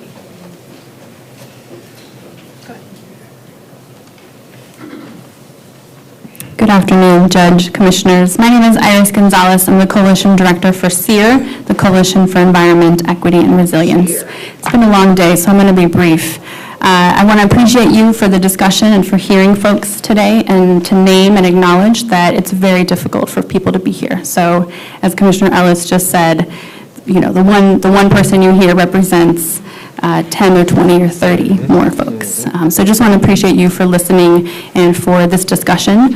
I think that part of the resolution really calls for reimagining the community task force, because we know that this is a big dialogue that needs to include everyone's voice. And we've done too much of talking past one another, of not listening to understand, and trust has been broken. And so I hope that as a part of the passing the Harris Thrives resolution, we can really reimagine that community task force to be a place that can wrestle with these issues and can have a consistent dialogue and communication, because we have a lot of problems to solve, and we need to do that together. Yep. And so I urge you to vote yes to support the Harris Thrives resolution, to give flood control, who's working overnight, hours that are not even humanly possible, to get this done. Let's give them the support and the tools and the methodology to really make this a national model. The Social Vulnerability Index is a best practice from across the country. We're behind. We need to catch up. And this will allow us to do that. And we have the chance to make this a national model, for people to look at Harris County, to look at the city of Houston, to have the Dutch come here to understand what we are doing. That's the headline I want to read. And so let's move forward in that direction. Let's give flood control the tools and the methodology and the resources that they need to really be that national model. Thank you. Thank you. Thank you. James Caldwell, followed by Mary Vargas, Doris Brown, and John Sordo. I'm Reverend James Caldwell. I am the director and founder of COCO. I'm here on behalf of the Home Coalition as well as the SEER Coalition. And before I begin, I'd like to say we've been here before. We've done this before. Many, many times over the past 2 years. You've heard the stats, you've heard the data, you've heard the stories, and some of them you've heard over and over and over and over again. But sometimes we have a tendency to miss the overall objective. I heard a statement made earlier about that flood it affects those that are not most often affected by floods. You know, that it's not most who are the most often, or not most often, or something to that effect. You know, that's who flood affects. But really who flood and what flood affects is those who are affected by the flood. It's not those who get it frequently, it's those who are affected by it. And when you address those who are affected by it, then you have to address the equity factor. And then when you address the equity factor, then you must bring into consideration the inequality, economics that are attached to it as a result of it. And when we speak of, and from a commissioner standpoint, I've been here all day and I've been here on several other occasions too, and there seems to be this operating in a silo issue. You know, this silo issue. When I come up here to the Commissioner's Court, I understand that the Commissioner's Court was elected by those of us here and others to work for us, the city and the county of Harris County, not working out of silos, not working for the city and the county of Harris County. And I'd like to come here on a given time, at a given specific date, and see that actually function as such. When you're concerned about the health, the welfare, the safety, the environmental concern of every citizen in Harris County, not just necessarily my district, my precinct of this magnitude. When I take the time to come up here, I have the time to do it. I'm retired. I'm a minister, I'm a preacher, I have time to do here. But when I take the time to come here, come for this mic, I'm speaking on behalf of maybe hundreds, if not thousands of individuals who don't have the opportunity to come here, to stories you don't hear or have the opportunity to hear, and don't have the opportunity to share their data with you. in regard to this. So I'm here to support hashtag Harris Thrives. And Harris cannot thrive unless we get out of our silos, unless we begin to work together as a commissioner's court, as a city, as a county, and as a community. Thank you. Thank you Thank so you. much. Hope you had a happy birthday. I know he turned 66 yesterday. He should have come the day after to be with us. You're looking good.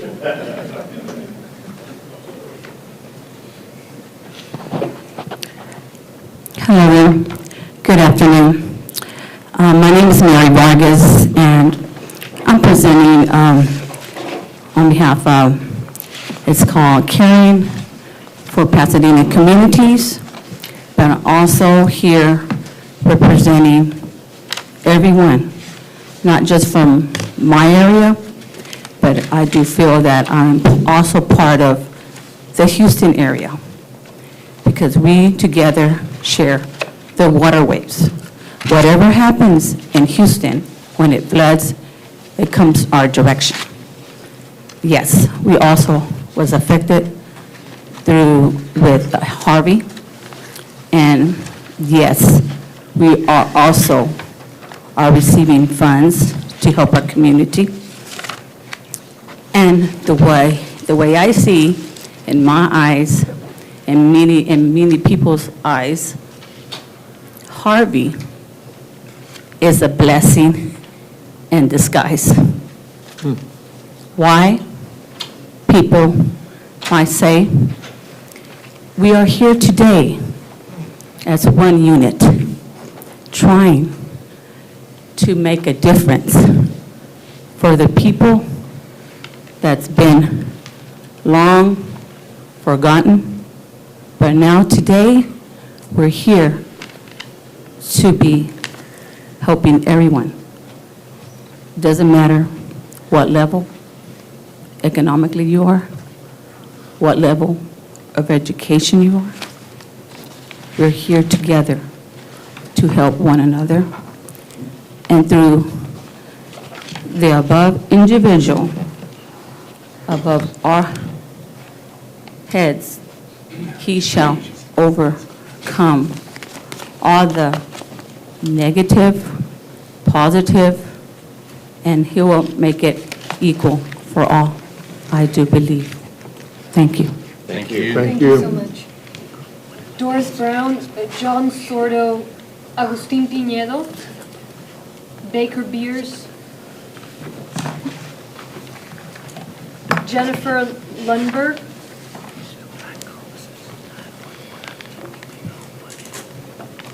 Beth Guy, Teresa Pinnell, Griselda Gonzalez, and Sema Hernandez. Thank you. All right. Go ahead. Are you a speaker? I am. Go ahead, go ahead. Please state your name and affiliation for the record. Got to put these on first.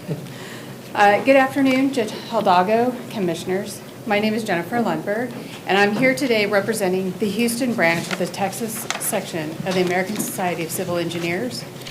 Back in February of 2019, ASCE participated in a stakeholder process coordinated by the Harris County Flood Control District to help develop the prioritization framework before you today. We understand that the framework has been developed to implement the Harris County Flood Bond Order approved unanimously by this court on June 12, 2018, and approved by voters almost exactly 1 year ago today. We provided detailed written comments suggesting that the Social Vulnerability Index, or the SVI, could be used to help identify areas of the county with the highest vulnerability and the lowest level of resilience. In the words of one researcher quoted in the research paper cited in our letter, the socially vulnerable are more likely to die in a disaster event and less likely to recover after one. The SVI is calculated using 15 separate U.S. Census variables, which help characterize social conditions within a U.S. Census block. The main conditions described include income and employment, education, family structure and size, race, ethnicity, and language proficiency, and housing and transportation access. We support its inclusion in the draft prioritization framework being discussed today because it accelerates providing help to the most vulnerable in our community, and because we believe that its inclusion helps meet the intent of the bond order passed unanimously by this court. Thank you. Thank you so much. Thank you. Thank you for Thank your you. letter. Beth Guy, Teresa Pinell, Griselda Gonzalez, Sam Menendez is not here, and Johnny Taylor. And Don Hickey. Good afternoon, everyone. Judge, did someone come before me? Okay, all right. Judge, thank you for this opportunity. Commissioners, I am here really to speak to 5 issues, and my name is Johnny Taylor, and I'm with Mobile Encryption Technologies, the fastest growing technology company here in Houston, Texas, according to the Houston Business Journal. I am also here representing the All campaign, Stronger Together, where I'm a mayoral candidate here in Houston. So as a part of what I wanted to address today, there are 5 points, and this is going to be a little interactive, if you don't mind. I would like to do a round robin and get everyone's input, or at least the position. And the 5 things is, 1, I am here respectfully requesting a polling station in Harris County jails for this coming voting session, number 1. Number 2, I want to also get some feedback on the $157 million that has come back to the city of Houston from FEMA. And then number 3, I'm going to ask for your support. And then number 4, I would like to get some input and feedback on reparations and what the position of this court is on reparations. And then number 5, I would like to get some deep dive understanding into the foundation to foundation money transfers that take place here in the city of Houston, where the majority of the Harvey money was disguised and used in that vehicle. So just to speak to the polling stations here, there's a large population in Harris County jails, roughly about 4,000 to 5,000 people on average per year that have voting capacity but are not allowed to vote. And the county owns the custody of record for those citizens. So we are here today to ask respectfully for those citizens to have an opportunity to vote in this coming election. So that's number 1. Number 2, I'd like to get your feedback on the position of reparations if each member of this court will in fact support reparation. And I'd like to maybe start with Commissioner Ellis, and then Mr. Garcia, and then Judge Adelco, and then Commissioner Raddick, and then Cagle. So if you can maybe just tell me with a yes or a no. The way this works, you don't ask us questions, you get to testify. So it doesn't work that way. But if they offer, I'm going to take them. Okay. Yeah, well, and it's not an item on the agenda, so Exactly. we can't talk about anything not on the agenda. I called you up because it says here you signed up to speak about the flood control item. Okay, not a But problem. we are not allowed to comment on anything that wasn't posted. Okay, well, let me just focus on the line item that I was here for, which is based on the vote for the individuals that are in Harris County Jail. And the position that I am here, I'm actually here representing 11,000 different people here in the city of Houston. And we all support electronic voting here in the machines in the polling station within Harris County. And we're here asking today, very respectfully, for that to be enabled and for you all to come together to formulate this. So that's my request. I'll stop at that point. And I just thank you again for this opportunity. Thank you. Thank you. Thank you. All right, go ahead, sir.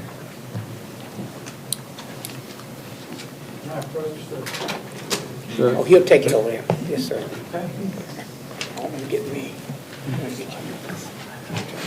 My name is Don Hickey. I don't know if I can get through this information in 3 minutes, but I'm going to try. I'm a flood victim, and I live in Harris County in Creekside Village in the Woodlands. I'm here on behalf of over 500 flood victims. And we live on Spring Creek, which has a clear history and is a known hazard. There's been 5 storms since 1985, which have been approximately 500-year storms. So the 100-year storm rule is kind of a joke.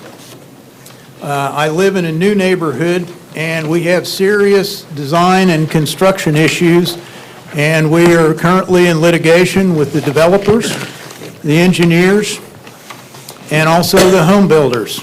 And I will add that there's one name that's not on that list. It's Harris County. We have tried, and we want to work with Harris County. Harris County in there has a slide that shows that 467 homes were flooded under the 2009 standards that were established for development. Our area is a cluster, kind of like a cancer cluster, where a very high percentage of all the homes built under those standards flooded. And so the reason is, why did they flood? Well, the reason they flooded is that, first off, Harris County, as an administrator for FEMA, approved loamers for massive filling within our development within the Spring Creek. There was no conveyance analysis that was, as required under those standards, that was performed.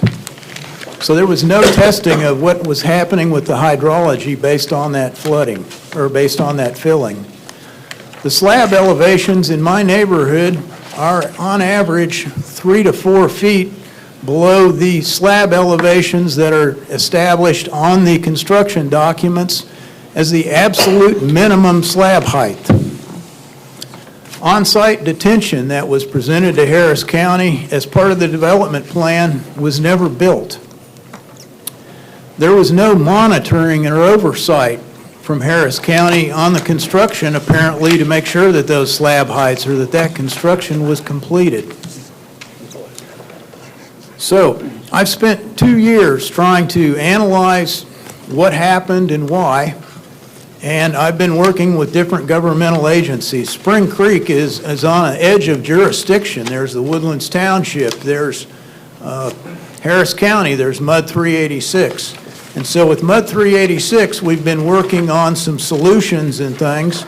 And Commissioner Garcia, you mentioned about projects. The last MUD meeting. Thank you. Robert, I know this, go ahead. I was just going to say, will you please give us that last detail? Okay. Our MUD has spent a considerable amount of money studying getting the LIDAR data and to develop some projects. And last week at our MUD meeting, Harris County flood control representatives came and said that they had a separate study done that essentially said that our solutions weren't viable and there weren't really any solutions for our area, and so they were eliminating our project. We've asked for the study that was done, and we've been told that we have to prepare a FOIA While you request. get flood control will visit with you, maybe after this item, Mr. Russ Poppy is right there, or one of his people. Excuse me, I'm The flood control district is right there. He'll meet with you right after you conclude. And I think, I don't see this on the agenda, right? So I don't know that we can speak directly to it, but we can put you in touch with our team. I was just saying, since you're here and you've been waiting, you can visit with them. Somebody on the staff since you're here. So in summary, we want to work with Harris County, and we want a solution, and we need a solution for our area. And our area has considerable issues. I can't sell my house knowing that my house is 2.5 feet below the minimum standards, and I would have to disclose that to a buyer of my house. Thank you for coming. Okay, so I believe that's all the speakers on these items. Let's take up the prioritization framework, which is item G under flood control, since that's what we were discussing. Is there a motion on the framework? So moved. Second. All right, we have a motion and a second. Motion on this. The prioritization framework, item G, any additional discussion? Okay, yeah, I think we've talked about this at length. All in favor? Aye. Aye. All opposed? No. All right. Okay. And let's go back and take up my resolution, the Harris Thrives resolution. Commissioner Cagle, yes. If I may, indulge you, when we were talking about our legislative agenda previously, we took items up sequentially and not as a batch, because I think that we're all in agreement on most of the items in your resolution. I would like to have the privilege of being able to actually second your resolution when it comes to items 1 through 6, 9, and 10, because we're in agreement, I think, or at least I am with the resolution on those issues, and would like to be of record in support of those items that are there. But I do object to specifically the portion 7, 8, and that last line and a half on paragraph 11. And so to the extent that I can make a second to your resolution as to those paragraphs, I would like to be able to do that. So Judge? Yes. Just so we can move forward, Commissioner, would it be all right if just the record reflects you're for, the ones you're for, and we go ahead and vote on it, just so we can move on? On the broader resolution. I don't think she wants to. I appreciate that. I mean, if these reference the prioritization framework, which you disagree with, So much of this is so good, Judge. I just want to be of record that I'm in agreement on this good stuff that's here. You know, the Chronicle will just report that I was opposed to it all. Well, But he agrees with items 7, 8, and Take it from me, 11. don't always agree what you read in the paper. But he agrees with He'll only report that you are against the most important part of the resolution. So you want to make So your let the motion? record reflect that, and I appreciate it. So you do not agree with a paragraph 7, 8, or the last bit of paragraph 11? But the resolution contains all those. Right, so then now let's vote You on wanna make your the motion? full So moved. resolution. Second. So moved. So there's a vote for the resolution as presented. Yes. And we have a second. All in favor of the resolution as presented, acknowledging and appreciating your. We all appreciate it. All in favor? Did you, was that love? Is that what that's It's sign language for love? Wakanda. All right, all in favor? Aye. All opposed? Opposed. No. All right, motion carries. Okay, so it's 3, we promised a break every 2 hours. So why don't we take? On a roll. Can we go through just a little of it? Can we wait 10 minutes? Okay. All right, let's try me back in 5 minutes, you know. After the love, and then you took it away. I figure if you have to wait, we won't say as much. You gotta go to the bathroom. My speech is getting right short. My speech is getting right short.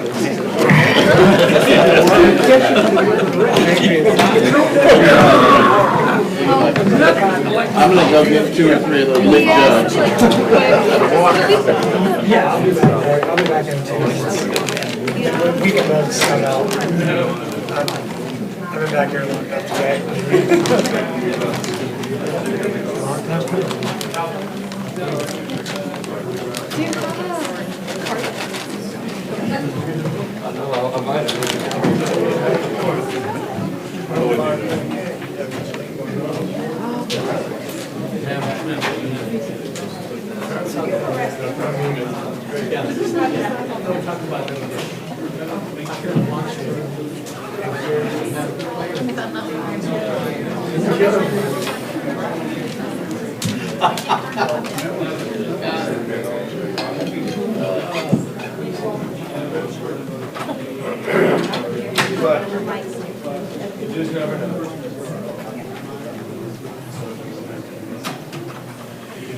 What's going on, buddy? Leave me. I had a problem this weekend, but I'm gonna call you.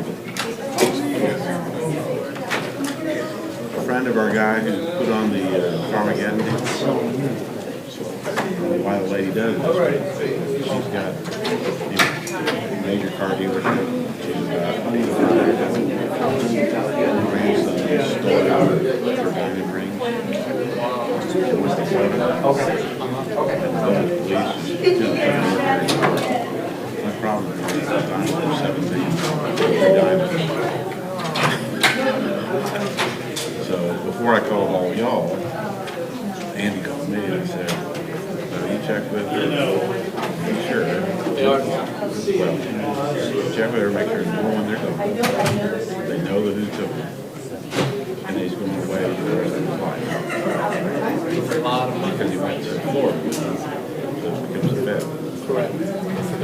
million? Yeah. Who did the report? Somebody in Pine Point Village. They just kind of blew it off. But anyway, turns out.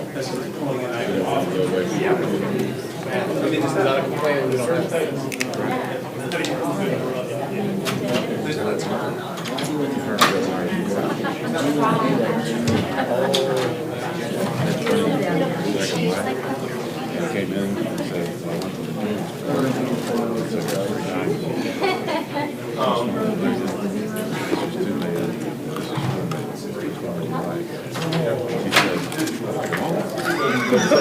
So, you just wish you had that money? It's a very nice lady. Something like that, you got to do stuff, but Boston got it.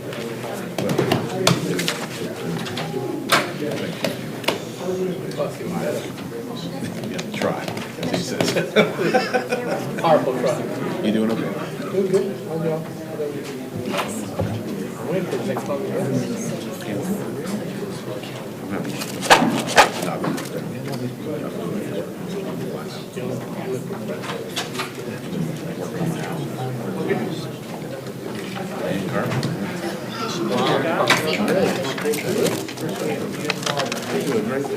Is that coming up in the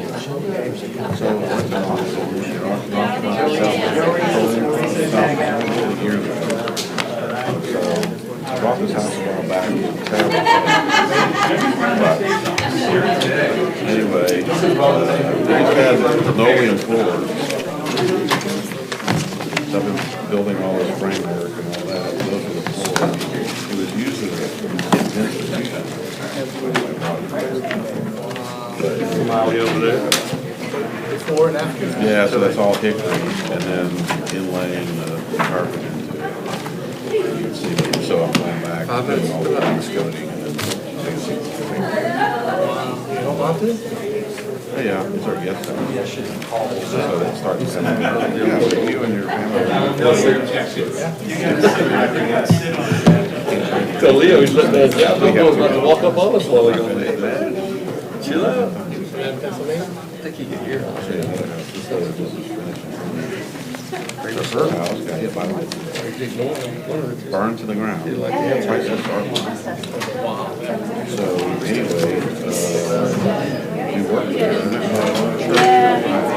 Church, gutted the church, all the woodwork and all that, all stuff. Yeah, her patio was 2 feet. And so we did all balconies and bedroom plan. It's like a mini castle. It is. It's a magical place, but anyway. She made all her money and her brother.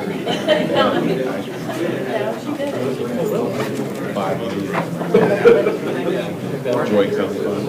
Yeah. You've seen them? We'll get the pictures that are politically correct, but that was good. White kids. It's not that one there. Yeah, but anyway, that was, we had a big fundraiser at their house. Isn't that great? That is a great idea. That's really. She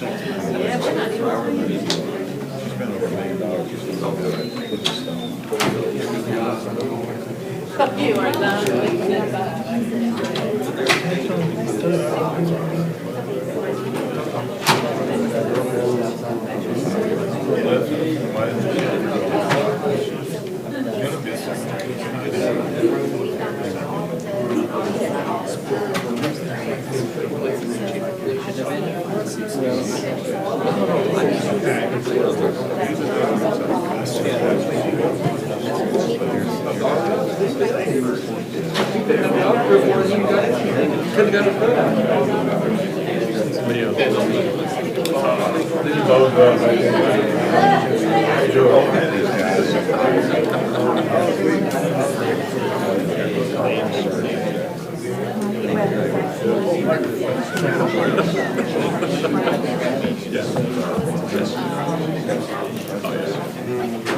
That would have been fun.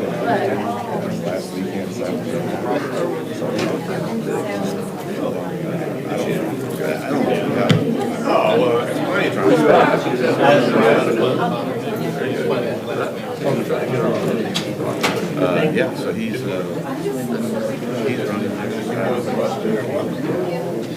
Wait around. You're good at it.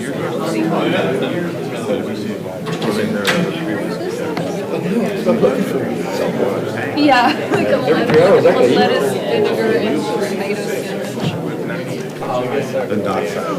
But no, it was KFC. Go back to Boston. Go back to Boston. Up to the conference. And so, had two, both my dad was there. One of them getting the award. First one I went to in 4 years. I'm taking next week off. Already. Where are you going? My wife said, "Folks, I gotta take this off." So we're gonna get the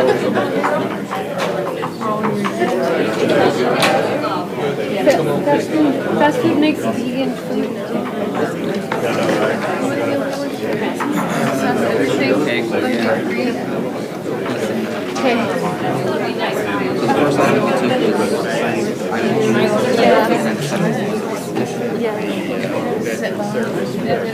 Go back and do the thing.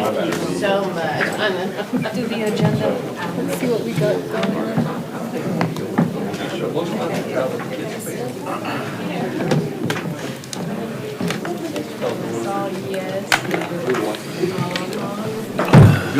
I want to go back. So I drove 3 years left from New York State. And we were tourists. Yeah. It got hot in here? Girl, you going through one of those changes? So we go to the news. I can go squat after the war. I don't know if I thought this was a women thing. I think it's a man thing. Comes quite often. Go up to my sister lives in the hospital. Judge, I want the record to reflect, I was the first one back, you know, I may be the one that needs the break, but I'm... I know. I'm with you. We should just... When I say I need 2 minutes, I just need 2 minutes.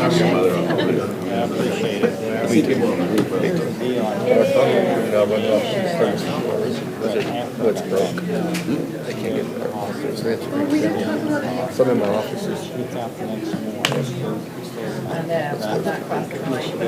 Breaking down.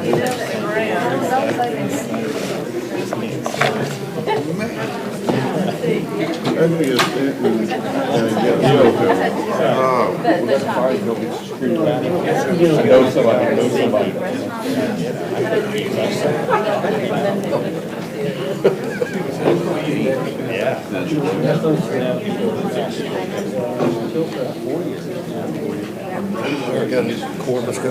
We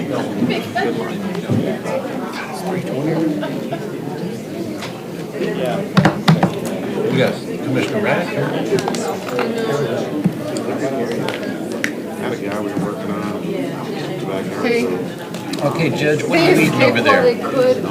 This is the, you know, they have it in Boomtown. I actually don't like it that much because it has raisins. Oh, good. I don't like raisins bad. Yeah, it's got chocolate chips and raisins. So I keep, you know, it's like I'll eat one hoping it's chocolate Have mixed chip. nuts, you want some mixed nuts?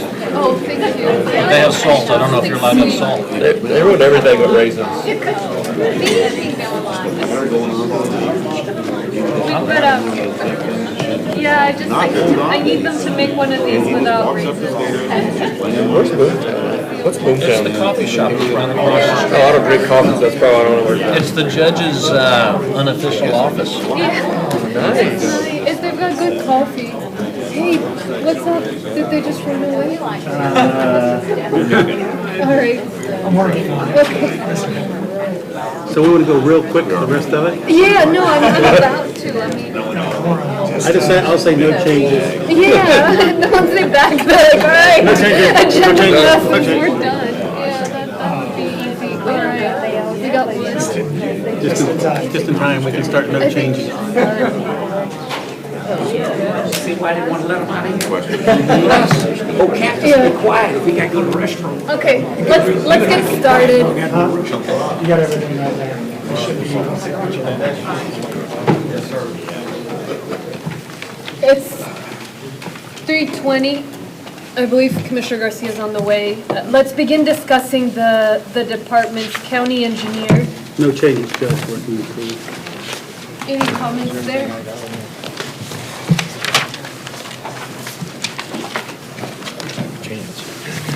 Flood control district? I know we didn't, on that item G, we didn't touch on the acceleration study. I would like to hear from Russ or whomever with the flood control district. Are they hiding out in the back, Judge?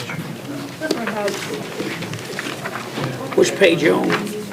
Page 9, it's the same item where we passed the framework, but they also have an update on the acceleration study, I believe, on there.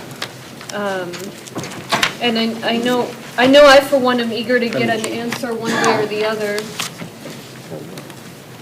whether they recommend that we, And the issue as he comes out is, how much would it cost and how much would it accelerate things to make a decision on whether or not it made economic sense? Can we just come back to to it? Do it? all right, let's We'll come back to it. Budget management, or no, toll road authority? Budget management, Taking questions? legislative relations. Commissioner, we're going to be coming back to the acceleration study on flood control as soon as flood control gets over here. On legislative services, Judge, relations, I just want to touch on. I don't know if Donna is here or not, but I have received her intent to move on to greener pastures, and I just want to thank her for her services to Harris County. Wish her all the best. Thank you. Yes, I know we have a discussion on executive session about that topic, but if you'd like, we can invite Donna up now. Yes, since you brought it up. I'd like to have her come on up if she's available.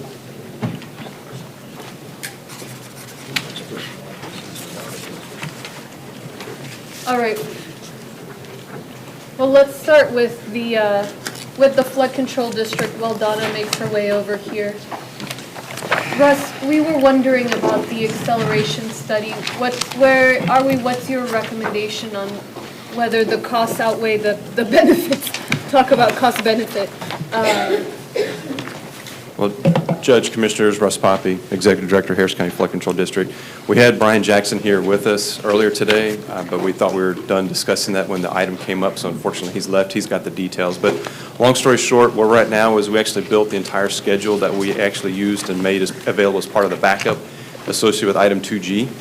So we have that high-level schedule. Now, there's more detail that needs to get added. That's what he's working on now, and we hope to have enough information to come back and make a final recommendation in September. Okay. Judge, so you're looking at it, and you come back, obviously, and look at you give us some sense of what it would cost, how much it would speed it up. Right. And would it be early or late September? I would prefer earlier than later. Yeah, Judge, if I might, just with Mr. Jackson, if at some point, my attitude would be, if it does cost more money, that there may be a sentiment for those who want to do it, then I want to know what does it cost, because I'd say whoever wants to do it ought to make that motion to raise the revenue to pay for it. But so what's the timetable on that? When would those decisions have to be made? Is that mid-September? You told me the other day, I've just forgotten. Well, as When do far we as set the tax the rate? tax rate? Yeah. Yeah, it's mid-September. Okay, so I would just suggest for anybody who wants it speeded up, and I may be that one, by the way, but I want to know what does it cost, because we would have to eliminate other stuff if we want to go do that. Right now, Commissioner, my gut would tell me putting more money towards it would give us an incremental benefit about speeding up projects, getting them done more quickly, but I'll make it a point to be back on the first agenda in September to give you a confirmed answer. Okay, so I'm just tying the two. Right. So he would give you the number, and then I would work it out through here. And I've already kind of... Am I making sense? See what I'm saying? Yeah. I've already worked out a range that would not require to go to the voters to raise the rate. There's 8% on that, and we'll give you that range and what it would affect the average taxpayer for that. Look, the voters have certainly shown more of a willingness for this than some other things. And my question that I really want to get a straight answer from Flood Control and B. Jackson is, if you say, and it's this many millions, but we only have a 5% chance of success of actually getting it done any faster. Well, heck, we're better off spending those million on new project, right? Yeah, On, hey, that's what's right, next that's on right, your wish list that's right. after the bond projects, rather than having a very small chance of success and speeding it up. So that's where I would love a recommendation from you guys. I mean, is this something worthwhile? Because we have to be careful stewards of the funds. Yeah, Okay. we'll be glad. Did you- I thought better of it, Judge. All right. So thank you so much, Russ. Going back to Commissioner Garcia, and I think we're done with that item. Okay. Thank you. Thank you, Russ. Donna, you and your team, just heroes in fighting these fights at the legislature. I appreciate Commissioner Garcia for bringing that up. Yeah, I walked into my office and I found your letter, and I just, wanted to make sure I had the opportunity to say thank you. It was good to be with you at NACO, and I just appreciate your work. You were steadfast during a crazy session, and you just worked through those difficult times of having to be here and there all at once. And so, Donna, I don't know what your future has in store for you, but I hope it's bright, prosperous, and just know that many citizens here in Harris County are very grateful for your service. So Judge, I just want to add, Don, I want to thank you as well, and I want to tell you, I'm sure you'll miss us more when you're on a new job than you missed us periodically along the way while you were on this one. But I'm sure you do well in your position. Well, thank you very much. Thank you all. I just appreciate the chance to have worked on the kind of issues that we worked on and work with the people I've been working with, and for the residents that we all work for. I really appreciate that, and working on Hurricane Harvey relief has been the honor of my career, and my team feels that way too. So thank you all very much, and we'll all be around. Wish you all the We'll best. miss you. Thank you, Judge. Yes. I think, is it in executive session? I have as a supplemental item, the As a second supplemental one. item, since we are here, Want to do you it want now? to go ahead and take that on up and resolve it? Well, So, While so Ender is that's a standing in the back? supplemental item, but there is a point we need to discuss in executive session related to this item. All right. I would prefer that we do that. Okay, I'm going to inform you, I won't go into that executive session. I don't think there's anything in that executive session that couldn't be Well, we'll talked be publicly. discussing salaries, Commissioner. We'll miss you. Yeah. All right. I just want to do Be it out of lonely. respect for, I wouldn't want to have that discussion in public. Yeah. And to clarify, you're permitted to go into executive session to discuss personnel matters, but it's entirely up to the board on whether it wishes to Well, let's, go or not. We don't want to do that out here, I wouldn't think, Judge. If it was mine, I wouldn't want you to talk about mine. all right. Well, I'm talking about, Robert, I was talking to you about an executive session earlier. That's your executive session? No, no. Oh, then, ours okay, well, is a yours, different I'm item. not okay, I'll make on that one then. Okay, thank you. All right. So that was legislative relations, universal services. And there I want to stop, Bruce, to talk about the 311 transmittal. If there's not anything before that, page 10, item 6A. It's Bruce. 10, 6. Bruce High Universal Services. I didn't hear what was said between the walk. So this, you guys are bringing an update on the 311 system project. And I just wanted to hear from you what the update is. I just had a couple questions, essentially making sure we're moving quickly and with the precinct's input to make this the best program it can be. Yes, ma'am. On the telephony side, we have worked with AT&T to submit with the FCC for the permission for us to have the 311. That's in the works. That's a 4 to 6 month initiative there, and we're probably a month into that. We've worked with all the departments, commissioners, court, on understanding what the needs were for a technical solution, both on the web and through a mobile app. And the necessary behind-the-scenes functionality to share that information amongst each other when they get those calls. And we are out to RFP for that, and we're asking for some capital money in our next month's Commissioners Court during the capital funding, and that's where we are. It's a $5.3 million project is what we came up with all, that meets all the needs that are being requested through the committee, the work group. How much? $5.3 million. Well, thank you, Bruce, for working on this. I'm really excited to see what you guys come up with. I just say, as always, keep in mind and when you guys bring to CIP that we have really cutting-edge, vendors to do the best work possible, and that we're addressing all of the needs of the different precincts to make sure that this, works with everybody's way of doing things. Judge? Yes.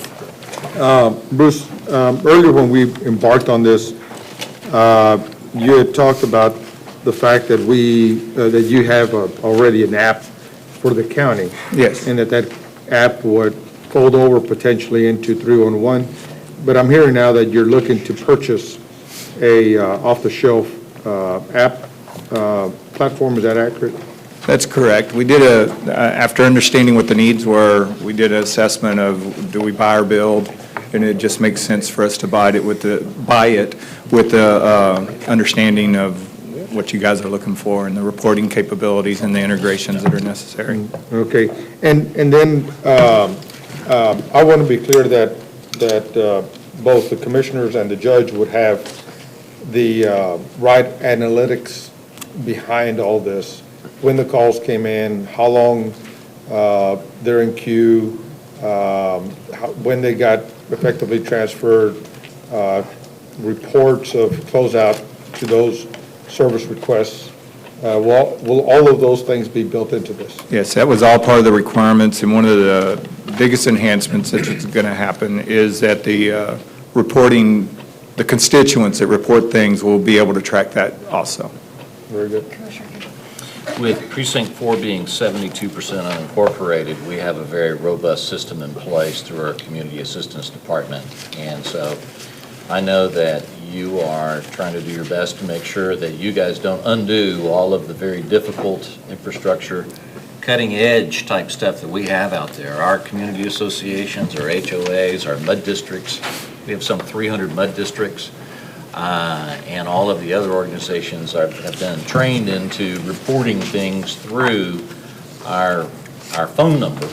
And we just want to make sure that we don't end up losing the excellent responsivity. For a rice grad, I should come up with a better word than that. Responsiveness. Responsiveness. That's the TSU grad. I'm kind of like responsivity. It's like connection to connectivity and responsiveness. But anyway, we got it going in Precinct 4, and we don't want to screw it up.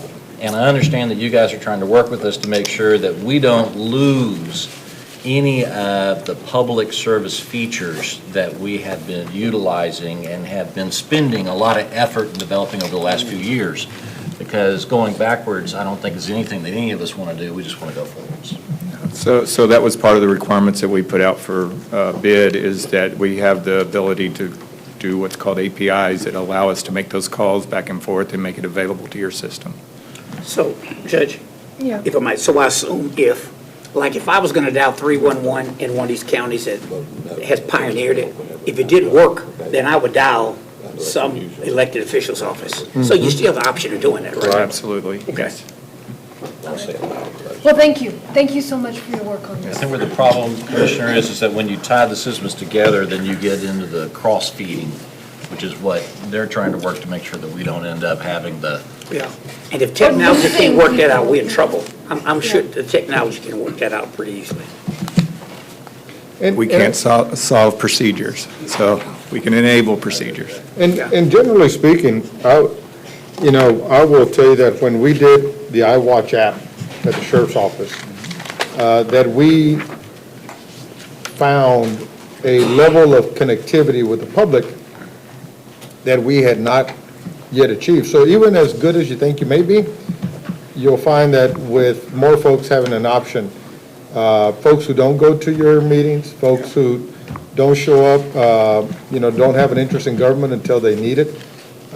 They're not engaged in your chambers. They don't go to the PTAs. This technology will have an ability to service them without, in a much more seamless way. So you'll find that you'll identify some constituents, vulnerable maybe, who probably this technology will be able to reach. I want to make sure it builds on, makes really the best of what everyone is doing. So thank you, Bruce. All right, public health services. I just want to say that I'm very excited about the campus project over in the medical center. And I don't know if he's here. I wanted to comment on that a little bit. If Dr. Shaw is back there. Now we'll keep going, come back to him later. I do have a note that item 7D on page 11 is to be withdrawn. Yeah. If he's back at 7C1. Talk to us a little bit about that. Community college, the Coleman campus. Thank you, Commissioner. I'm excited about it, and I just want to brag on it.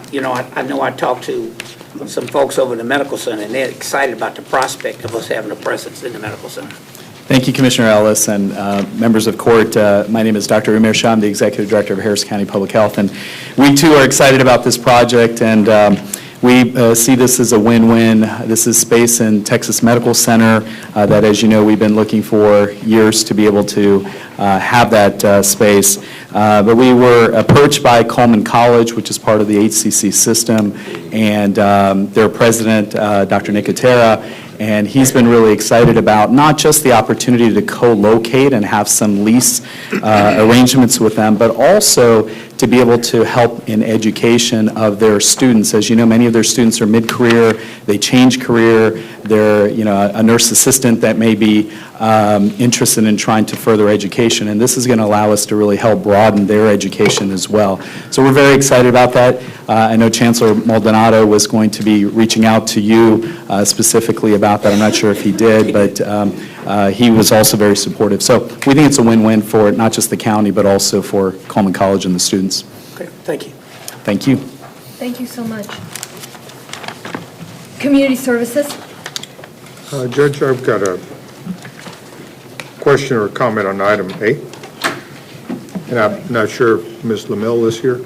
I think she is, and I'll have a couple. Yeah, and on this one, and I'll have a question on D as well, but on item A, well, let me just first start on item A. Ms. Lamel, thank you for being here. On item A, I understand that this is like a very small, this is down payment assistance for one home buyer, right? That's correct. And how many have we processed in this year? I'd have to confirm that number, but it's under 100 at this point. Okay. And, but the need is? The need is great, but Commissioner, one of the concerns is... hang on a second, Daphne. I want to identify that the reason that this number is low, and as you just said, Ms. Lamel, that the need is great, and I want to ask for a work group to be done on this. I'm not sure if it's you, Robert, or Bill. It might even be Dwight. But as I understand that, for some reason, we have to actually have like a human transmittal process by delivering a check versus the way it's done at the City of Houston, where there's more of a streamlined process, and that this tends to dissuade some of our institutions from working with our clients. And as a result, some of the institutions may decide not to work with certain clients because the process takes so long. We have to approve it here, then it has to go through another, I think, a couple of steps, and then a check has to be issued, and then the check has to be actually handed off. Is that fairly accurate? Yes, that's correct. We And come so- to, yes. So that all that molasses bureaucracy is hurting our clients. And so I'd like to try to figure out a way to make this much more, this city of Houston's got one process. I'd like to make it better than the city of Houston. But I'm just not comfortable with this being as slow as it is with the amount of need that's out there.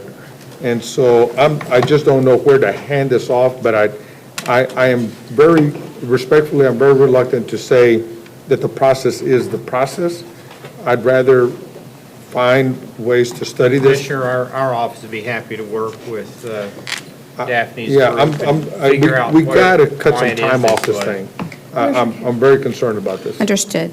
Commissioner Garcia, I really appreciate your comments. They are very similar to a couple of issues that I have periodically brought before our body that we look at, and I don't know where we are on those, but when we're dealing with billion-dollar budgets, a lot of times we spend a lot of time in this court dealing with $16,500 approvals, $500 approvals. We had somebody that was ill, they got their time sheets in late, and so we're approving as a body today the supplemental timesheet for an employee because they were ill. And I think that we could and should establish a budget of a certain amount and put it under the purview of either the budget office or the county attorney, whoever we felt comfortable with, and say, as long as these have been vetted by our financial officers and they're below a certain threshold level, and they bring us a report on everything periodically, that we put that business into the hands of the capable people that we entrust with it, as opposed to us having to vote on this $1,600, because now this project is having to wait to get on the commissioner's court, get approved by us, get sent back out, check being transferred, whereas if we had approved all of these type transactions that are under $20,000 when reviewed by the budget office, if they approve it, then those people could be in their house in a matter of days instead of 6 weeks. Correct. And so I would appreciate that. I'd support those remarks. But there's too many people, and the process to get that assistance is very critical to whether people get into those homes or not. And working to increase the amount of homeowners in the area, we need to make sure that the process is as timely as possible. So what I'd like to do is work with the county attorney, and also the auditor's office has a piece of this. And between the four of us, I think we'll get something streamlined. Yes, timeline, what do you calculate to be the full time involved from your office approving an application to the time that they actually get to walk or are able to finish that transaction? It can range anywhere from 3 to 6 months, Commissioner. That's crazy. Because there's a lot of different pieces, including an inspection that we have to do on the home. Yeah. But some of that is scheduling to get the funds approved by this Commissioner's Court, this body, and then getting the check delivered to the closing. Bill, I'd appreciate a work group just and get us a report back, but this is very concerning. Understood. Yes, Commissioner. So Daphne, is this CDBG money? This is, it could be CDBG, is primarily home investment partnerships, which is for affordable housing. It's for new affordable housing, so it's down payment assistance for new home buyers. I know that, Judge, I had a brief conversation with you the other day about housing out there in general, and as Commissioner Garcia was asking questions and listening to your comment, Commissioner Cagle, I thought back to telling you some time ago, Ms. LaMelle, if there are resources you need, if there are people that you need, ask us for it. I assume this is part of what Guidehouse helps us on as well, right? They've helped us on the disaster recovery end of some of this. Okay. I'm kind of lumping it all together. And just based on my experience, I remember going on city council and the CDBG money, before you got to DR, there was always a big rush of all of us on city council and the mayor, hurry and get the money, out, hurry up and get the money out. And then HUD would come back, and they'd beat us across the head to hurry up and take the money back because something was not in the paperwork. And then it was always a big brouhaha. I think even when you got there, sometimes a scandal. Oh, yeah. Going back to Vera Jackson, other names, somebody I saw the other day at some event I was at with you, I can't remember where we were, but, you know, there are a lot of strings on this federal money, which led eventually to the city of Houston putting some of its money up in the area of affordable housing, where you didn't have all those strings attached to it. So I just want to stress, because if there are more people you need, if there are consultants you need, because at some point, you know, it'll all end up on you. The buck will stop with you. Yes. So at least I want you to have asked for whatever you need to make it right, because more that attention is on other folks now, but it'll come on us at some point. And exactly, and I, Robert, I don't know if this is broad enough, but I did want to touch on this as well. I've been keeping track of the conversations of the recovery efforts in other parts, and our numbers are worse. And you and I have talked about the vendor we've got, whether they're the ones to keep. And so I just want to be fair and say you've given them, you know, a reprieve, and but the clock is ticking. Understood, Commissioner. I just want to add, yeah, we're within our 30-day window of working with them. And so after Labor Day, we're going to be doing our reassessment of how much they have improved. And if they're not, we definitely have recommendations to bring back to court and how to, and we're not waiting on them, obviously. We are moving and doing what we can do. And if there's ways that at least my precinct can work with you to accelerate that, please let us know. Will do. But it's hard for me to stay quiet. Understood. Watching the news and then getting your email yesterday. This is important, and too many people are counting on our help. Agreed. Judge, I was going to say that normally I'm not, believe it or not, I'm not one for a lot of meetings. But if on the issue of it having to wait 2 weeks to get on the agenda, I'm not one for a lot of meetings. But I would be willing to have another meeting, even if we had to meet every week, or special meetings on this. Because having lost this many homes, you know, and it is, as an item that we'll get to on the purchasing, that came up where something was pulled off the agenda. When I heard, I called, and, you know, once I was informed why they were pulled off, I said, well, can you work it out and approve the ones? And as it turned out, you came with a pretty good solution. Whatever item is, it went from about 7 to about 17 of them, I think. Correct. So That's more correct. folks are out there who can do the work. But because I was going to say, if not, I was going to ask the judge, let's just meet next week. If you're trying to get somebody back on the list, and, you know, I'm here all the time anyway. Right. You know. Yes, Commissioner Cagle, then Commissioner Garcia. Well, when we're ready to move on to the next subject, I do have something. Okay, Commissioner Garcia, and I do have one comment. Yes, and I was going to go on to item D, but I'll wait. There's something in between those two. Just to say, of course, there's some issues with the contractor, but I do want to get very clear, so we can very clearly explain to the community, you know, when do the homes get built? When were they supposed to get built, and when will they get built? Because it's easy to pick the wrong metric, you know? It's like, how many applications are you taking in is not going to tell us. We could be sitting on the applications. Right. But what I really want to get clarity is exactly, and, you know, what we're going to do to make sure that we're not more than a couple months off of our original timeline in terms of the homes actually being repaired and rebuilt. Right. And I echo the comments that whatever we need to do. And I would also say, you know, I heard that contractor had a bad record in Louisiana or something. So why did we choose them? Right. So I asked that we look at that question, because that was something I saw in the notes. So of course, you know, we could be as cautious if there's a bad contractor. That's an issue there. We recognize how much trouble people are going through,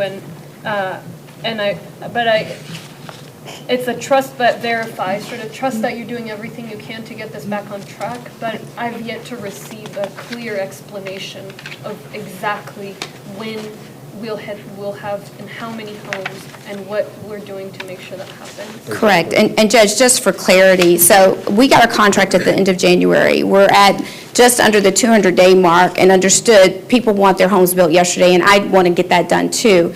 The eligibility process is a long process. Just to give you an example, on reimbursement alone, we're having to work with every applicant to fill out, they come to us with their receipts for what they expended, and we want to reimburse them. But what we're required to do is that if they bought 15 gallons of paint and they painted their house, they have to show how much of that paint they put in every room. That is the kind of detailed documentation we're having to collect from every homeowner, and it is a very tedious process. So what we're doing is we're expediting, we're adding our staff to weekend work beyond what our intake vendor is doing to collect all that documentation. And that's really and truly the issue that we're getting to today on court under purchasing. We're finally getting to the point where we're contracting with our rehab vendors, which means we can have homes under construction before the end of the year.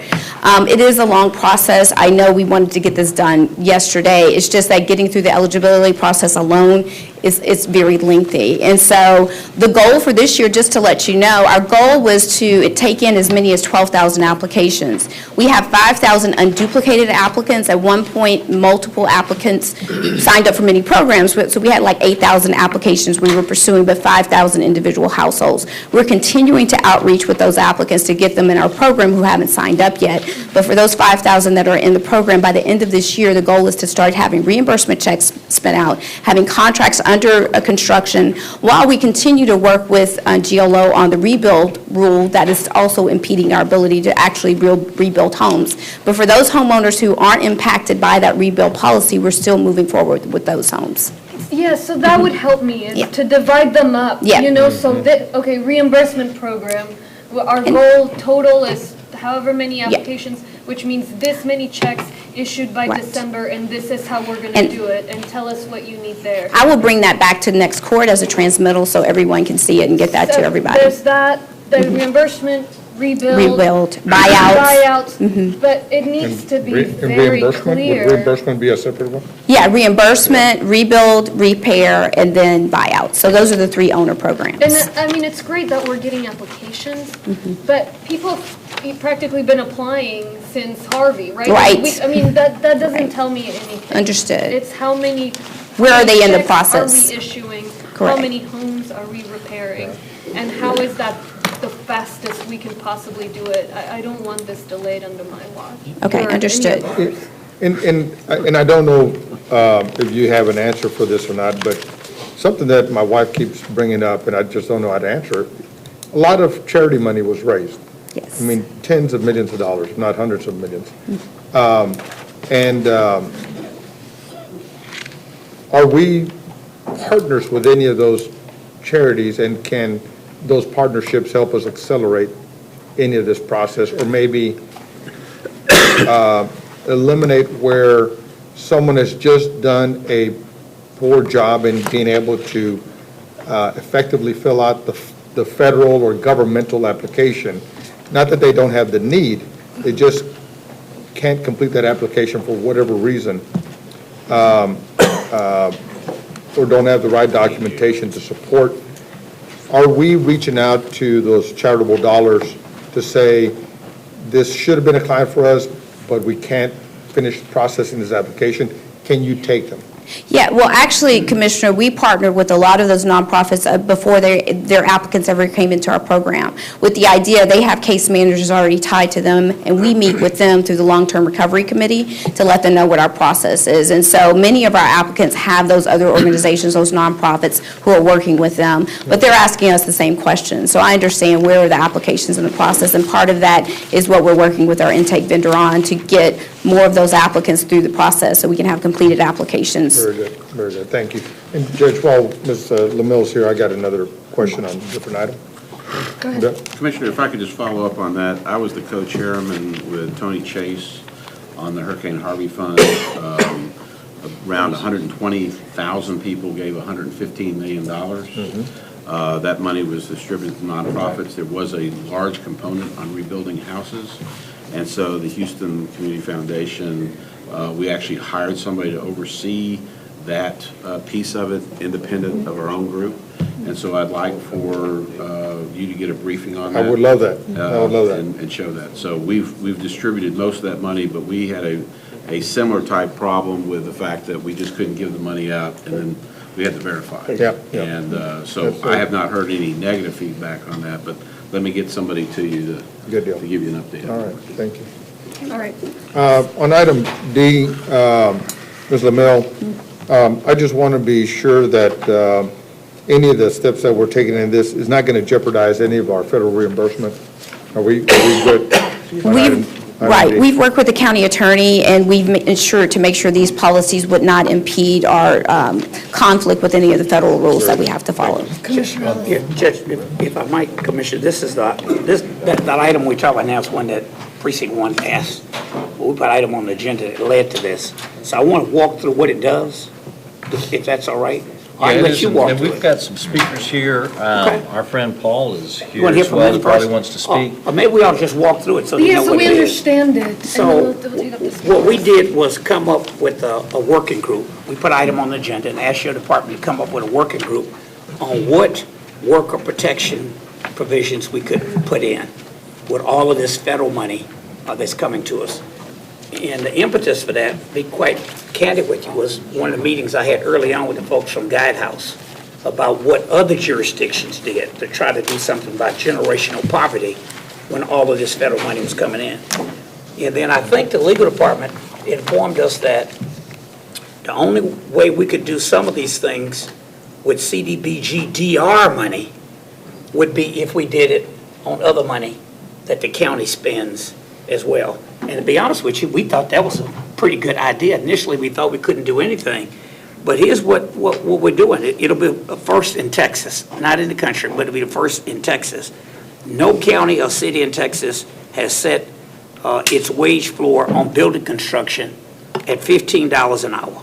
Harris County will be the first in Texas, not in the country, but the first in Texas to do that. In addition to increasing the minimum wage, we're going to do 5 other things. Establish criteria to consider the safety record for vendors when awarding a contract. We're going to consider whether or not a vendor provides health care in the bid process. We will consider whether or not a vendor provides health care in the bid process. We don't rule them out, but we consider it.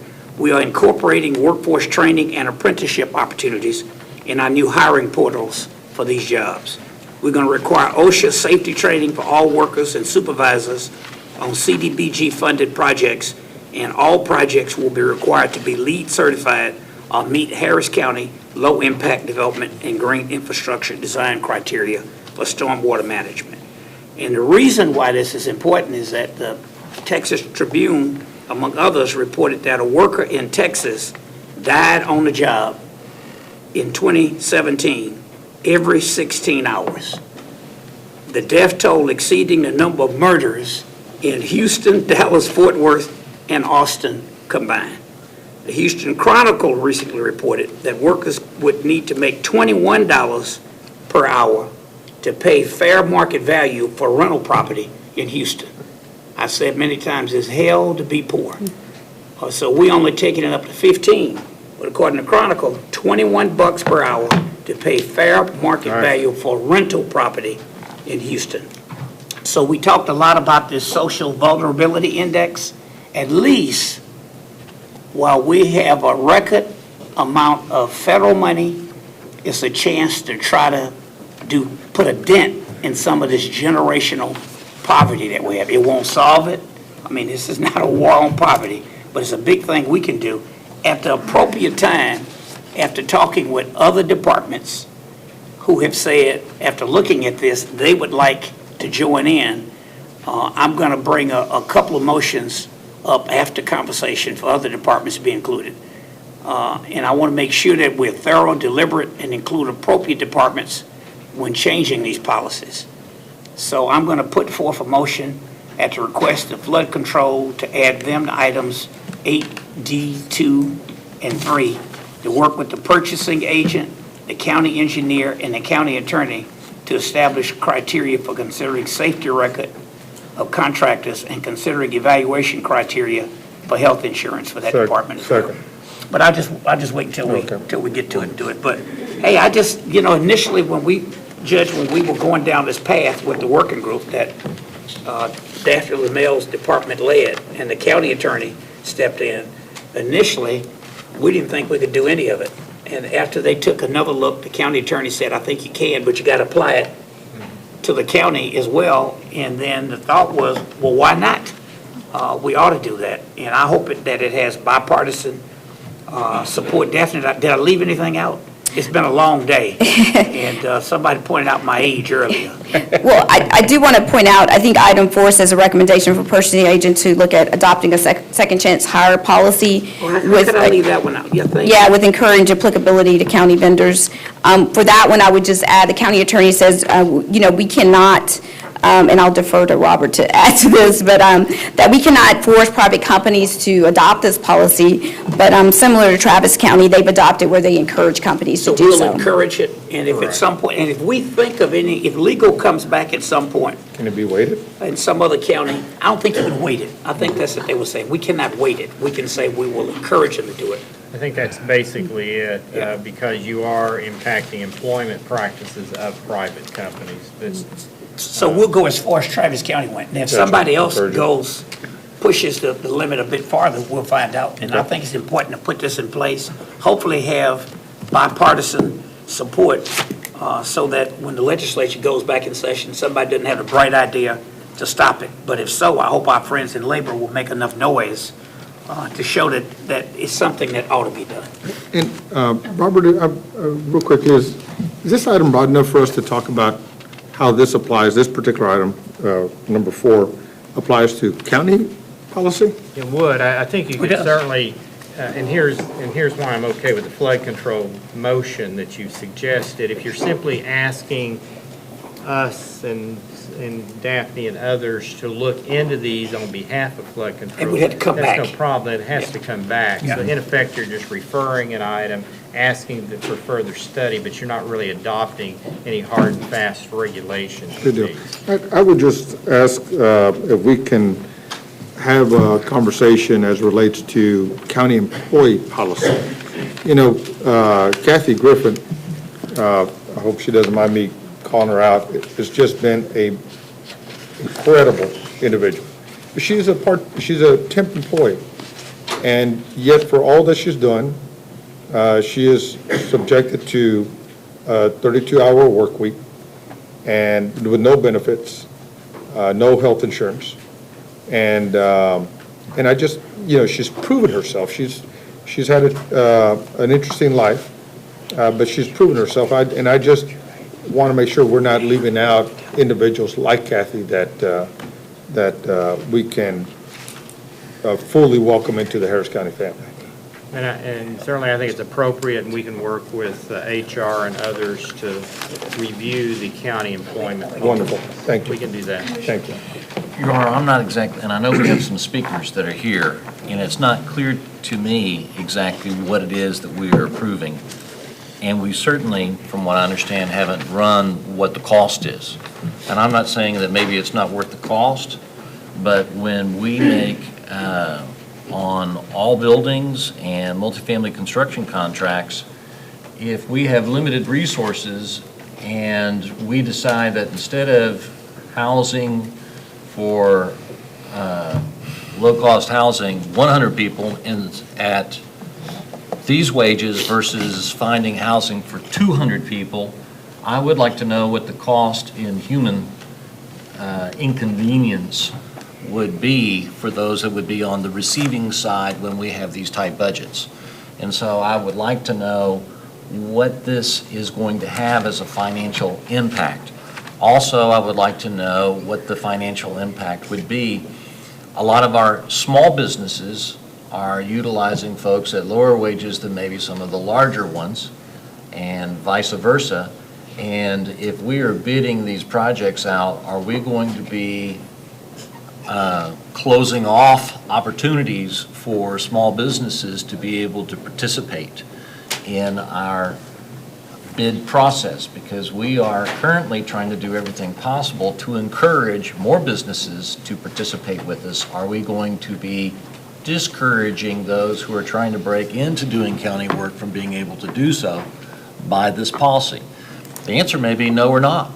Or the answer may be that we are, but we decide it's worth it because those small businesses we don't like anyway, or whatever that issue would be. But I'd like to have the answer of what is going to be the impact on the small businesses that we are encouraging to do county jobs and county work along the way. And so, and I know that we are already, as a county, I know that Precinct 4 started long before. Commissioner Garcia, you added a resolution a while back and joined your precinct into with what everybody else was doing.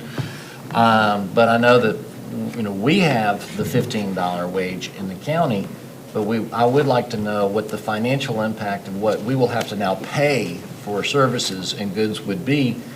And if the number's a minimal number, then, hey, that's not a problem. But if it's a big number, then it would be important for us to at least know it and to have the public know it when making that discussion, because the public may decide, hey, this cost-benefit analysis is such to where we need to weigh it in.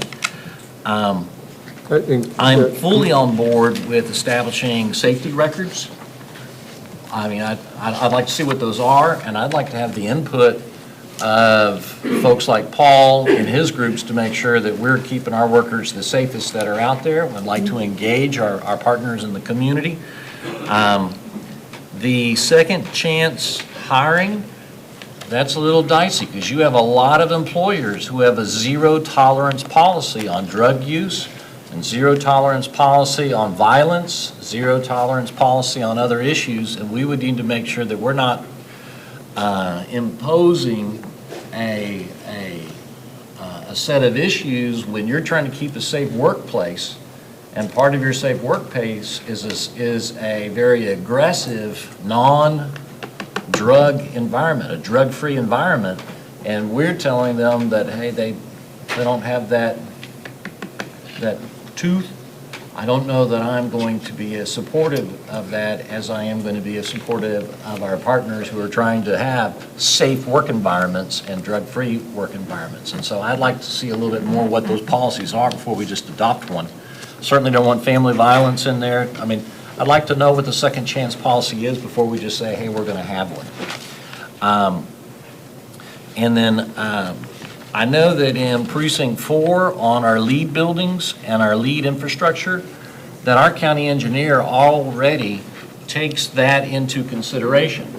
But it's part of an economic filter because sometimes they come back and they say, this road project is a good one to go lead because of ABC.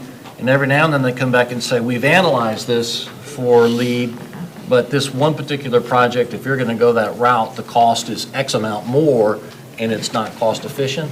I would like for us to, instead of saying that we're gonna do it, that we analyze it and give it an appropriate weight and encourage it, but that we don't bust our budgets, because at the end of the day, these budgets are to go to help people, and in the process of sometimes doing good, we can diminish those that we're doing good for. And the people at the end of the line, and as well as the safety of those that are in the process of helping to deliver those services, we need to make sure that everybody in the process is taken care of and is treated fairly. And so I don't know that I'm ready to vote for it today. I would like to, I'm definitely willing to vote for it to be studied a little bit more and to have it come back. And I'm definitely in favor of working with our partners to make sure that we have their input in the process. Commissioner Garcia and then Commissioner Ellis. Thank you, Judge.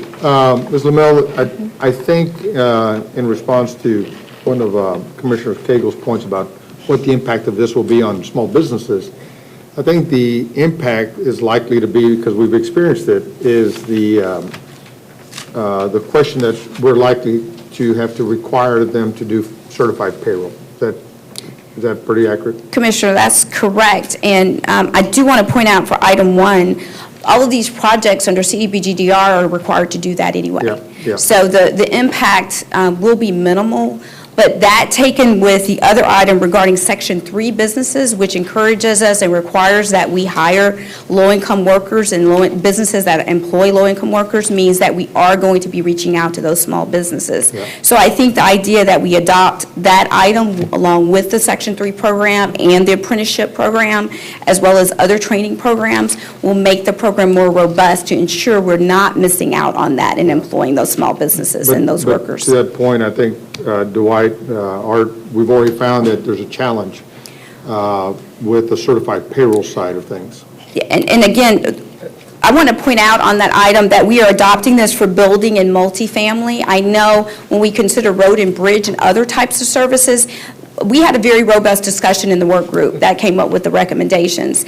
And we believe starting here at the building and the multifamily construction is a good starting place, because we do know there will be some unintended consequences if we expand this to other types of projects in the county. Thank you for taking. We pulled those back into discussion Okay. because of the issues that we had. Good deal. And Commissioner, we actually, because the county adopted Davis-Bacon, on those projects, we have to do certified payrolls. Right, right. But you're right, on the smaller projects, it becomes a problem. Yeah, exactly. So just in response to my colleague, I wanted to say, I think what this working group came up with really levels the playing field for responsible vendors. And it really pushes the unscrupulous people out of the process. Even if you can't vote for it today, I'm going to make a motion. I want to try it. This working group put a lot of time into it. They thought about it a lot. The building trades were involved. You know, we're doing a disparity study.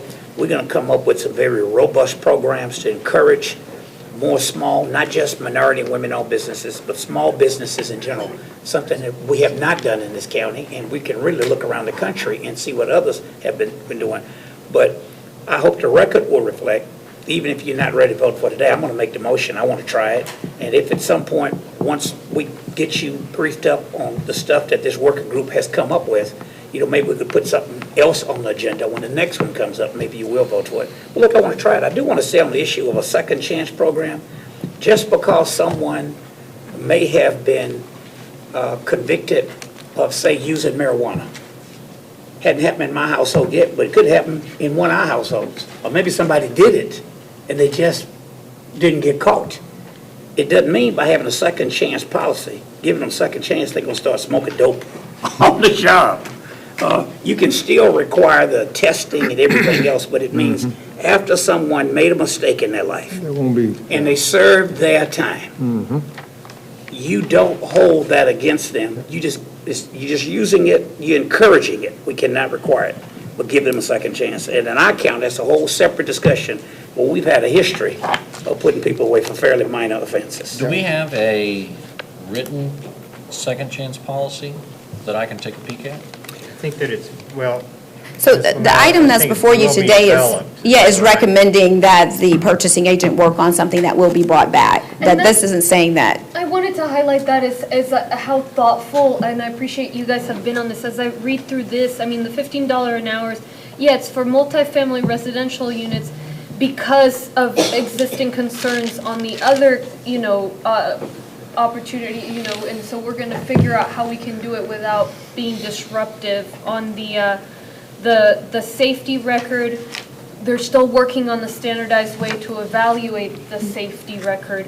On the second chance hiring, same thing. They're figuring out how we can make this constructive and meaningful.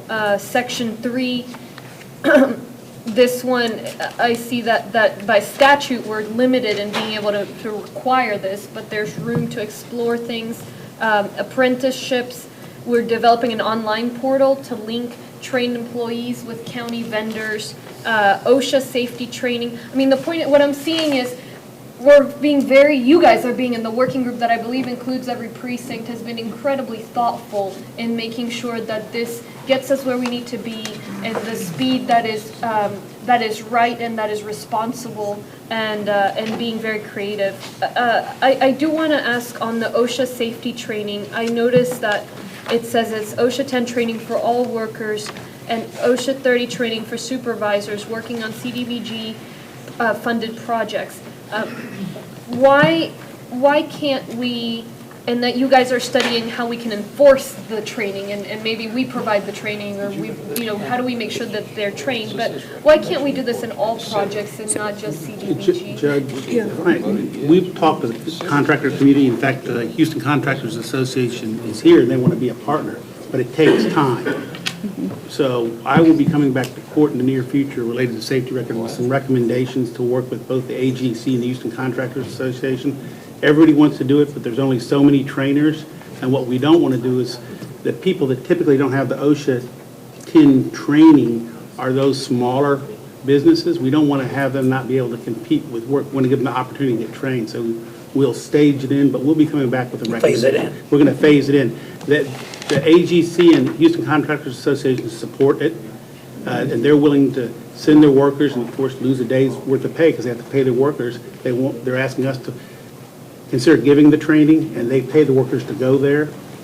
And that's the concept. But we've talked to everybody, and it's going to take phasing in. We can start almost immediately, but it's going to take, because there'll be thousands of people that need to be trained.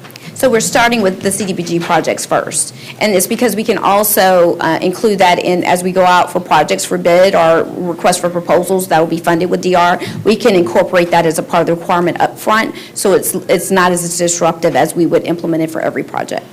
And Judge, I know some of the speakers, I know Paul Pointer just sent me a text that said OSHA does 10 classes for free. I mean, there's some things that, that some of them are going to say when they speak. Yeah, we're coordinating with OSHA. Well, let's call up the speakers. We have Nick Wersch, Linda Morales, Jeremy Hendricks, Paul Puente. Go ahead. Hi there. Thank you all for hearing us today. We appreciate it. My name is Nick Wersch. I'm the Houston staff attorney for Workers Defense. We are a statewide nonprofit organization dedicated to building power with construction workers and immigrant families to win improved working conditions. So I'm here to speak in favor of the policy recommendations we're talking about on 8D. After attending the Commissioners Court meeting on June 25th, you all asked the working group to come back with these recommendations, and we've had a chance to work with Daphne's team as well as several of the other county departments, and I think it's been very productive. I feel like we've made some progress here. Now, these recommendations, as Commissioner Ellis pointed out earlier, include living wages for workers on county construction projects, improved safety training for all workers and supervisors, and expanding access to training and jobs for marginalized communities. And approving these policy recommendations would represent a commitment by Harris County leadership to include workers in the decisions that affect workers. So if you approve these policy recommendations, this will be a historic step forward for the safety and well-being of our workers here in Harris County. Now, beyond strong policies themselves and including workers in the decisions that affect those workers, there's something else that's very important here, and that is that we must make sure that we're committing to upholding and enforcing these standards and worker protections once we do have them in place. And I feel like that's another conversation we will get to at the appropriate time, but it's important to emphasize that here.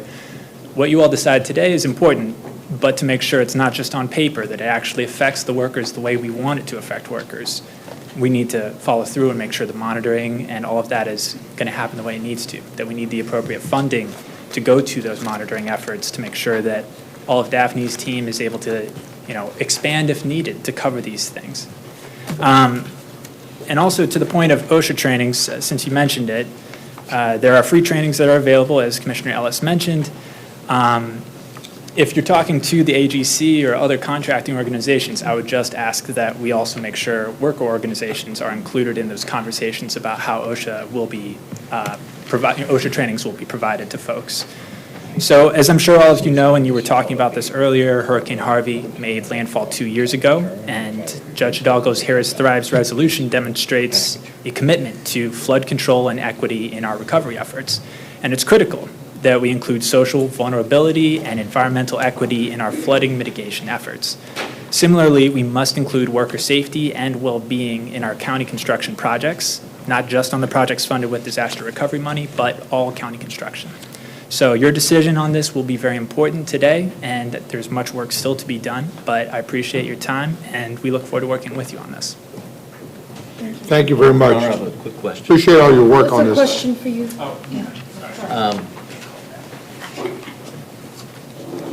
Yes. Worker safety has always been a big issue for me. Before I was a commissioner, I was a judge, and I just hated having cases where people got hurt on the job site. So I encourage you, I may on some of the economics things maybe where we're not 100% in alignment, but to the extent where you could be useful to us in helping to make sure that we have a safe work environment, not just here, but wherever we are. Right. I'm going to encourage you to do everything you can, because was it Hoover Dam that was built on all the blood of all those folks that were building that thing? We don't need to be building our buildings on the blood of our workers. Don't mind it on the sweat of our workers that they're fairly paid for, but not their blood. Thank you very much. Yeah. Thank you, Commissioner. Thank you.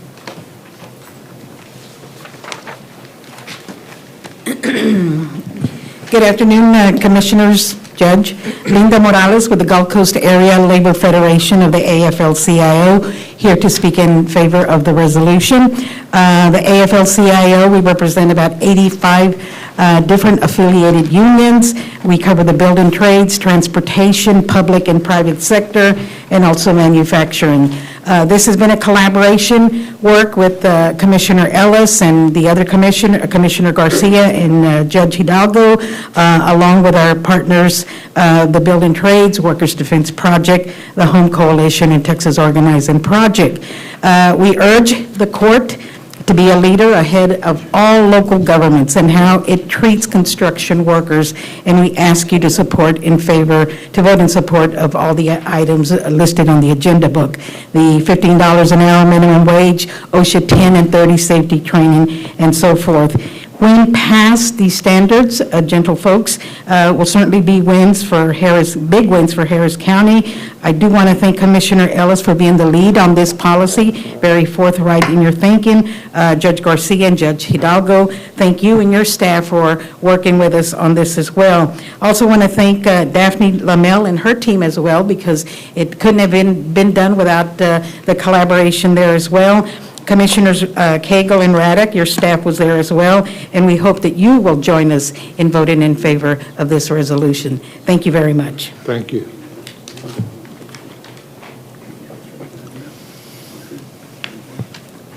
So good afternoon. My name is Paul Puente. I'm the Executive Secretary for the Houston Gulf Coast, the Building and Construction Trades Council. So I just really want to thank the opportunity to come and speak to you all. And I represent 24 different construction unions, and we have 13 registered apprenticeship program. We're among the safest workforce in our area.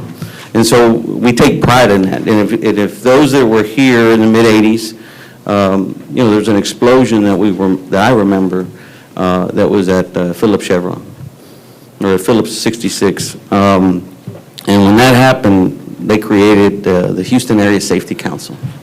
The Houston Area Safety Council was created because of a disaster. This is a culture that needs to be changed. Last year, we had 125 occupational deaths in our area here. 101 of those were in construction. It's important that we look at these types of policies, and I'm in support of this policy here in this resolution, to ensure that the workers become protected. It is our responsibility. And it's also a way to get a return on our investment. As a taxpayer, we want to make sure that the work that's being done is being paid for at a reasonable wage. $15 an hour, you're right. The last thing I want to do is to have somebody work for one of our contractors or for one of our competitors and then make less than that amount and still collect for some type of SNAP or TANF. Under a governmental project. So I am in favor of this OSHA 10, OSHA 30, as well as other provisions that are in here. I think they're just crucially important in the longevity of what we have in front of us. We've got a lot of buildings that are going to be done, and so I appreciate your time and offer any comments or questions. Thank you. Thank you, Judge. Paul, thank you for coming down, and thank you for speaking and providing leadership on this item. And I want to thank the other folks that are also here supporting this item as well. Again, I just got to say that there's nothing more impressive than when you see the memorial of the construction workers. Those boots that are there symbolizing a construction worker who has died in Harris County, yet it rarely gets the news that it deserves. And we rarely equate that with what the significance of what we're trying to accomplish here will do. It's going to save lives, I believe, and respect our workers even much more so. So I just want to thank Commissioner Ellis for his lifelong dedication to the working individual and working families. But also I want to thank you. You know, there's always been a lot said about the role of labor unions. And imagine if you didn't exist here in Harris County to advocate and push for elected officials to support and think about these things. Many more lives would be lost unnecessarily. Thank you. Thank you. I just want to make a comment in regards to that. We had an individual at one of our plants that had a heart attack. And one of our members stepped right in, gave him CPR, and saved that man's life. And this was out in Matagorda County, and they life-flighted him to St. Luke's here. He had 80% blockage. Wow. And he survived because somebody was there and gave immediate attention right then and there because they had the safety training. So, Judge, I just wanted to walk through, Paul, a few of these building construction prevailing wage rates to make the point this really is a big deal. About 30 categories here, but a few where they don't get $15 an hour would be for an asbestos abatement worker, ceiling, floors, and walls only. Right now, journeyman and 3 helpers, $9.10 an hour. Cement mason, concrete finisher, they had $13.93 an hour. That's the base rate.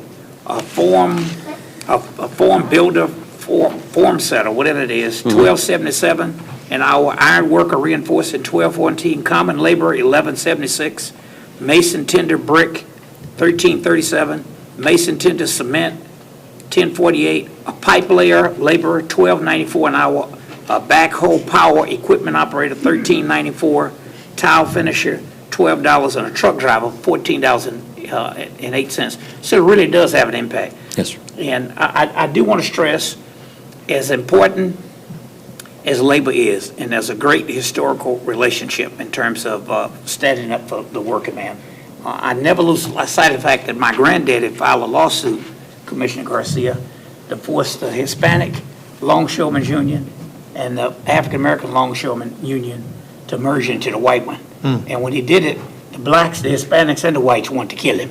Now, I didn't know him well, but when he would come and stay with us in Sunnyside, I would wonder why they had security outside the house. What did he do? Since he lived in Brownsville, I thought he'd gotten out of jail. Thought he was an ex-offender. But it's because all three wanted to kill him. Now, I say that to make this point. I think with our labor workers, we got to do a lot more in terms of making sure people of color get in these apprenticeship programs. So it really goes both ways. And you've been a leader on that. But some of my other friends in labor as well, because I want to get more people, a more diverse group into some of these groups as well, in some of these apprenticeship programs. So I'm fighting to raise the pay, to put more safety in, but I'm cognizant of the fact we also got to make some efforts to have greater diversity in our labor unions as well, like we have you. Appreciate you.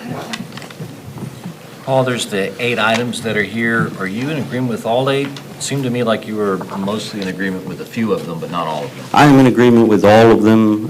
We were in communications with, as a working group, there are some things that I'd like to add, if you want to add some things, because, I really wanted some apprenticeship program language to ensure that, we have a workforce that is just aging at a very high rate. We have individuals, they're baby boomers, and they're leaving. And when they leave, they're taking their knowledge with them. And we want to take advantage of the fact that they're here now to be able to train the future. Because there are a lot of things that they have that some you can't read out of a book, or you can't be in a classroom. So My colleague, Commissioner Garcia, talks about people mowing grass every now and then, and something that he doesn't know about me is I get a little tiffy whenever you say that, because that's how I helped pay the bills when I was a young man, as I was a grass mower. And I also, and you and I visited before, I did what my grandpa used to derogatively call hatchet carpentry. You know, the real carpenters could make it look pretty, and if you could see it, it wasn't a seam, it was a crack. And I made the ugly decks and the carports, and but he called me a hatchet carpenter because I didn't make it pretty. Like, his skills were there, but I still have some of the things, and if it weren't for those jobs and working there, I wouldn't have been able to get myself through school along the way. Great foundation. So I'm very sympathetic in wanting to make sure, though, that, you know, I still use a radial arm saw. I know that those are dangerous, but still got my daddy's radial arm saw and built my own furniture after the flood, using that from the old skills. Absolutely. From the old days of putting myself through school. When it's time, Judge, what I'm going to do is I'm going to move on D, 2, 3, 5, 6, and 7, and I ask that we put back for a little bit further study the Second Chance program, because I want to see what it is before we vote on it. And the lead, I think that we need to encourage and not require. And then I'd like to see what the financial impact is on the $15 wage. We pay 15 here, but I want to make sure that we don't lose good partners. Absolutely. Companies that we want to be participating. I don't want to lose those companies because we create that flat floor and they may not be able to compete, because it might be that somebody's making the $14.50 an hour, but now they don't get to bid on that job because their company can't make the adjustment. We still have 3 more speakers. So if I might, I just want to make sure on the lead point, I want to ask Mr. Blunt to clarify. If we have more speakers, then I'll hold my motion till after the speakers are. Well, and I might ask you, let me make a motion on my item. Oh, I'm I know you sorry. want to vote for something, but so instead, unless we're going to be here all day, just to This is show not you your want to item. vote for This something. is community services item. Okay, all right. Well, it's at the request. It's all right. We'll just be But out I'll there. give The you the vote show credit. us down, then vote for me. Well, let me call up Maynard Alvarez-Cua, Jessica Lorena Rangel, and Chris Saldivar. Thank you. Thank you, Paul. Thank you. 5, 6, and 7, but I'm against 1, 4. 1, 4, 8. I just want us to look. Buenas tardes, jueza Hidalgo y comisionados. Mi nombre es Maynor Álvarez Cúa y orgullosamente soy miembro del proyecto de defensa laboral.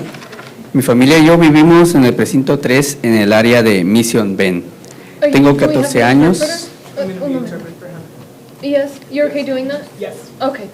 Tengo 14 años de experiencia trabajando en la construcción aquí en Houston. Incluso he trabajado para proyectos del condado Harris. Good afternoon, Judge Hidalgo and Commissioners. My name is Maynard Alvarez-Cua. I'm a proud member of Workers Defense Project. My family and I live in Precinct 3 in the Mission Bend area. I have 14 years of experience working in construction here in the Houston area, including on Harris County projects. Estoy aquí para hablar a favor de las mejoras de condiciones de trabajo. Estoy a favor de subir el salario mínimo a $15 por hora y requerir la capacitación de OSHA 10 para los trabajadores y OSHA 30 para los supervisores. Estos cambios van a mejorar y proteger la vida de trabajadores de la construcción como yo. I'm here to speak in favor of improving working conditions. I'm here to speak in favor of raising the minimum wage to $15 an hour and requiring OSHA 10 for workers and OSHA 30 for supervisors. These changes can improve and protect the lives of workers just like myself. El año pasado, mi papá y yo trabajamos como pintores en el Joint Processing Center del condado Harris y era muy común que los contratistas pagaran menos de $15 la hora en ese lugar. Este nuevo pago mínimo de $15 nos daría la oportunidad de vivir mejor en el condado que construimos. Last year, my dad and I worked as painters on the Joint Processing Center for Harris County. It was common for contractors to pay less than $15 an hour at this site. This new minimum wage will give us the opportunity to live in the county that we help build. También todo trabajador merece llegar sano y salvo a su casa al final del día. En mi experiencia, los empleadores no toman acciones preventivas para proteger a los trabajadores. Por ejemplo, en el JCP, un trabajador se cayó de una escalera por la que la escalera no estaba en un alto tráfico y riesgo no asegurado, como es recomendado por OSHA. Al requerir las capacitaciones de OSHA 10 y 30, podemos prevenir accidentes laborales y hasta salvar vidas. Workers also deserve to get home safe and sound after the end of the day. In my experience, employers do not take preventative steps to ensure that workers are protected. For example, at the JPC site, a worker fell from a ladder because that ladder was placed in a high-traffic area and was not secured, like OSHA recommends. By requiring OSHA 10 and OSHA 30, we can protect ourselves from these accidents and save lives in the process. Les pido por favor poner mucha atención y requerir y exigir el cumplimiento de estos estándares laborales a contratistas y subcontratistas para que esto no solo quede en palabras. We also ask that y'all pay attention and ensure and demand the fulfillment of these new labor standards from contractors and subcontractors, so that this is more than nice words. Gracias por apoyar a las familias trabajadoras como la mía. Dios los bendiga. Igualmente. Thank you for supporting working families like mine. God bless y'all. Thank you. Jessica Lorena Rangel and Chris Saldivar. Hi, my name is Chris Waker Saldivar. Jessica is my colleague, and she won't be here today. But I'm here representing Fe Justicia Worker Center. Fe Justicia is a community-based organization, and we're dedicated to expanding workers' rights in Houston through education, organizing, and services, mostly with low-income immigrant workers. I'm here to voice my support for the policy recommendations that have been laid out and that y'all have been collaborating with our friends at Workers Defense, the Gulf Coast AFL-CIO, and the building trades. And more than anything, I'm here also to highlight and rehash some of the points that I realize have already been made. More than anything, which is that approving the policy recommendations that have been laid out today would demonstrate that Harris County is committed to providing quality and dignified jobs for workers and their families in Harris County, and would also set a strong example for other area employers to do the same. And many of those employers are employers of our members and our clients who are more low-income immigrant workers. That being said, our experience at Fe Justicia has also shown that when policies that are designed to protect workers don't allocate resources to holding employers accountable through that workplace monitoring, through enforcement, and through training, the policies often don't translate into tangible workplace improvements. We receive hundreds of calls per year with claims of labor rights violations, from wage theft to safety and health to workplace injuries. And many of those violations could be avoided with meaningful monitoring, training, and enforcement mechanisms. So y'all have an opportunity to close some of that gap between those policy intentions and workers' realities on the day-to-day by committing to enforcing some of these policies that are being introduced. And so I'd like to throw my voice behind the voices of the advocates that have spoken today as well. Thank you so much for your time. Thank you so much to everyone who spoke. Judge? Yes. As a gesture of bipartisanship, I'd like to second Commissioner Cagle, and then I'll make a motion for the items that I'm for that you may not be for. But I'll second your motion on the ones that you're for.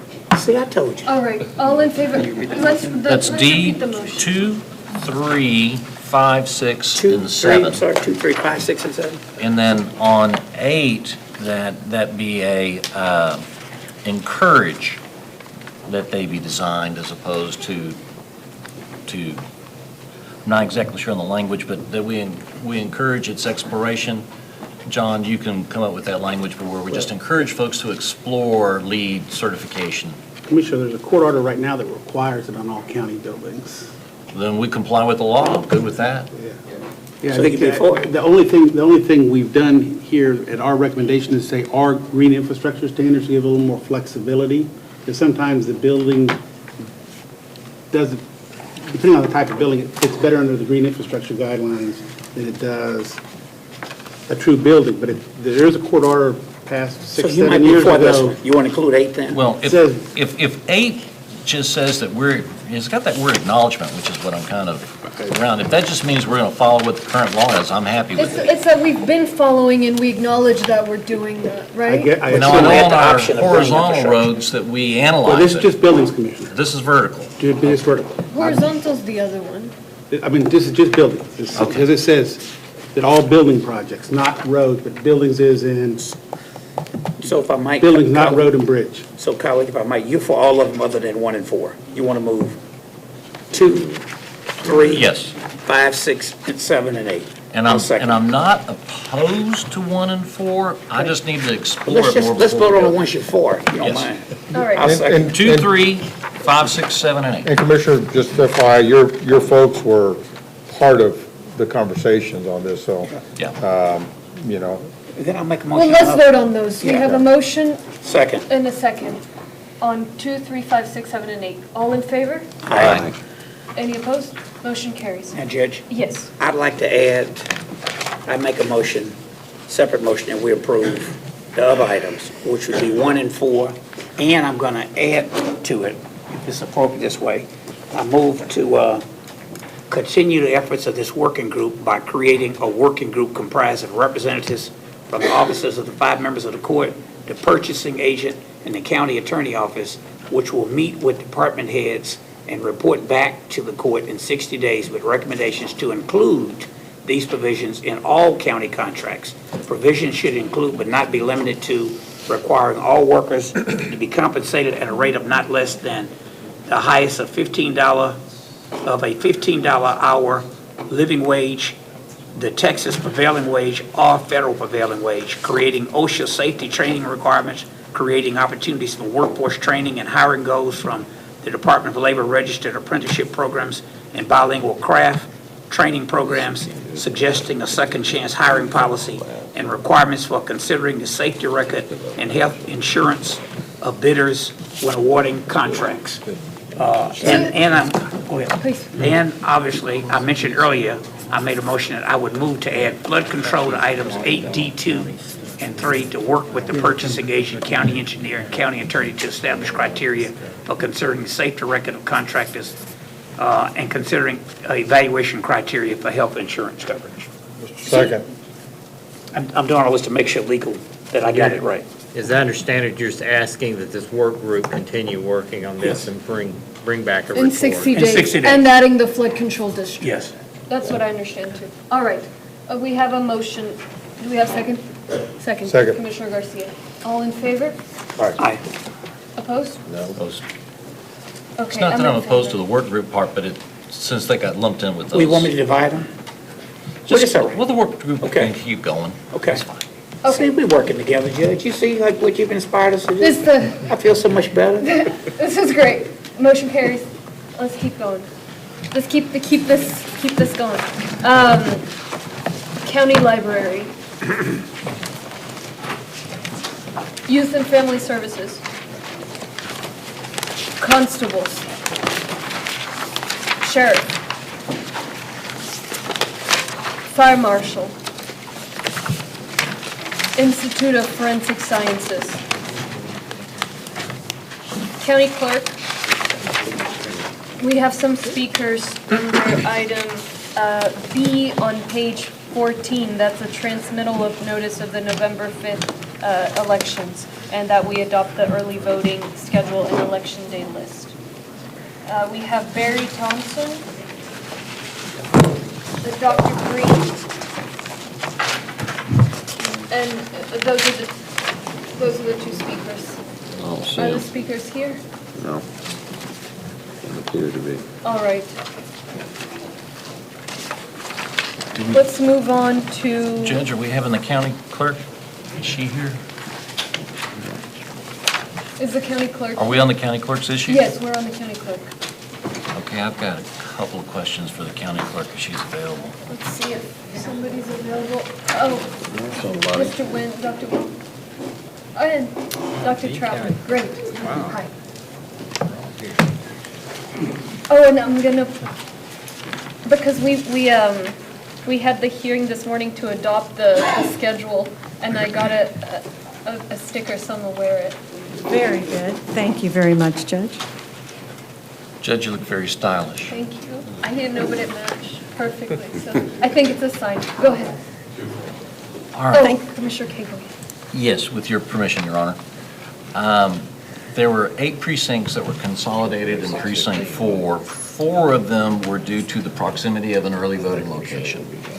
The remaining 4, though, the question is, did you visit with any of either the Democratic or the Republican party chairs in that decision to consolidate those? Because I'm getting some inconsistent answers back on what consultation that went on in that process. I understand that this November is a nonpartisan election, but we have the same people working these polls and the nonpartisan elections as work in the partisan ones. We'd like to make sure that we incorporated them in the decision-making process. Yes, Mr. Wynn did have a conversation with them. I'm going to let him answer that. Good afternoon, Court. We did have a conversation with those individuals.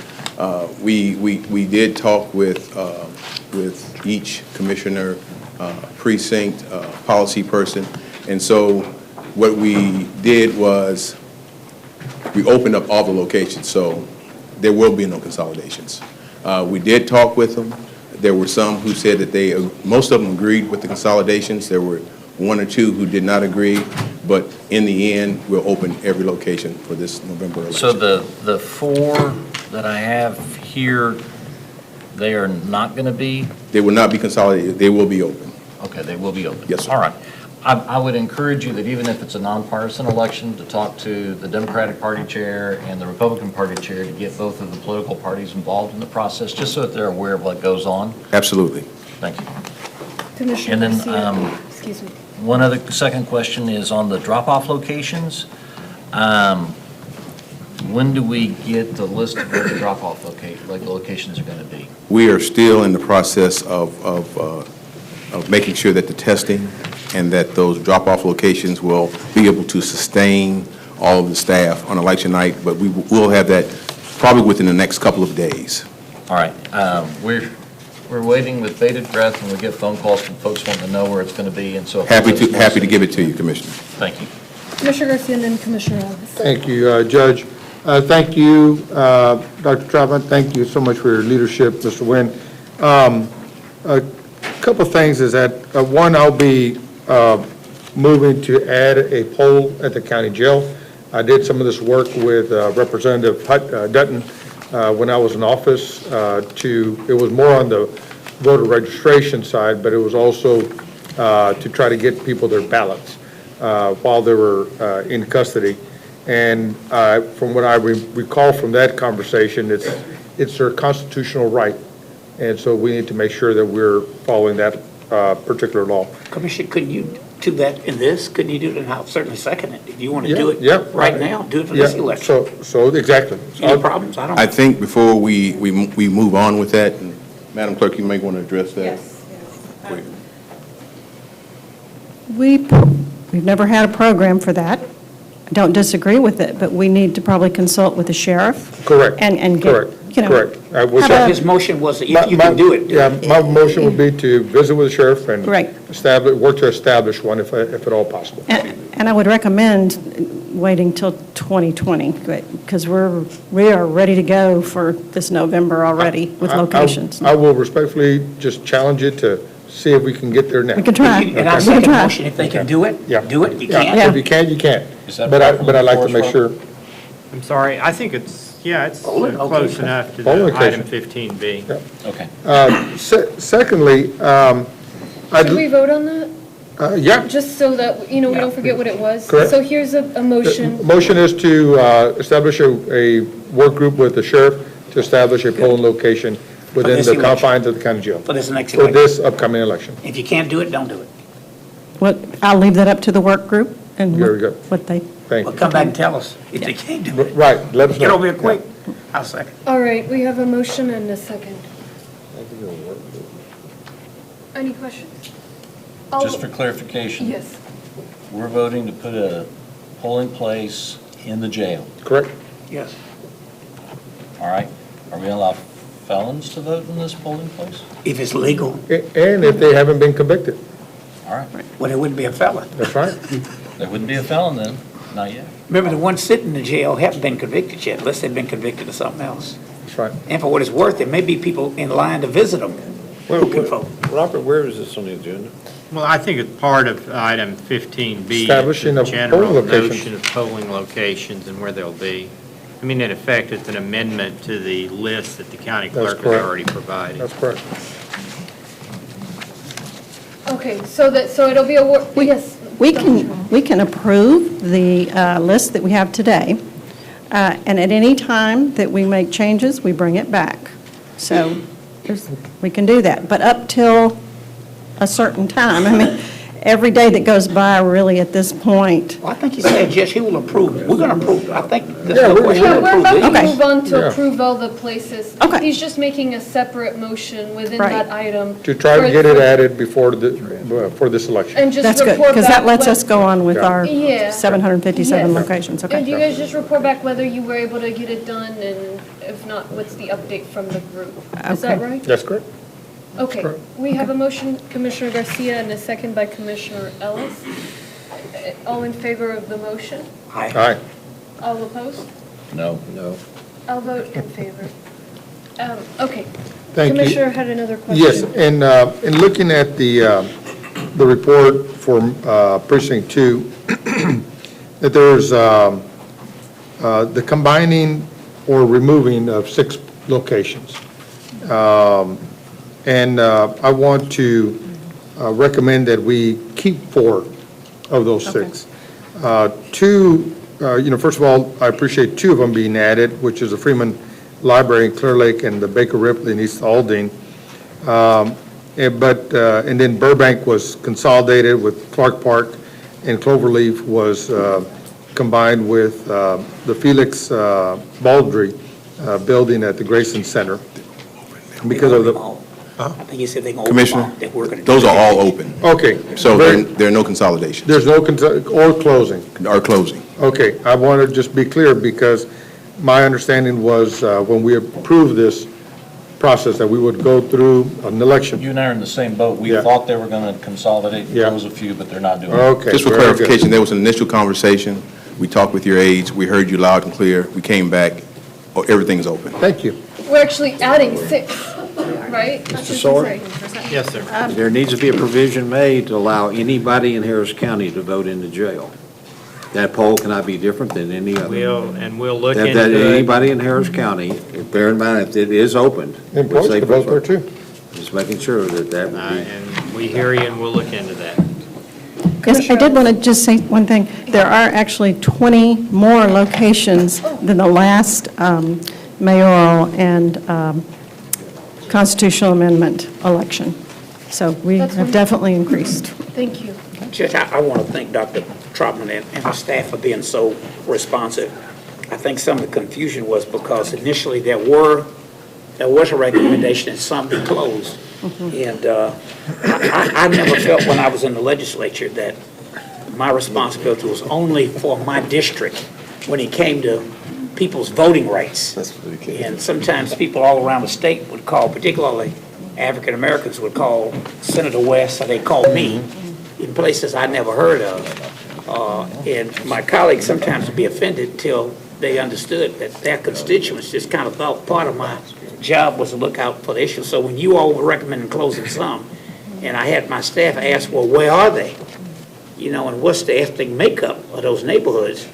And then I told them to go back and pull you all's comments, because I thought I heard you all at that mic say, none will be closed. But you all were so receptive Right, when they pointed that out to you. So I think it's better, and that doesn't mean at some point Yeah.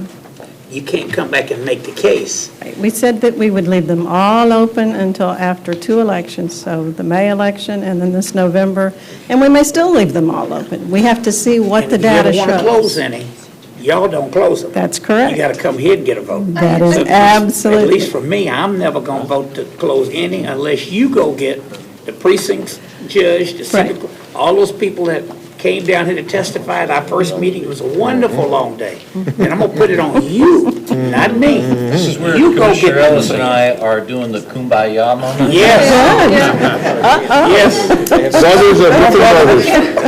Now, I don't know if this is, Robert, please stop me if this is outside the item, but on the hours, this lists hours as well, right? Hours and locations? Sure.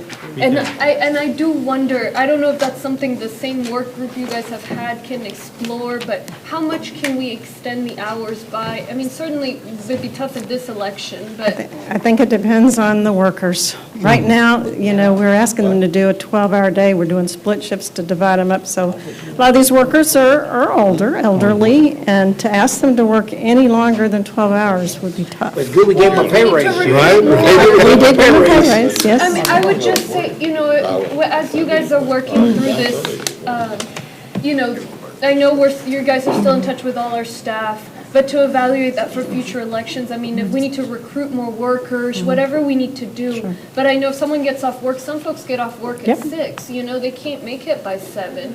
So why not? Why stop at 7? I commend you for doing 7 in this election, but I think I would just put that out there Yeah. and let us know how we can help. I'm not sure, but I think that might require state approval, too. Okay, Possible. well, let us But- know. but we will. I would We love to will. know. And just real quick, on the, I know that I believe Rice is studying this election, but I'd be very curious, and again, Robert, please stop me if this is outside the scope, but to understand and really evaluate how the lines are and use that data to make sure that come 2020, I mean, I really don't want people going home because the lines are too long.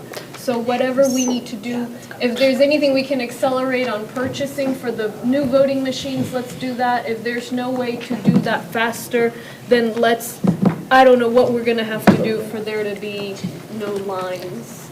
To answer your first part of that question, Dr. Stein is going to be looking at that. He does his exit polls. He also wants to determine the length of time people are waiting in line. And he wants to do, actually Dan Wallach, who works with him, Dr. Dan Wallach, wants to work on our wait time feature and do an app for that to see where maybe we can integrate that in there, possibly. Don't have it yet, but we're working on that. So that could answer part of the question. The biggest way that we are addressing the future of long lines, loss of straight ticket voting, is by the countywide polling place program, because people can now go anywhere. The second most important way, would be that wait time feature where people just put in their address wherever they're at, and it gives them the 5 closest locations to go to, and they see red light, green light, or yellow light by each location. So they can determine where those lines are, and those are updated every 20 minutes. Yeah, I mean, so we could see uptake at this election if people, sometimes you put an app, not enough people use it, right? Right. And the other thing, it's huge on election day. It's huge what you guys are doing. I do remember early voting lines being very long. And we're going to have 6 more early voting locations. Right, now, so too. I just, if it's a question of procurement for the machines, let us know. If it's a question of, whatever else it is. Sure. But just please let us know what else we can do. We will. And we are asking for, we're buying surplus machines from Travis County to just set everything up and see, how it works this November. I think we've got more than enough now, but this will let us know to prepare for November 2020. All right. Yes. Judge, thank you.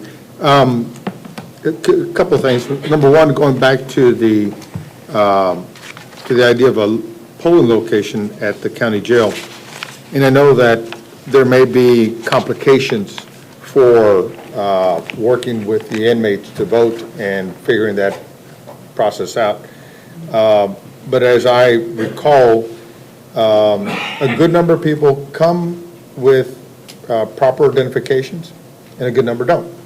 And I understand what the restrictions are to confirm a person's identification, but I think that those mechanisms will be there.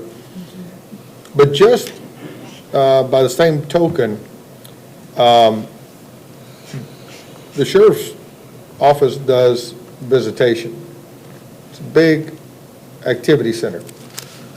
And I'll never forget when Representative Dutton came to visit with me. He said, I was looking at my district, and I wondered, I've never been to that precinct, that voting precinct. It's one of the largest in my district, or it's the largest in my district, and it turned out to be the county jail. So, number one, you got a lot of people coming to visit their loved ones. You got a lot of employees working there. It makes perfect sense that it should be a voting center. And so the motion was, obviously you have to go through the hoops. Yep. If it's illegal and you can't do it, he's not saying do it. Right. He's saying try for this election. Exactly. If you can't have a We good, darn good will, reason. we will for try that. our best. And I want to make sure that there's a little slash there. If you can't do it for the inmates, I understand it. But you ought to consider it for all of the activity that transpires in and around the county jail employees, and in terms of the visiting public, just the same. Let's take up this item. Because they need IDs to go visit. Yeah, I know, we still have a lot to get through. I think we're in agreement, you But, guys. yes, but I still have one more thing. And are we going to lump the voting machines into this? Because I got a question on that. Into this? No, this is okay. just, the voting machines are a little later. I'll come back on that. That's later, that's later. Let's move this item, yes. So moved. One of y'all second? All right, do we have a second? What are we voting on now? We're voting on the Voting location. transmittal of the voting locations, the voting schedule, the election day list, With the including amendment. locations, dates, and times. When are you going to determine With the the amendment. drop-off locations? With the What's that? amendment. When are you going to determine Well, the we drop-off just voted, we locations? voted on yours already. By the next court date, but we should be able to tell you guys in the next 3 to 4 days. Can't handle the traffic. What's that? Or do any parking. Tracy G said we can't hold on Tracy G. We'll look at, we'll investigate. Okay. Okay, so there's a motion, do we have a second? Second. All right, all in favor? Aye. Opposed? Motion carries. All right, that is Thank you. county clerk. The item on the voting machines was Purchasing. under purchasing. Okay, so while while you guys are over here, that is, I'm trying to find it. Page 26, item 14D, request to execute an interlocal agreement with Travis County for Eastlake voting machines. Judge? Yes. On this one, I understand that the $87,000 will be spent to purchase the same machines that we have, the Eastlake machines. That's correct. And that's to replace machines that are, now defunct, but, or to add to your Well, inventory. it's additional equipment. Yeah, okay. It's not defunct, Okay. Commissioner, But- it's additional. But as I understand, there's work to move towards new technology. And I'm just curious whether or not this expenditure can be made for the new technology in a central place, rather than spend $87,000 on an old platform and then eventually replace it with new technology. You follow me? Yes, sir. Great question. So to answer your question, we're looking at trying to outfit Harris County with all the locations that we're going to open up. We're looking at the primary election and then possibly going into the 2020 presidential election. We need more equipment. And so for us to be able to get that equipment, pennies on the dollar, just makes sense. I hear what you're saying, but that's the rationale that we're using at this point. And we're trying to reduce lines as well. Gotcha. And that's where I'll tack on, I get that there's a process. This one, obviously, we need to more machines, so we reduce the lines, so we have the new locations for November. But if there's any human possible way, to get the new machines in time for next year, just please let us know. That's a tedious process. We know that it'll probably have to go through an RFP process. We're being told, 4 to 6 months, so I hear what you're saying, but... But that's standard timeline. Yeah. I mean, Right. this is a big Yeah. election. All of a sudden, people are going to have to sit there and vote. We have 100 and how many folks on the ballot? I mean, people are going to be, I just, from a common sense standpoint. And I hear you, and that would be, you would think that would be a great thing to have, but if you think for just a minute, as tedious and as old-fashioned as it is, at least people know it. But if we put a new machine there for the presidential election, have to make sure everybody understands how to use it, and trained, get it in the field to be tested, I think that could be dangerous. I think that could be a dangerous time to try out a new Mr. Judge, if I might, any chance to use this election, this November election, to test the technology, not in an official way, but to test it in terms of, while people are waiting, I'm not saying to cast a ballot, but to test it, is there any way to use this election? You're going to have people out there, they're going to be, they're going to be waiting in line. Any way to use this opportunity to test the various potential technology platforms that we might be using? Like a demo out there? Yeah, a demo. I think that's a great question. I think the problem is that there are a number of vendors who are out there. Who do you choose to conduct that test? And so I think you might run amok of some purchasing issues if you try to do that. So I hear what you're saying. We'd have to figure out, all the companies get enough shot at it, because I don't want to mess up the RFP process down the road on that, so we have to look at those. How many do you have? Because I'm just saying, if, like in one of somebody's community center, if they put it in a separate room and people are waiting anyway, put them all in there. We don't have to pay for it, let them put the machine in there. They try it out as a demo. Look, when I was in high school, when I ran student council president, we had those old vote machines the county loaned us. I think Kyle, somebody was here as a commissioner.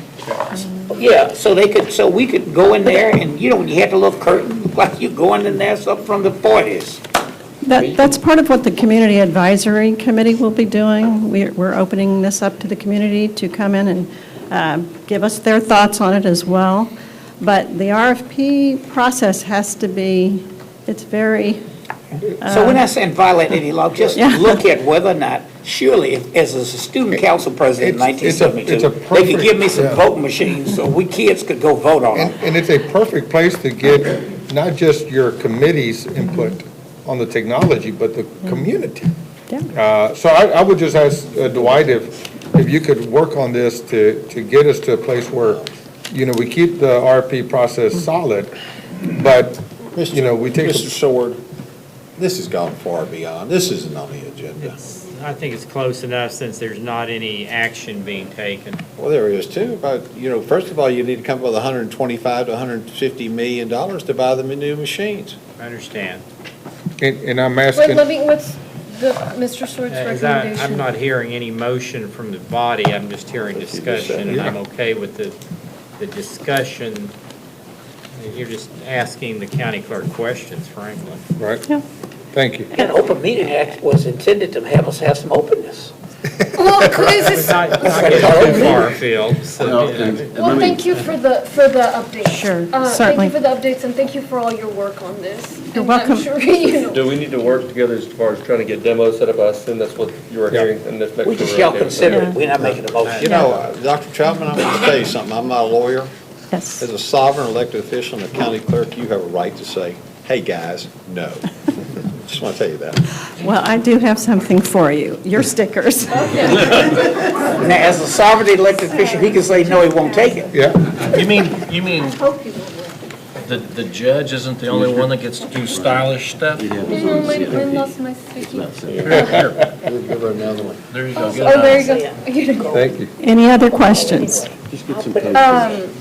No, thank you. Thank you. Can I change this to vote my way? All right, so let's go back up to county clerk. Next is district clerk. So have you all, did you vote on the purchasing of the equipment? No. No. You in a hurry. Oh, The old equipment, thank you. No, you're right, you're right, you're right. Let's finish not the that. new stuff. Yeah, all right, we have a motion on the purchasing of the equipment. Second, the motion was by Commissioner Ellis. Second, You were Commissioner purchasing the $87,000 worth of. Yes. Yes. Okay, So it's still yes. there. Okay. Okay, good catch. All in favor? Aye. Opposed? Page to go back to. Motion carries. Thank you. That was page 26. And 14D. All right, so now let's go back up to county clerk. Next was district clerk. Where can all go? County attorney? Yes, ma'am. Under item 17A, which is a list of litigation expenses, we had a duplicate on page 7, Shirts versus Harris County. We're withdrawing that one particular item under 17A. All right, Shirts versus Harris County is the item being withdrawn. thank you. And then I'll certainly take any questions on the rest of it. Item 17F, to clarify, that is simply to do some legal work to see if this proposal for the Galveston Bay Hurricane Protection Park is even feasible under current law, and what laws might need to be changed to make it feasible. We're on item F, page 14. Okay, back up to 14. All right. All Okay, right. Robert, I'm not going to, if you're recommending an executive session on item D, I won't be attending it. There's nothing here that can't be talked about in public. The item B, D, David. D, no, we're not. We're just asking for a settlement on item D. Well, wait a minute. Which ones Yeah. that Our we discussed? executive session is under executive session. Oh, you put it We there? haven't Okay. gotten there I yet. thought you put it. Okay, Thank you. right. Okay. And this, the item 17F is, just so I understand, so it's just to study it, how much, what the process would be to develop. Yeah, I mean, it's the quite permit. complex when you think about the different entities that are involved. You'll have Port of Houston, Harris County Flood Control District, Harris County, possibly other counties, Chambers County, and there's even questions about who owns the land. that'll And be we're involved paying in for this. this because we would be the ones to seek the permit? Well, potentially. I mean, obviously, there should be strong interest in the part of Harris County to at least look at the project. Right. And I'll Is state, Ernest in the back? just because the agenda item is there does not mean this body is being asked to endorse the project. You're simply being asked to spend $20,000 to see if it's even feasible. I think you're smart, you know, the proposals for barriers is, the core is like 20 years away, and I don't know if there's a clear role the county can play in the shorter term, so there's just a way to explore that. My question is, why do we study the permitting for just this option? Are there other short-term options with permitting we may want to I explore? think there's essentially, and certainly Terry Rourke's here if you want to get into a lot of detail, but there are essentially two different projects, and I think you've seen that both projects are fully compatible with one another. The other project called the Coastal Spine is primarily under the Army Corps of Engineers. Right, no, the Army Corps is the Right. long-term one, Which which, that's but the I think long-term. we all recognize that something Insofar needs as to be I'm done. aware, the Galveston Bay Hurricane Protection Park project is maybe the one that's most developed in the way of engineers looking at it and experts looking at it. And really the next step, the next logical step is let's do a feasibility study to see if it's legally permissible under current law, and if the law does need to be changed, what changes might. Yeah, I'm okay with this, I'm And I'll just tell you, wondering, and yeah. maybe I'm telling you more than you want to know, preliminarily, we believe it is feasible and possible without any change in current law, but we have to explore it further and get some experts on it. And that's No, what and this is I about. hear that, I'm just wondering, and perhaps this is a question better asked to John or the flood control district, I don't know, whether there are other options we may want to study the permitting for in addition, you know? But this is fine, and it's a smart idea. I think it's I don't think great. there, I mean, this is very unusual because of the number of entities and the state land involved. Yeah. All the other, we're pretty familiar with all the other permitting issues. These, we just never come across these, so. No, all the other ideas. The idea is Well, this is this is the only one that's got, I'll call traction. We've looked at it. I mean, conceptually, it makes sense because you're going to have to get rid of the dredging spoil somewhere. So if you're going to widen the port and get rid of the dredge. No, I mean, I understand the merits of this option, and that they're great, and they're worth it's worth studying the permitting. Is it the only short-term option out It's there? the only short-term option we've seen. There may be others, but it's the only one that's been brought to us. Right, so maybe you need to look, I We'll- mean, we'll just look at- wondering. We'll look at, I'll talk to Russ and see if there's anything out. We haven't Anything heard of else? anything else. Yeah, I haven't either, but just, you know, We'll look. just look, because if we're gonna, you know, maybe there's a better idea, maybe it's the best one. It's the best one I've heard of, but, you know. I just certainly wanna be we'll open-minded. consider anything that's brought to us. Yeah. Commissioner Garcia? Yeah, I just appreciate the work being done to explore this. You know, I held a very well-attended community meeting where all three made the presentation, the Army Corps, Rice, and the It might other. be the port, Houston. No, it wasn't, No, it okay. wasn't the port, but nonetheless, it was a well-attended community meeting. And people, look, this conversation started as a result of Hurricane Ike in 2008. And here we are in 2019, and nothing has happened. And so what I have told folks that night and in other places is that I'm going to make a decision. You may not like my decision, but I'm going to make a decision because we must create some synergy for some forward motion on this. And so I'm glad that this is at least being looked at. I do have some concerns, but I'll explore those later.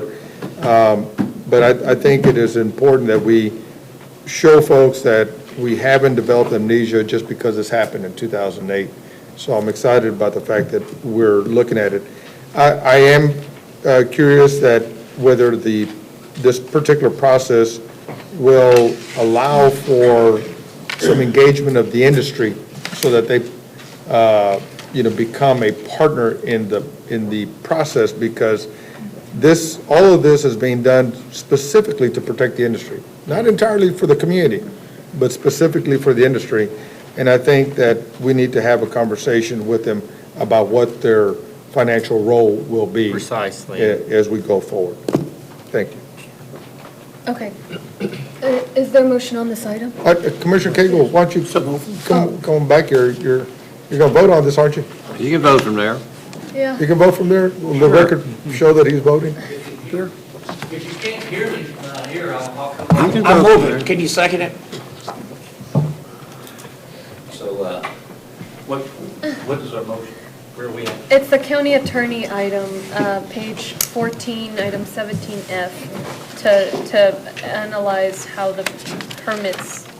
Forgive me, Your Honor. Yeah.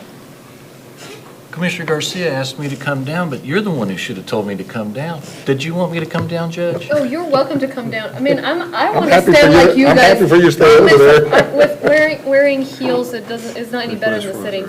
But, okay, so we have a motion, right? Yeah. Commissioner Garcia, do we have a second? I'll second it. I'll second it. All right. A second by Commissioner Ellis. Do you have any questions? You gonna pay for this? It'll come out of the litigation fund, yeah. So you just want to look at the permitting process? Well, it's actually more, I mean, it could have been worded better, but it's Yeah, I to was gonna look at say, the what are entire you legal doing? framework.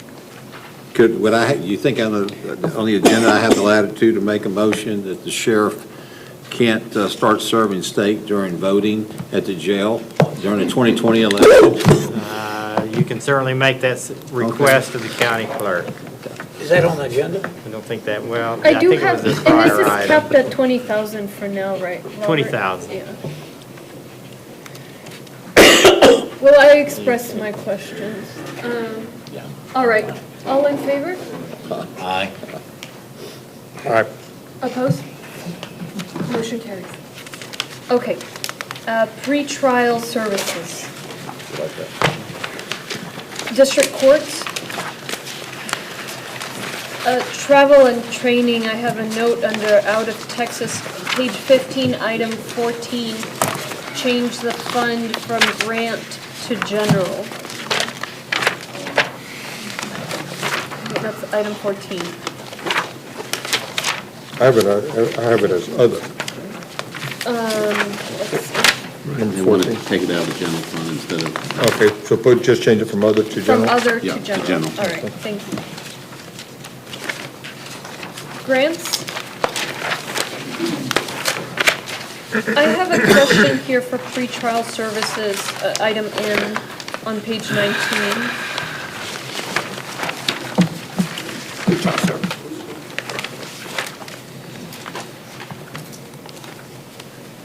Or item A, excuse me, the first item under J. pretrial services. Oh, I got a question on J. So this, Kelvin, it's the Justice Navigator program, or excuse me, no, I am getting this backwards. I'm going all the way back up. So I'm talking about the item on with Arnold Ventures for the grant funds. That's the one I wanted to check in on. I just wanted to understand the match, the $672,000 match is actually a system that you guys are trying to build, but I want to confirm that you guys are looking at this through the prism of the proposed bail settlement, which is to address those same issues of what helps people come to court. Okay, good afternoon, Judge Hidalgo, Commissioners, Kelvin Banks, Director of Harris County Pretrial Services. This particular proposal we've been working on since, I think, December of 2018. And Arnold Ventures sent out the RFP to request for proposals to improve court appearance. There was a lot of interest within the state of Texas, with other counties, as well as nationally in this particular opportunity.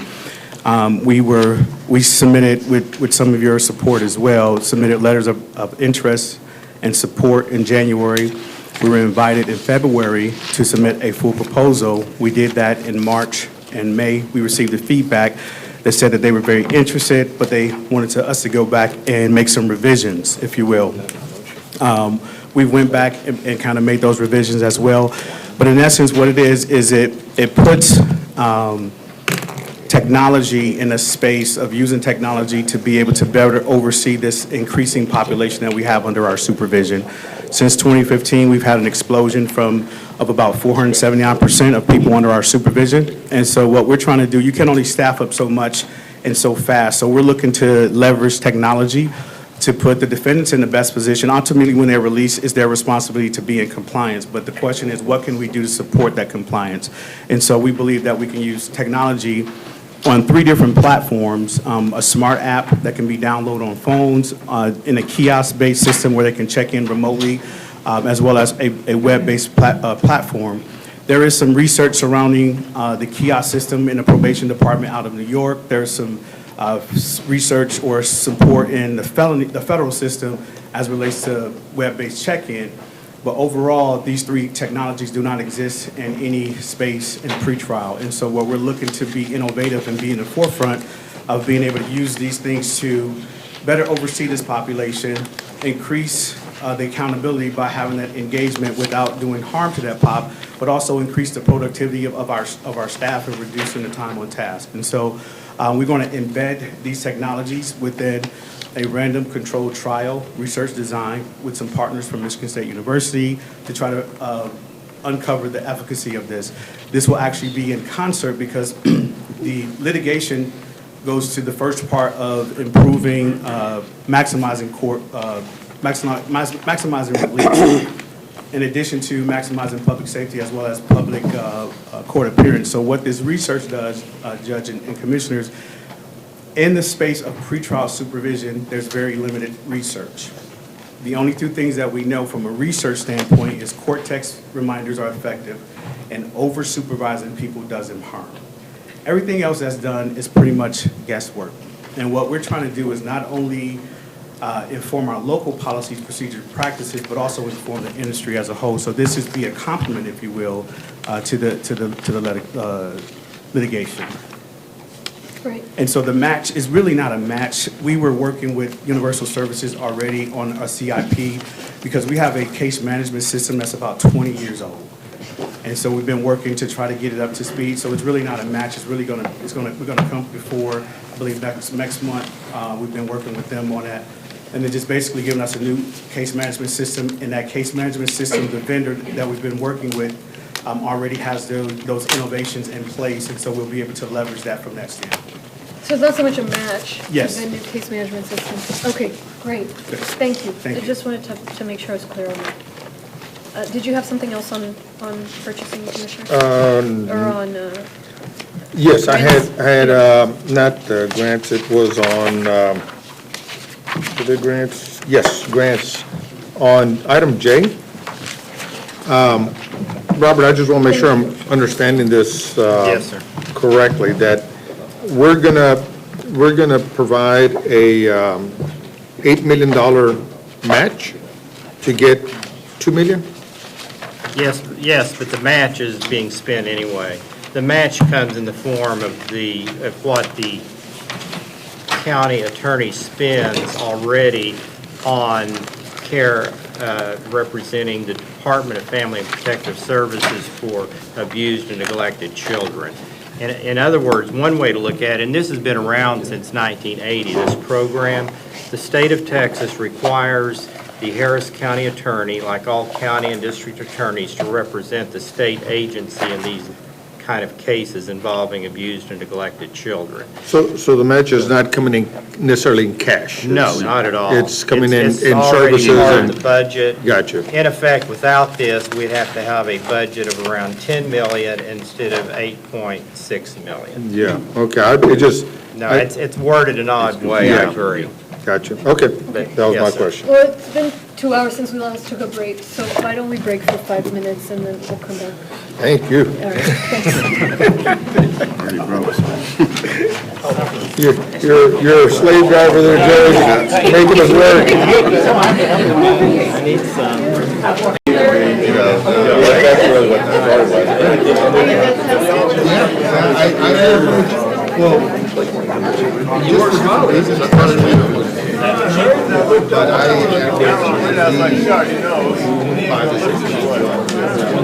No, you make me laugh. So, you know, I can laugh at it. Wait, you're a runner? No, well, I used to be, but I screwed up my knee and I haven't had it fixed. And so I wanna try and get maybe a shot or something. Yeah. Man, I would enjoy that. Now, are you like a sprinter runner or are you like I'm a slow and steady. Yeah, no, I'm not good at I remember when we were going to Africa and I was told my daughters, can we run to make it work? That's the guy. I don't know what the outfit is going to get like.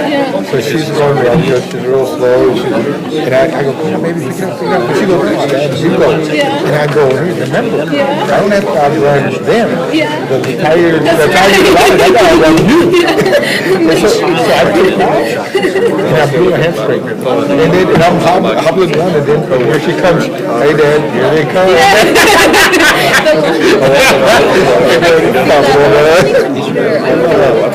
You'll love her and she'll love you. I know you will. It's all contracts have to read that. You know what? Y'all better enjoy the summer. So Joe's parents took a picture of them out at date. Just like, look, we went on a date. And then looking at it and freaking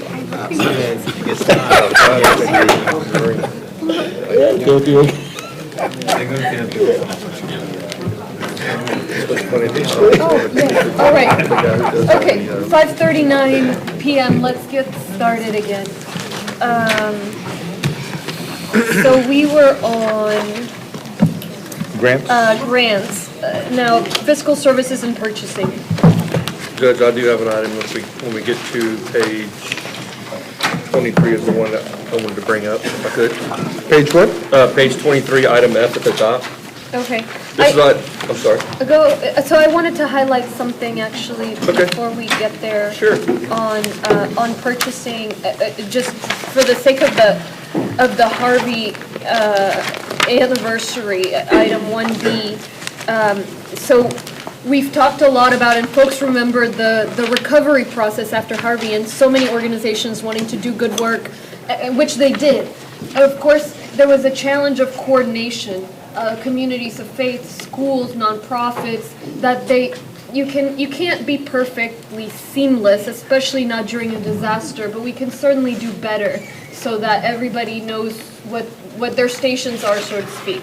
So that's what this is about, is to find a consultant that will develop what we're calling a unified approach to emergency preparedness, response, and recovery. And this is something that we've been working on with the Office of Emergency Management and CSD as well. And it came out of a discussion with a group of nonprofits who were saying that this is an important need, and then a group of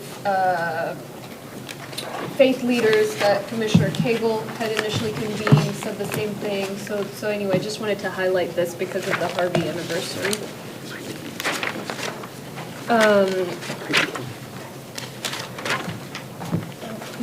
You said an item? On page 23, item F. F, okay. Just to give you a quick, I want to expand this, but I'll tell you the reason for it. Originally, Commissioner Ellis had reached out to me, we had talked about withdrawing it. And the reason we were originally going to withdraw this was because we had concerns about some of the processes with forms being completed by the vendors. And originally last week with the CSD requirements and all the HUD requirements, we had several vendors that didn't complete the conflict of interest forms. So originally, because of our concern that we want to make sure we're in compliance, we considered them non-responsive. But once I realized that there was a multitude of them that didn't complete it and then some did, we started investigating further into, does it really have to be completed, or can it be assumed that if they didn't complete it, it was not they don't have a conflict of interest? And that was the conclusion after a multitude of phone calls and discussions over the next 3 days until yesterday. So with that being said, I reached out to Community Services and said, rather than us limiting this to only 5 vendors, if we have 16 of the 17 that are qualified, let's award all 16 of the 17 with the understanding that we don't have to guarantee any vendor work. However, we have a process that's set up in the RFP where they'll be selected by certain criteria. So I'm requesting that we expand this from the 5 vendors and add the 11 additional ones with the Community Services agreed to that. And it'll give us a bigger pool of vendors to work on homes. And if one doesn't work out, we can move to the next one. But we have an opportunity to have a bigger pool for the work that needs to be done. And I know Commissioner Ellis called and asked if that was something that he felt that would make the solution better, and he agreed, but I wanted to present it to court and see if that's something everyone would be okay with expanding it. So Judge, if I might, Mr. Seward, on the broader issue, just as an example, because we only meet every 2 weeks, Judge, because you called me on the issue involving community services, and then my staffer just told me this item was pulled, and it was just luck, is my point. So that's when I called to say, well, look, if this will help get to these houses, do I need to call and ask, do we need a special meeting? So here's the point I'm making. Because we only meet every 2 weeks, when you got so much need out there, we just gotta, I'm very reluctant to ever pull something off the agenda, because as I say, I don't know what I don't know. You got me, so it was just luck that they were briefing me on the agenda 10 minutes after you called me. And then I saw this and I wondered, well, why would it be delayed? Was something wrong with it? Because it would have delayed getting to do work on those houses another 2 weeks plus. You got to go sign them up.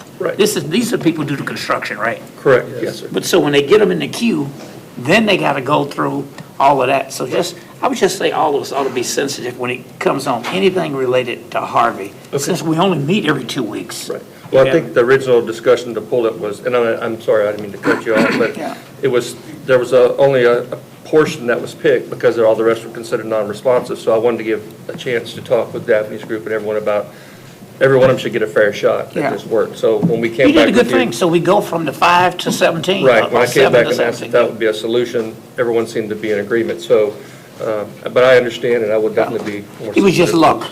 that Yes, sir, it was luck, If but I we hadn't worked out gotten the better call, for it. yeah. But that was the reasoning behind it. And now there's the 11 vendors. I don't know if I need to read these out, James, for the record, or if I can just give a list. We wouldn't know them. Right. But are you able to share who was not selected? There was one firm's commission that was not selected, and it was because they did not submit their bid bond, their insurance, or anything in the beginning, so I can't accept it because it was a... No, it was just a non-compliant? Yes, it was bid. non-compliance, and that's a true non-compliance that CDBG funds would not allow us to use them anyway. So everyone who was eligible is going to be selected, and then we'll go through the process. There's 4 or 5 criteria we gave in the RFP that we'd select on each job. And this is one where the city only has a couple? Am I thinking? I don't believe know. so, Commissioner, I don't know for sure. I'm brain dead, I'll leave it alone. I believe we had speakers, but they've withdrawn, so. I did speak with the speakers, and they were the ones that originally discussed this with us, and I've worked those out with those as well. Great, thank you, yes. And this particular item is going to be managed by Community Services? Yes. Okay, I'm glad to hear because to my earlier comments, I'm just very, very concerned with where we're at in terms of the recovery process, and I know that this is... This was the major concern, and that's why I'm working out the solution, and I've been in touch with all weekend with Daphne's staff to get this worked out. Great, thank you. Okay. Do you want to go ahead and vote on this, or just wait on the whole agenda? If you want to do the whole weekend, I gave a list to James, so he has a list of the vendors to add. All right. Okay, anything else on purchasing? All right, moving on to Commissioners Court.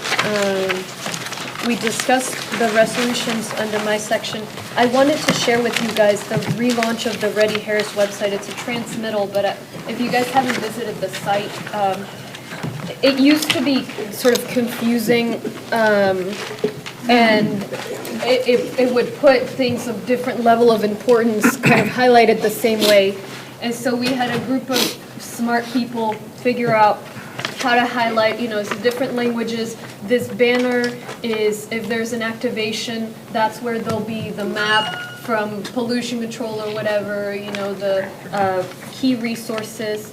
And it's very malleable. So eventually the vision with this is for this to be a place where the different departments can plug in, put their information, and whereas we go through this unified planning approach with members of the community, where they can collaborate via this Ready Harris website. So we're trying to make it a very seamless, effective hub for a disaster response, but also recovery. And it's simple. This is exactly what it looks like. It's super simple, just the most important things, and of course good on mobile and whatnot.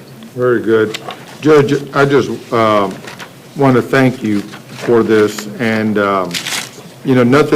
nothing stays static, and when it does, it becomes stale.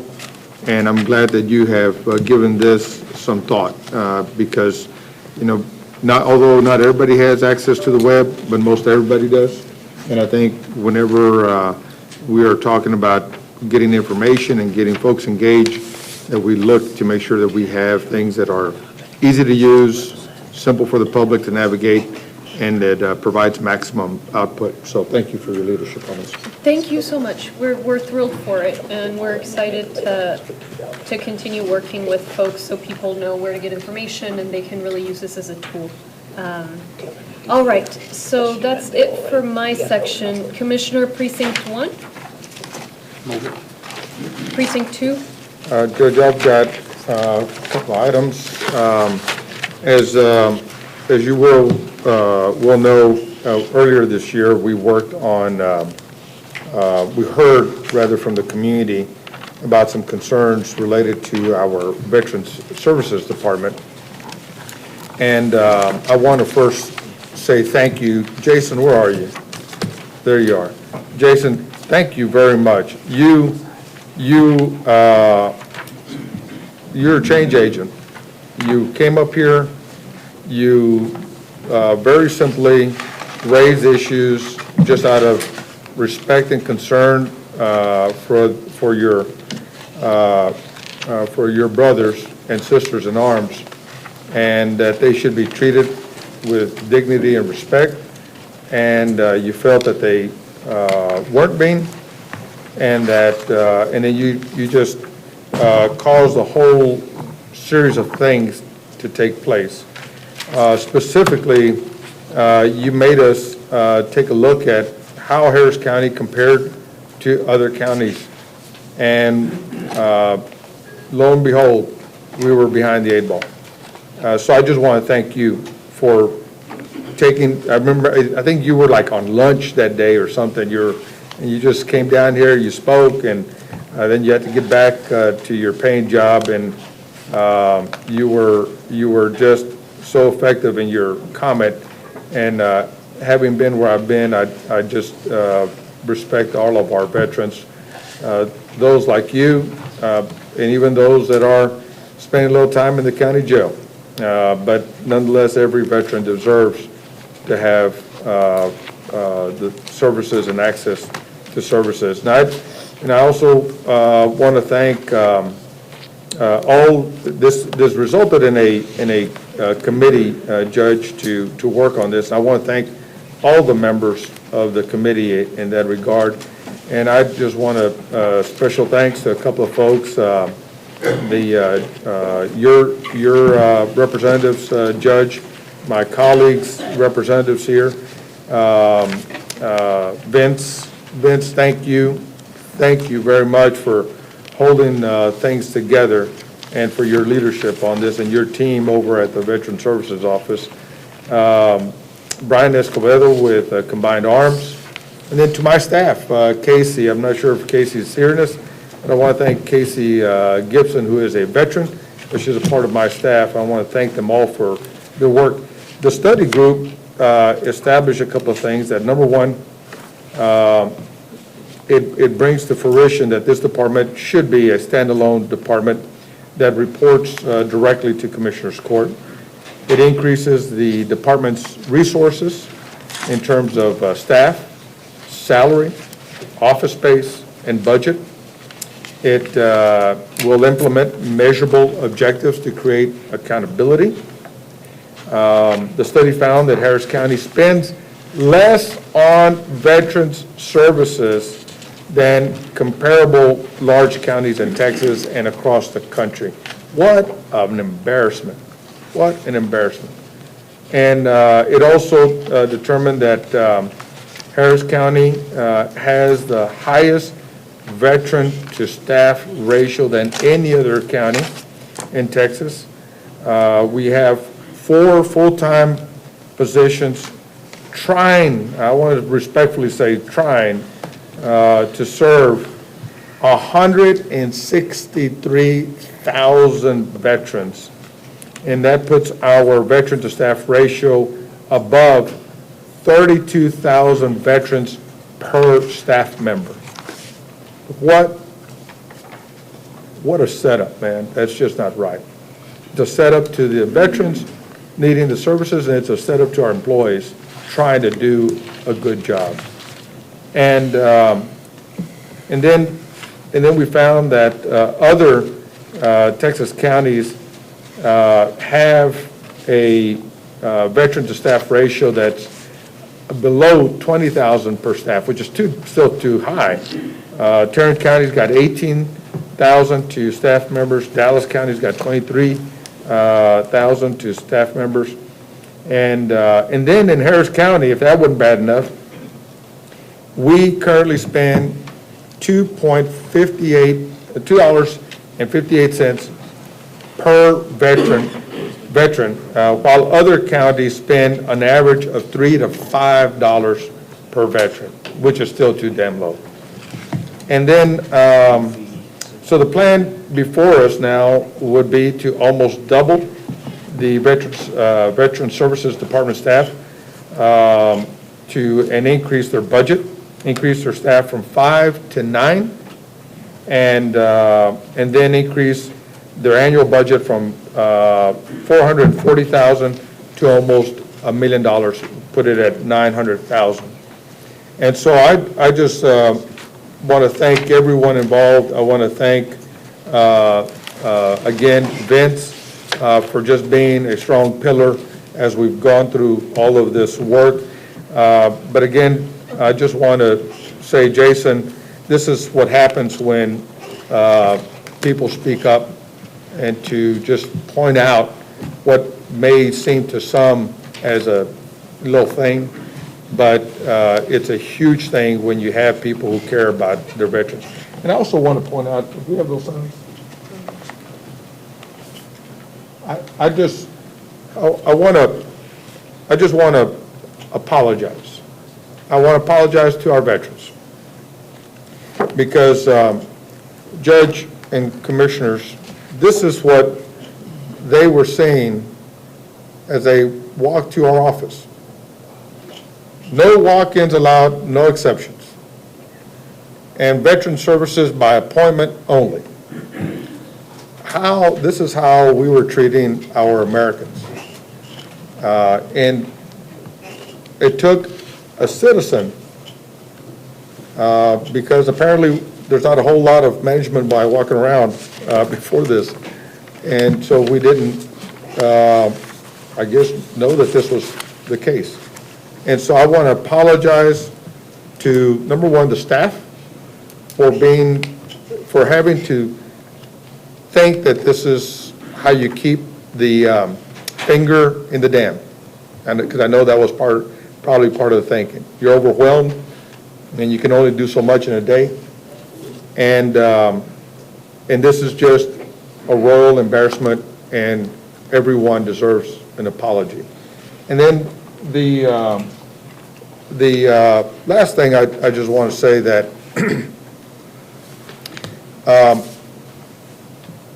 earlier I've talked about trying to create a process by which employees can speak up.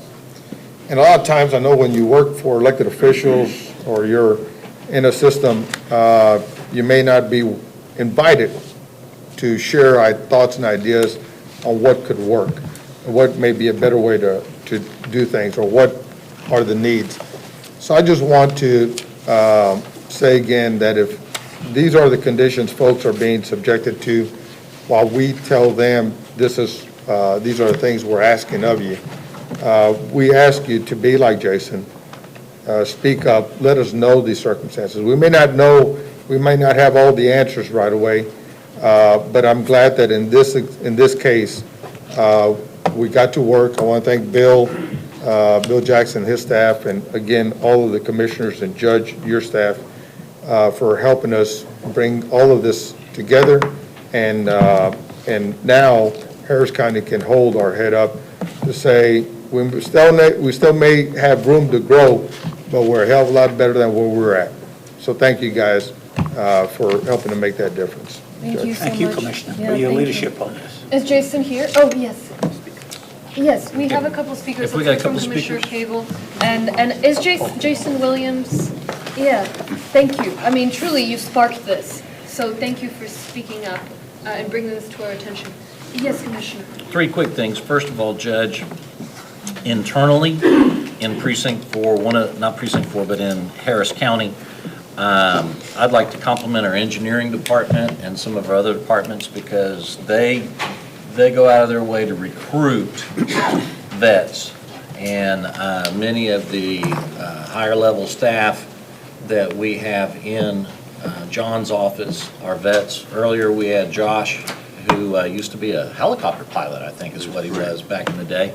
Hey, don't forget Jeremy. I got a good one. I think he actually flew. Okay, I think actually Jeremy flies better than Josh, I think. During Hurricane Harvey, we had Chief Marshal, Master Sergeant, slap your knee, whatever it is. Tough knee. Tough knee. Who just ran our self-help center and our drop-off spot like military precision, and we needed him. And so we're very, very blessed in terms of our relationship with our military personnel. Number 2, Judge, I have to brag a little bit about Precinct 4. Every year for Veterans Day, we will give a turkey dinner for 1,000 vets. And, we thank you for your service, and we love what all you have done and contributed, and it's just, it's a special relationship out there, and we got guys that still fit in their World War II uniforms. I'm impressed, Judge, and a few others. And then I do have one last little minor thing, Judge, that I would comment. In the process as we're expanding, and I do want to compliment Colonel Pryor, who is from Precinct 4. You know, in the non-civilian world, you'd have to click your heels and salute sharply. Full bird Colonel Pryor, who was our representative on the panel, and I think that he did a fabulous job of working with everybody, and so I'm really pleased that he was there. But my last little tiny point is, Judge, we're about to take our small, underfunded, overworked, not enough hours and personnel department and make it into a big one, and we're doing a search. But I do think that it would be fair, instead of calling, I think we have a proposition here that we call our current director, we're going to call him an interim director. Let's not demote him until we come up with the big new program, whatever we're going to do. Let's just keep our director the director instead of calling him an interim. I know that we're beefing up the program, we're expanding it, we're making it bigger, but I don't see a need for us to have to change titles until we get to where we're ready to do the new. So I do want to call up the director, I believe he signed up to speak, as well as Brian Escobedo. As far as, we're going to be going to executive session on the other personnel matters, so I invite you to discuss that in executive session, if that's all right. And then I'm going to serve motions on this. And we could do motions on everything else, Yeah. is that all right? Yeah. All right. Okay, so let's welcome, please Vince, go ahead. come on up, Vince.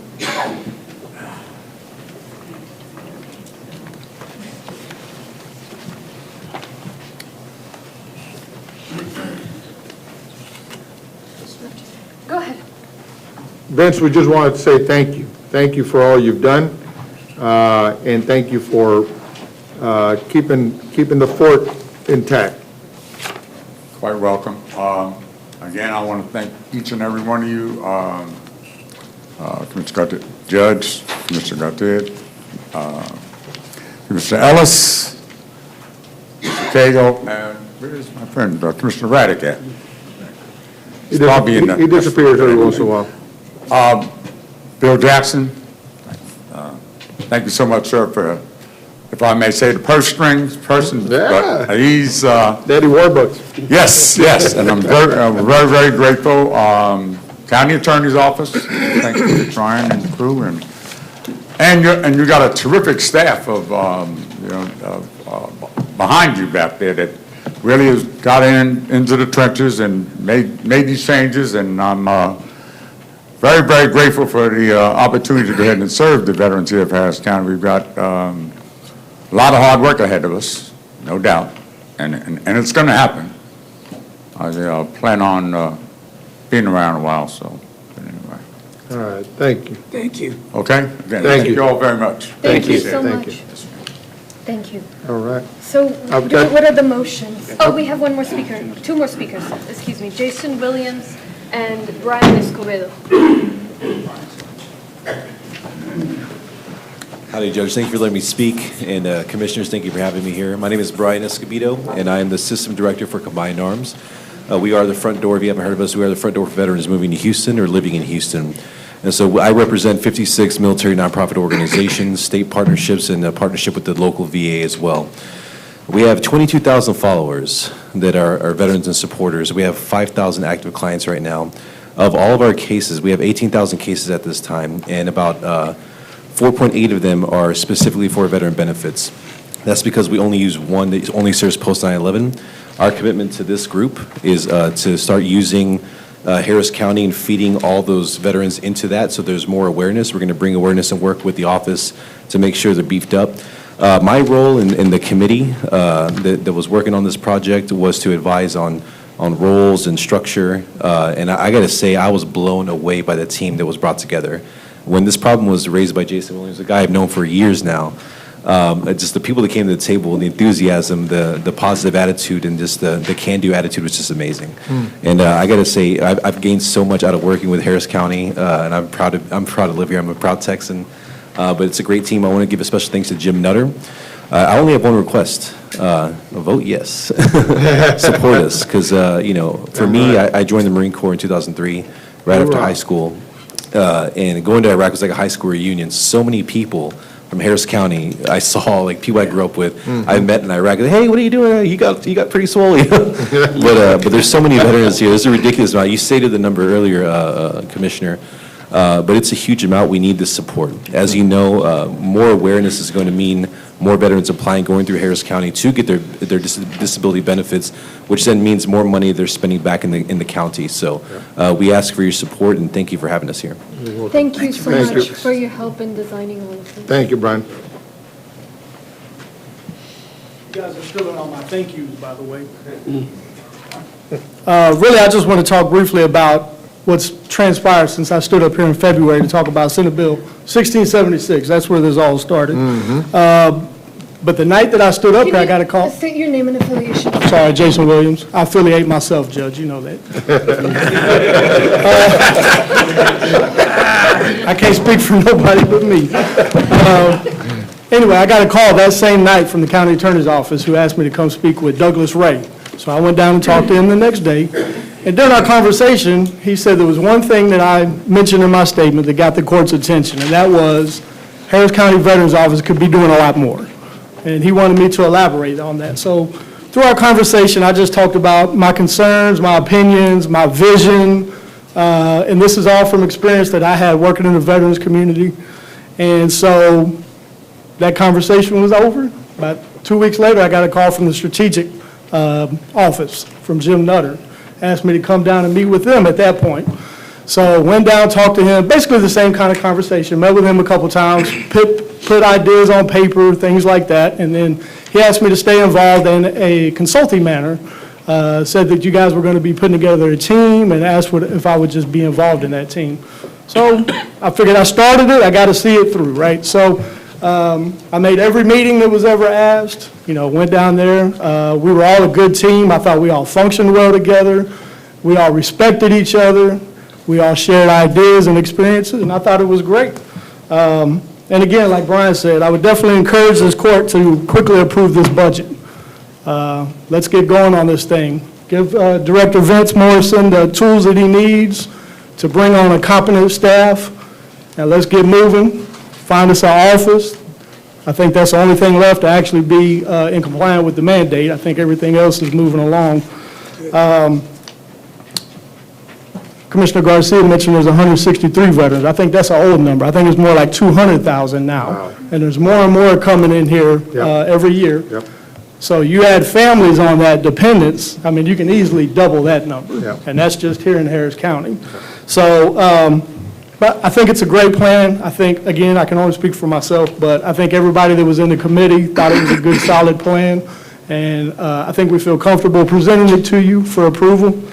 And now I would like to thank County Attorney Douglas Ray, Budget Director Officer Bill Jackson, Director of Special Projects Jim Nutter, and his staff Lindsay Naugus, who they're the ones who talked to all the other counties and put all the information together.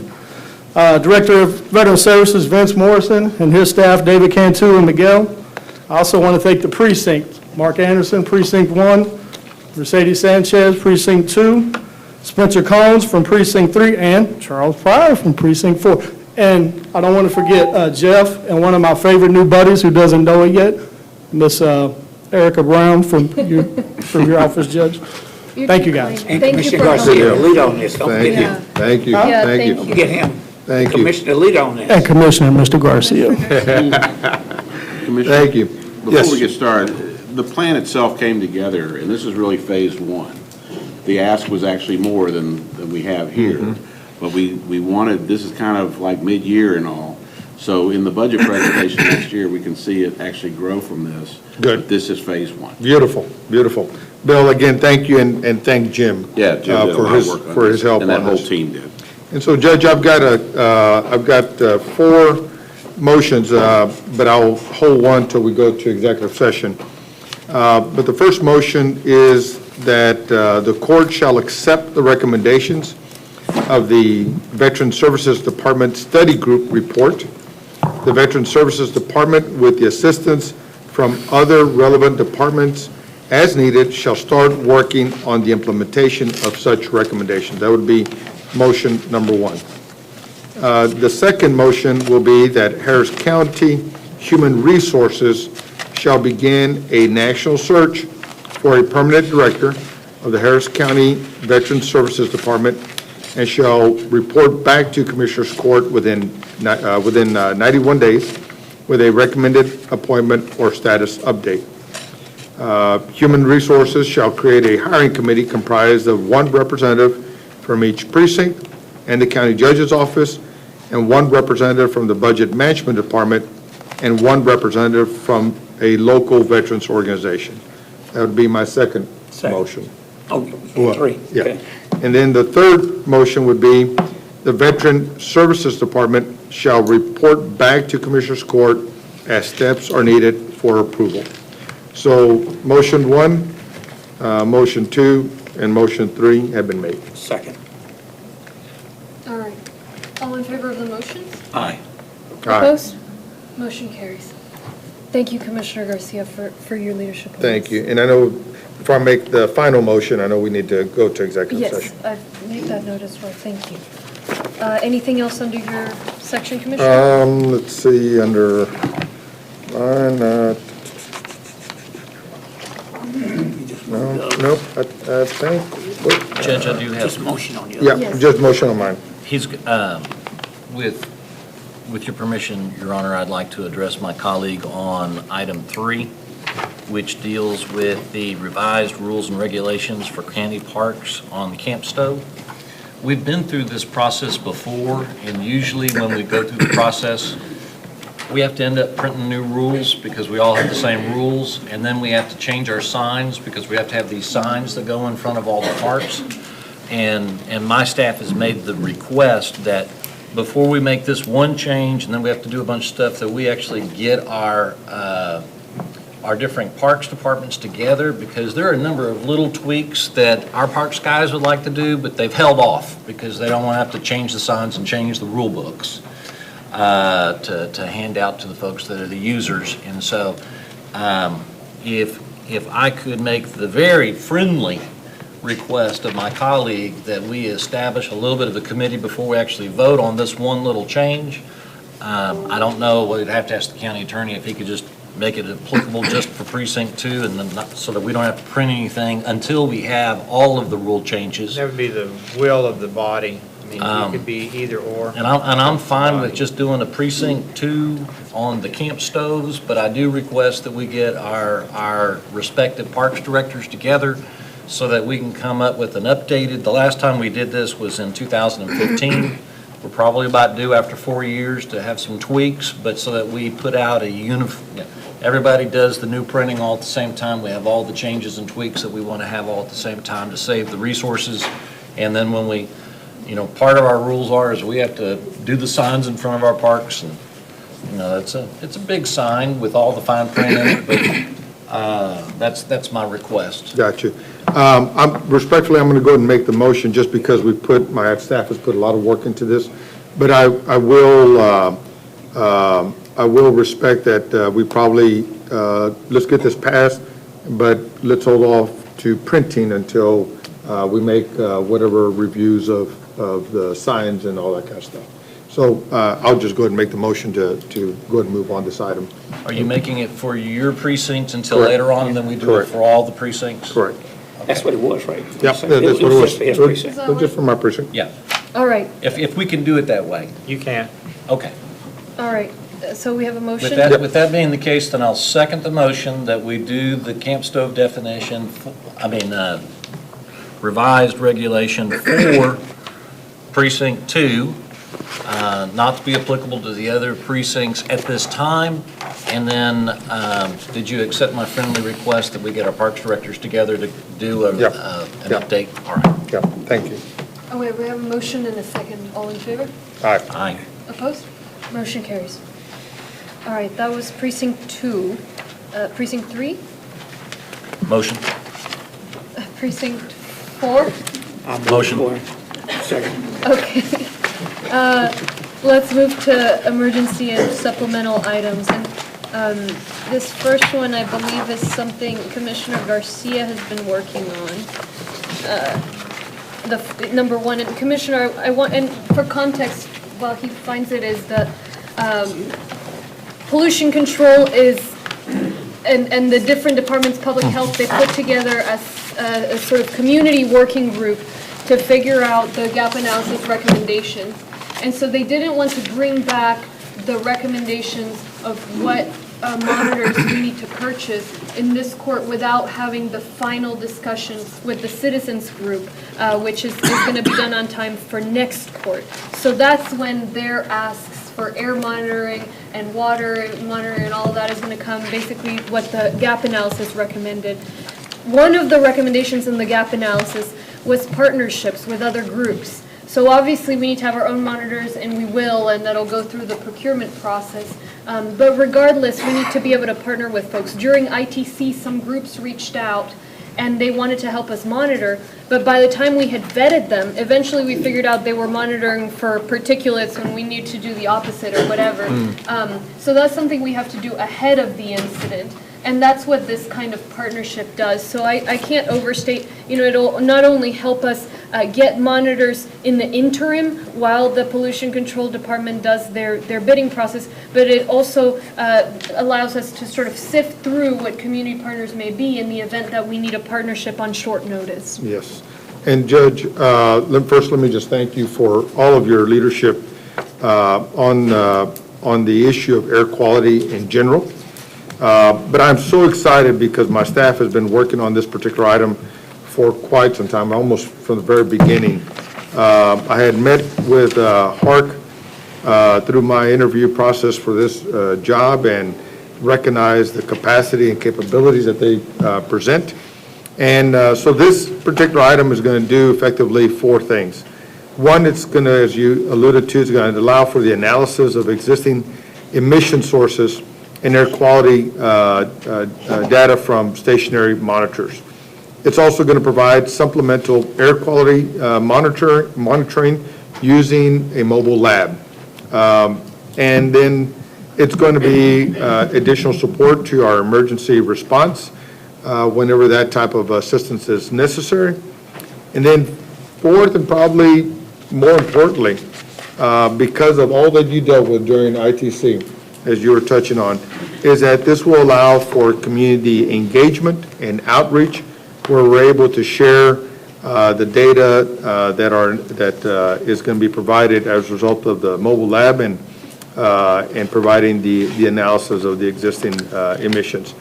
The public's been asking for more transparency and more accountability, and so this will allow for that to happen. And so I'm very excited that this item is finally on the agenda, and so I would move to pass it. Second. All right. We have a motion and a second. All in favor? Aye. Aye. Opposed? Motion carries. Thank you, Commissioner. Thank you. This is Thank you, Judge. Very huge. all right. Then we have, the second item is the discussion of the Office of Legislative Relations, which I'd like to take to executive session. Item 3, Commissioner Precinct 1, I see that this I'll is move it. pulled. Yes, that's all right. Oh, yeah, I'll pull that one. And item 4 is mine, I think. Okay, yes. Item 4 is also for executive session. Do we need to go to executive session on that, folks? Commissioner Cagle, any of y'all? I think it's always just No, my I personal. think that your request is fine, and as is Radix from Bruce Oakley. He's just a reappointment. That's his normal appointment. Okay, And so, let's, so this one is fine, and then, which one I is? didn't see Where's Radix. Is it on Bruce here? Oak? it's on executives, it's not in the supplement, it's in the regular executive section, it's number 2. Okay, He so, put it on the agenda last time, and I think there was a question by Commissioner Garcia, okay, and so it's been brought back. so then executive session number 1, do we need to go back for number 1? That's also the That's same James criminal Douglas? justice, No. it's the same public defender board. Not for me. No, the public defender board is fine. But, so on the other one, Yeah, I just don't, on executive session, did we ever sort out whose appointment is whose? I think that's why it was held, and it was confirmed No. that this one was Radix. No, it was not the question of whose appointment it was. I don't know who. You wanted to meet him? Yeah, I wanted to meet him because, as you've raised so many times, the issue that people, officers don't have an opportunity to meet these appointments. You and Commissioner Raddick have called that a lack of transparency. We were making a motion on someone I had met, and so I asked to have the opportunity. I had a good conversation with him yesterday, and so I'm ready to support him. Okay. So let's vote on the agenda, basically everything except for these 3 items we'll be taking to executive session. Then, Judge, on our item number 3, we That's what I don't was- need an executive session, but it's just entirely up to the commissioners. Do folks need to go to executive session on the public charge item? We can either discuss that here or, Yeah, I don't need to go to the executive session, but I'm not supportive of the item. So Judge, I'll move the agenda. So we'll move the agenda. Leaving those items off, we vote on those separately. I'll leave your item off, but vote on the rest of the agenda. well, I guess. The public already know on yours. Let me just do what I was going to do. So let's right. leave off, let's vote on the agenda except for the emergency item related to legislative relations, or excuse me, the supplemental item related to legislative relations, the Precinct 2 item related to the Veteran Services Department, and the executive session item relating to public charge. Motion. All right. Second. All in favor? Aye. Opposed? Motion carries. All right, so it is, Now, I do not want to go, we're just going to vote on the. I'm fine with just voting, or we can discuss it here or executive session. I don't want to go in We're executive very session on that. flexible. Okay. Okay, well, I would move the county attorney's item, Judge, if that's all right. sure, on public charge. I second it. Okay, all in favor? Aye. I'm in favor as well. Opposed? Opposed? Okay, that's about, motion carries, and it's about filing a amicus brief. Yes, ma'am. Thank y'all for doing that. Thank you. Thank you for doing The that. public charge, thank you. And that, of course, is, if we dissuade people from applying to public services, Public we're health. hurting everything, we're ultimately hurting It'll the have a health of significant impact, and I don't know if I told you all, but we have a companion item before the Hospital District Board of Managers on Thursday to ask them to also for the same authority. Good. Great, well, yeah, I think it's so important to speak up, and we definitely don't want to discourage applications for, public health, food security, basically, the types of services that help people stay on their feet. So That's thank you right. for leading that. Did you want to Let's let the do record the- reflect you for the services, but against the amicus? I was just asking. I'm sorry. Okay. It's late, It's late. and you should have taken the model I left earlier of thinking twice of speaking. So let's You agree? let's go to executive session. It is 6:22 PM, and And we'll Judge, begin you'll need to say on you're the item. going to executive session to discuss personnel matters on the different items. Yes. and I've Two lost- personnel Discuss items. personnel items on the Office of Legislative The Relations. VA and legislative And the relations. Veteran Services Office. And Thank you. you've already said the 6:22. time, 6:22. All right. I'll get this right one day. Judge, my prayer work is getting better.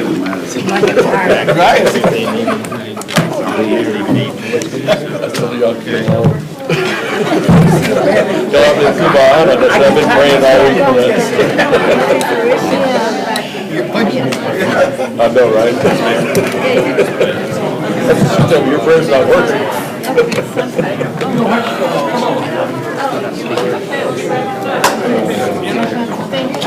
Yeah, you do. It's not a problem. Questions? Yeah. Yeah, go. Just get a snack. What do you need? I'll commit you to anything you need.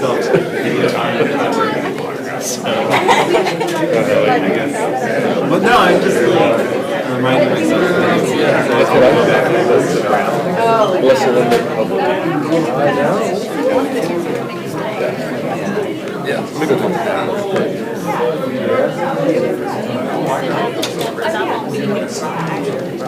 Okay, it probably won't be tomorrow. It'll probably be Thursday.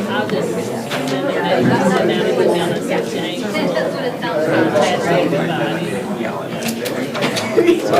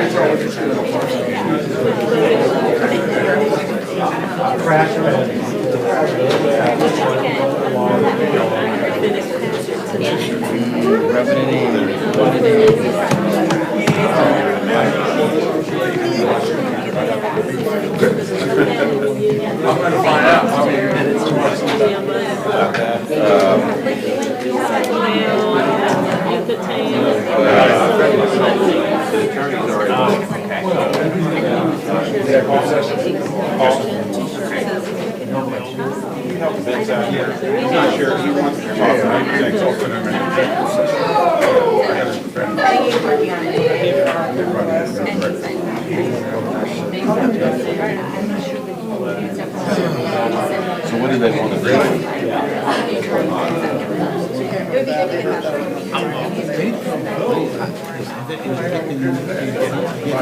He said they want to look at funding.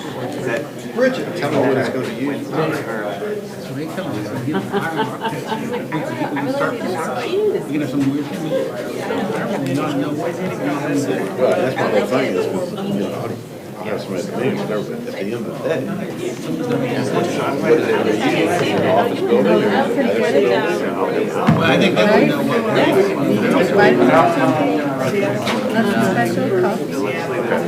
Josh knows that. Yeah, they just say, hey, you can use this money. Anything else? Well, I didn't eat breakfast. I ate lunch. Drink that much water. Yeah, I didn't drink very much water. I'm like, no, I have to because I didn't want to be running to a restaurant. And now I'm going to get out of this. Let me stop. I was drinking 2 bottles of water. Like with dinner, maybe 1.5 with my daughter. Hitting the bus and I'm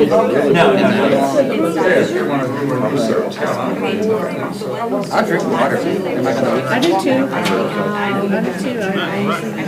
Days like today? No, but at my dad's.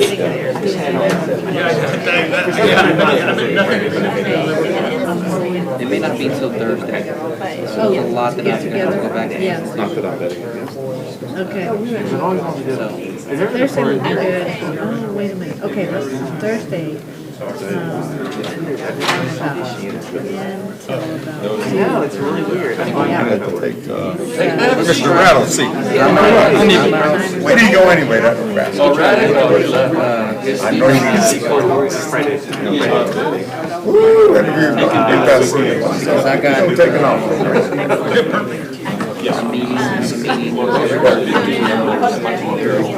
Right? I mean, and then I'll be back. Why do you do that? Let me think. I might, Just because that guy came. yeah, I might be back. And I'm going to stay till the end of the day. So I have to go in. But we'll work it out. Yeah, Thursday morning will be better for me. and if it doesn't, it gives me with everybody else.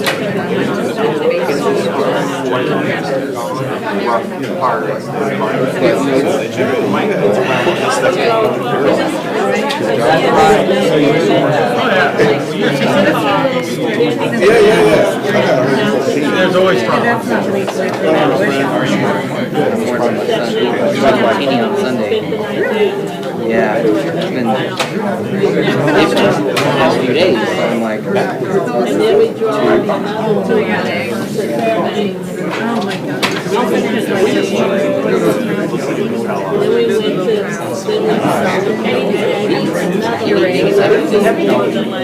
French fries, you'll eat pennies. You'll be spending hours on January 1st. New Year's Eve. You'll be three.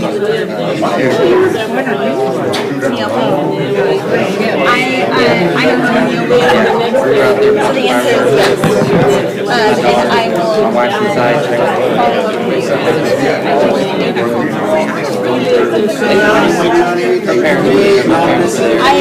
I'm a little worried that we are waiting on things from other.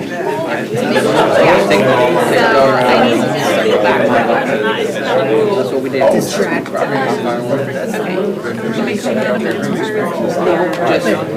Yeah.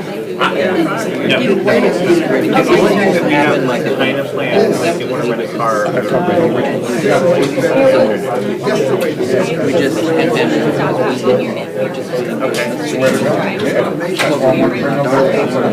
December 29th, so we kind of just gonna sit here. Not be out on the street. My daughter is December 29th. My son is January 1st. January 5th. My wife is January 14th. My brother is January 13th. On my birthday. We started another community. I need to talk to you. My birthday. I want to check on one of these speakers. How are you doing? Doing okay, how about you? I don't know, I've never even seen it.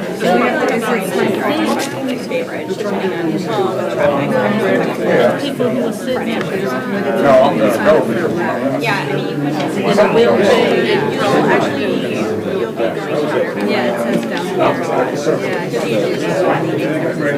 Okay, okay. I know, because we have a. Yeah, okay. Okay, that's what I thought, but I wanted to confirm that with you. No.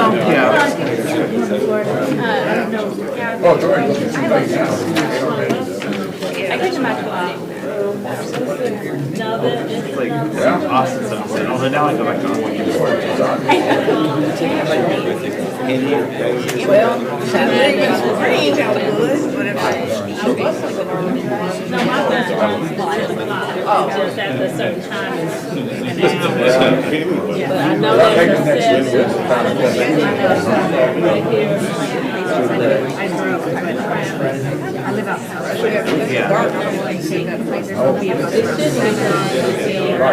Well, I'm going to work.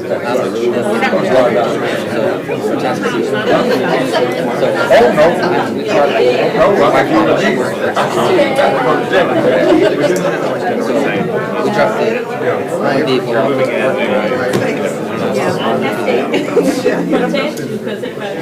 East Expressway. So I run across there.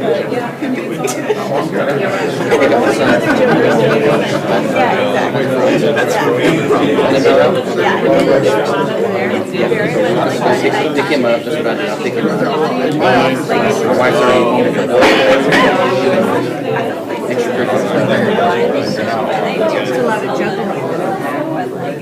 so some days I'm like, you have to go. Otherwise there's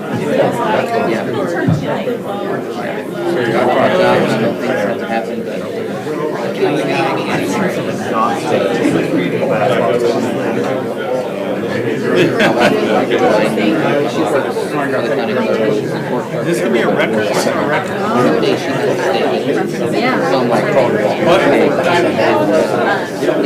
oh, so this, I was here, I don't remember. Have people there to pick my kids up. Yeah, it's like Can't we get one of those things, timers for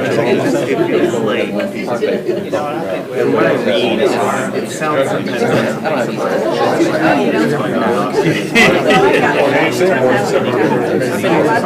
you know, like one of the Mark collars.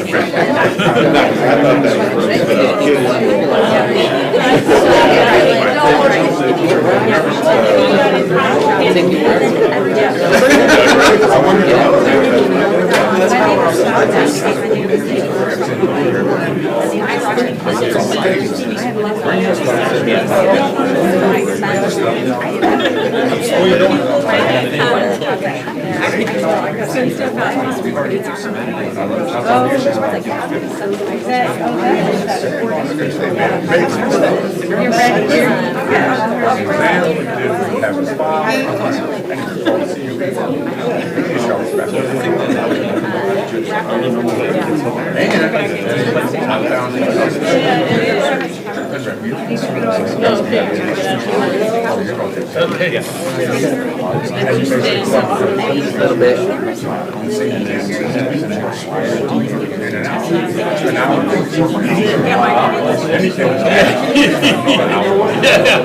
I may take you up on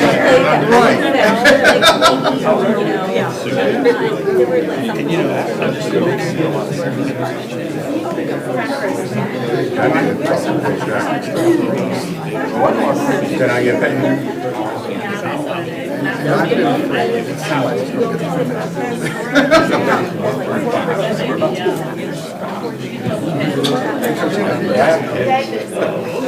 I have to get in No, like something, so. and I need to hire another service. Maybe 8 homes still there.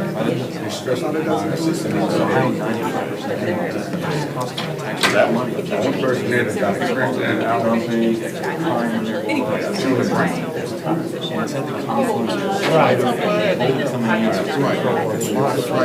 guy Jason. Those homes, I don't know. I guess they just came that.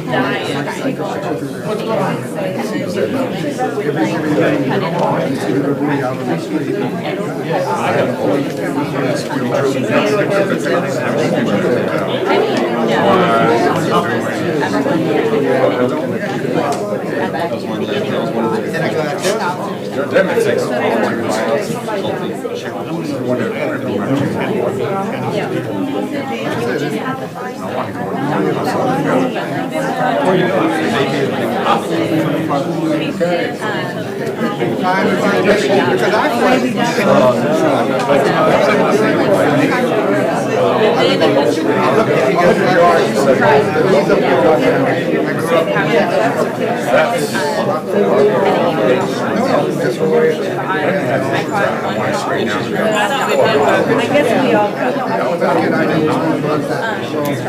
it started off, it's never been my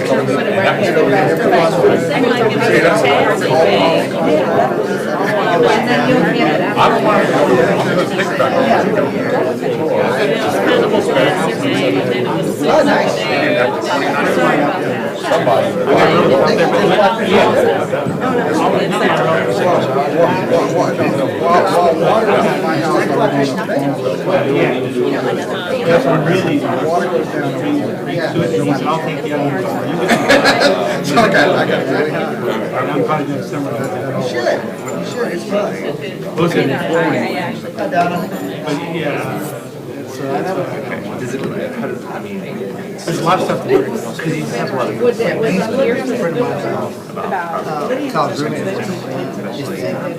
It's like mine, which they. I don't know, they keep calling, they keep coming up there too. Okay, the summer.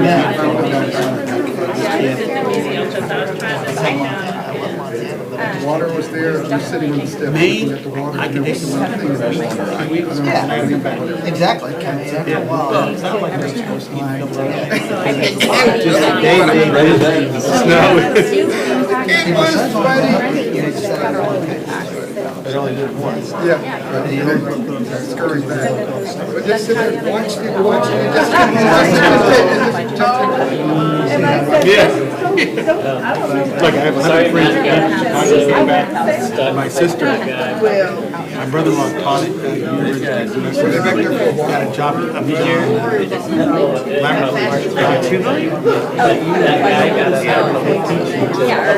Medical school.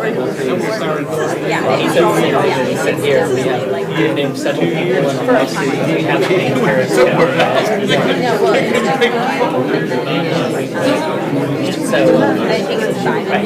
when I got up, I was called. Thank you so much for having me. Thank you for not including us in your lawsuit, otherwise I would be able to be here to have a dialogue. $1 billion. So, you know, That's how you submit it. why would you do that? I know. It was ridiculous. I mean, it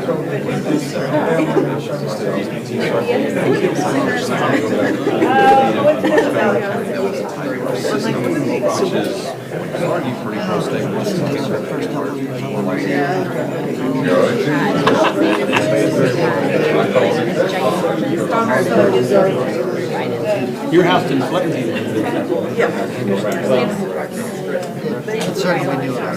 Yeah. Well, if we ever get, if the city gets that dam, that's unfortunately. There are huge difference in Kansas and Crosby. What people don't realize, really should be emphasized, more out of people. 6,000 people. And the issue that is at hand, I didn't hear about it. It went that far. We didn't, it never done that. Because the lake was up so high. Nope. That's how it not good at King. We had all the kids. Made sense.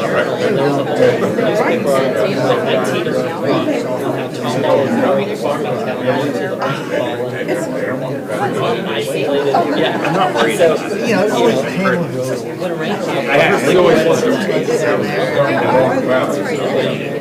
But wait, coming over. Did y'all buy out that?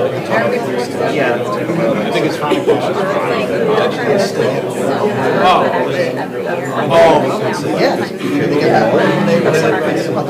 Yeah. I remember water was coming over. Well, I can pull something out of Well, with the one of the board members said, y'all only did this study on 500 year floodplain, but hardly exceeded that, so why would y'all even do a study? You wouldn't have developed this environment. And that's, wait a second, they are bound by some kind of parameter, and their parameter is 500 year floodplain. I don't know if that's right or wrong. I ain't say that. Look, I ain't wanted to say nothing. I got to we could make it. Well, they're not. Close deliberation. The judge drove a hard bargain. You're all right. We surrender. We surrender. We surrender. You're fine. He's tall and lanky. He's tall and lanky. But he's quick. He's skinnier and quick. Yeah. He won't do that. Okay, so it's 6:43, and Commissioners, we're back from executive session. The one night, we have two more items to discuss. The first one is item 2 under supplemental items, and the motion there will be that we appoint Enda Reed as acting director of the Legislative Relations Office with a commensurate salary as a regular employee, which will protect his benefits whether or not he's ultimately selected as director. Move. Second. All right, all in favor? Aye. Opposed? Motion carries. And then next we will go to, yes. Congratulations. You got your work cut out for you. Now, next under Commissioner Precinct 2. Yes, I'd like to make the motion As part, to read as such, as part of these recommendations, we established the Veteran Services Department as a standalone department in Harris County. The director of the department shall report directly to Commissioners Court, and Vincent Morrison shall continue to serve as director of the Veteran Services Department while a national search is being conducted. Second. All in favor? Aye. Opposed? Motion carries. Thank you for your work. Thank you, Vincent. Thank you. We have speakers still. So we have got Thelma Scott, Rolanda Baker, Jacob Clementich, and Bernard Sampson. No, Thelma Scott. No, Thelma Scott. Okay. You're up. We're waiting on you, man. Hello, guys and gals. My name is Jacob Clementich, and what I have to say is this. I have been thinking about something that is probably old fodder to y'all, but what I want to say is this. It's for the betterment of Harris County, and that is we need to attract more businesses here to Harris County, both in incorporated and unincorporated areas. Like we should have in unincorporated areas, pop distribution areas, and in incorporated areas, we should have like law firms where they get a tax incentive for like building for housing the law firm, and that would be good because it would gain construction workers, and it would also be more taxes because you would have more property to tax in incorporated areas. And what I want to say now is this. This has to do with rice. Two great Rice alum called George, no, he wasn't saying that. George R. Brown and Albert Thomas were instrumental in bringing NASA down here to the Harris County area with some business finagling they did, Steve Raddick has done some good business where he was a commissioner when the Minute Maid Ballpark was built. And so I was thinking it would be good if he was here, but sadly he wasn't. He's complimenting. Yeah, but don't forget the two Rice alum, and then we have a third one right here. His name is Jack Hagel. Yeah, I mean, and y'all know he's a Rice alum. Go Owls. Yeah.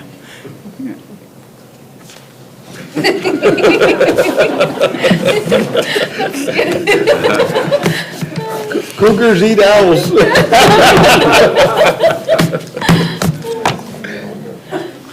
Well, 21 seconds left, and so I must bid adieu. All right, adieu. Thank you. Okay. So there being no more speakers, it is 6:37 p.m. I'm good, thank you. And the meeting is now adjourned. And the agenda's all been approved, right? Oh, Lordy.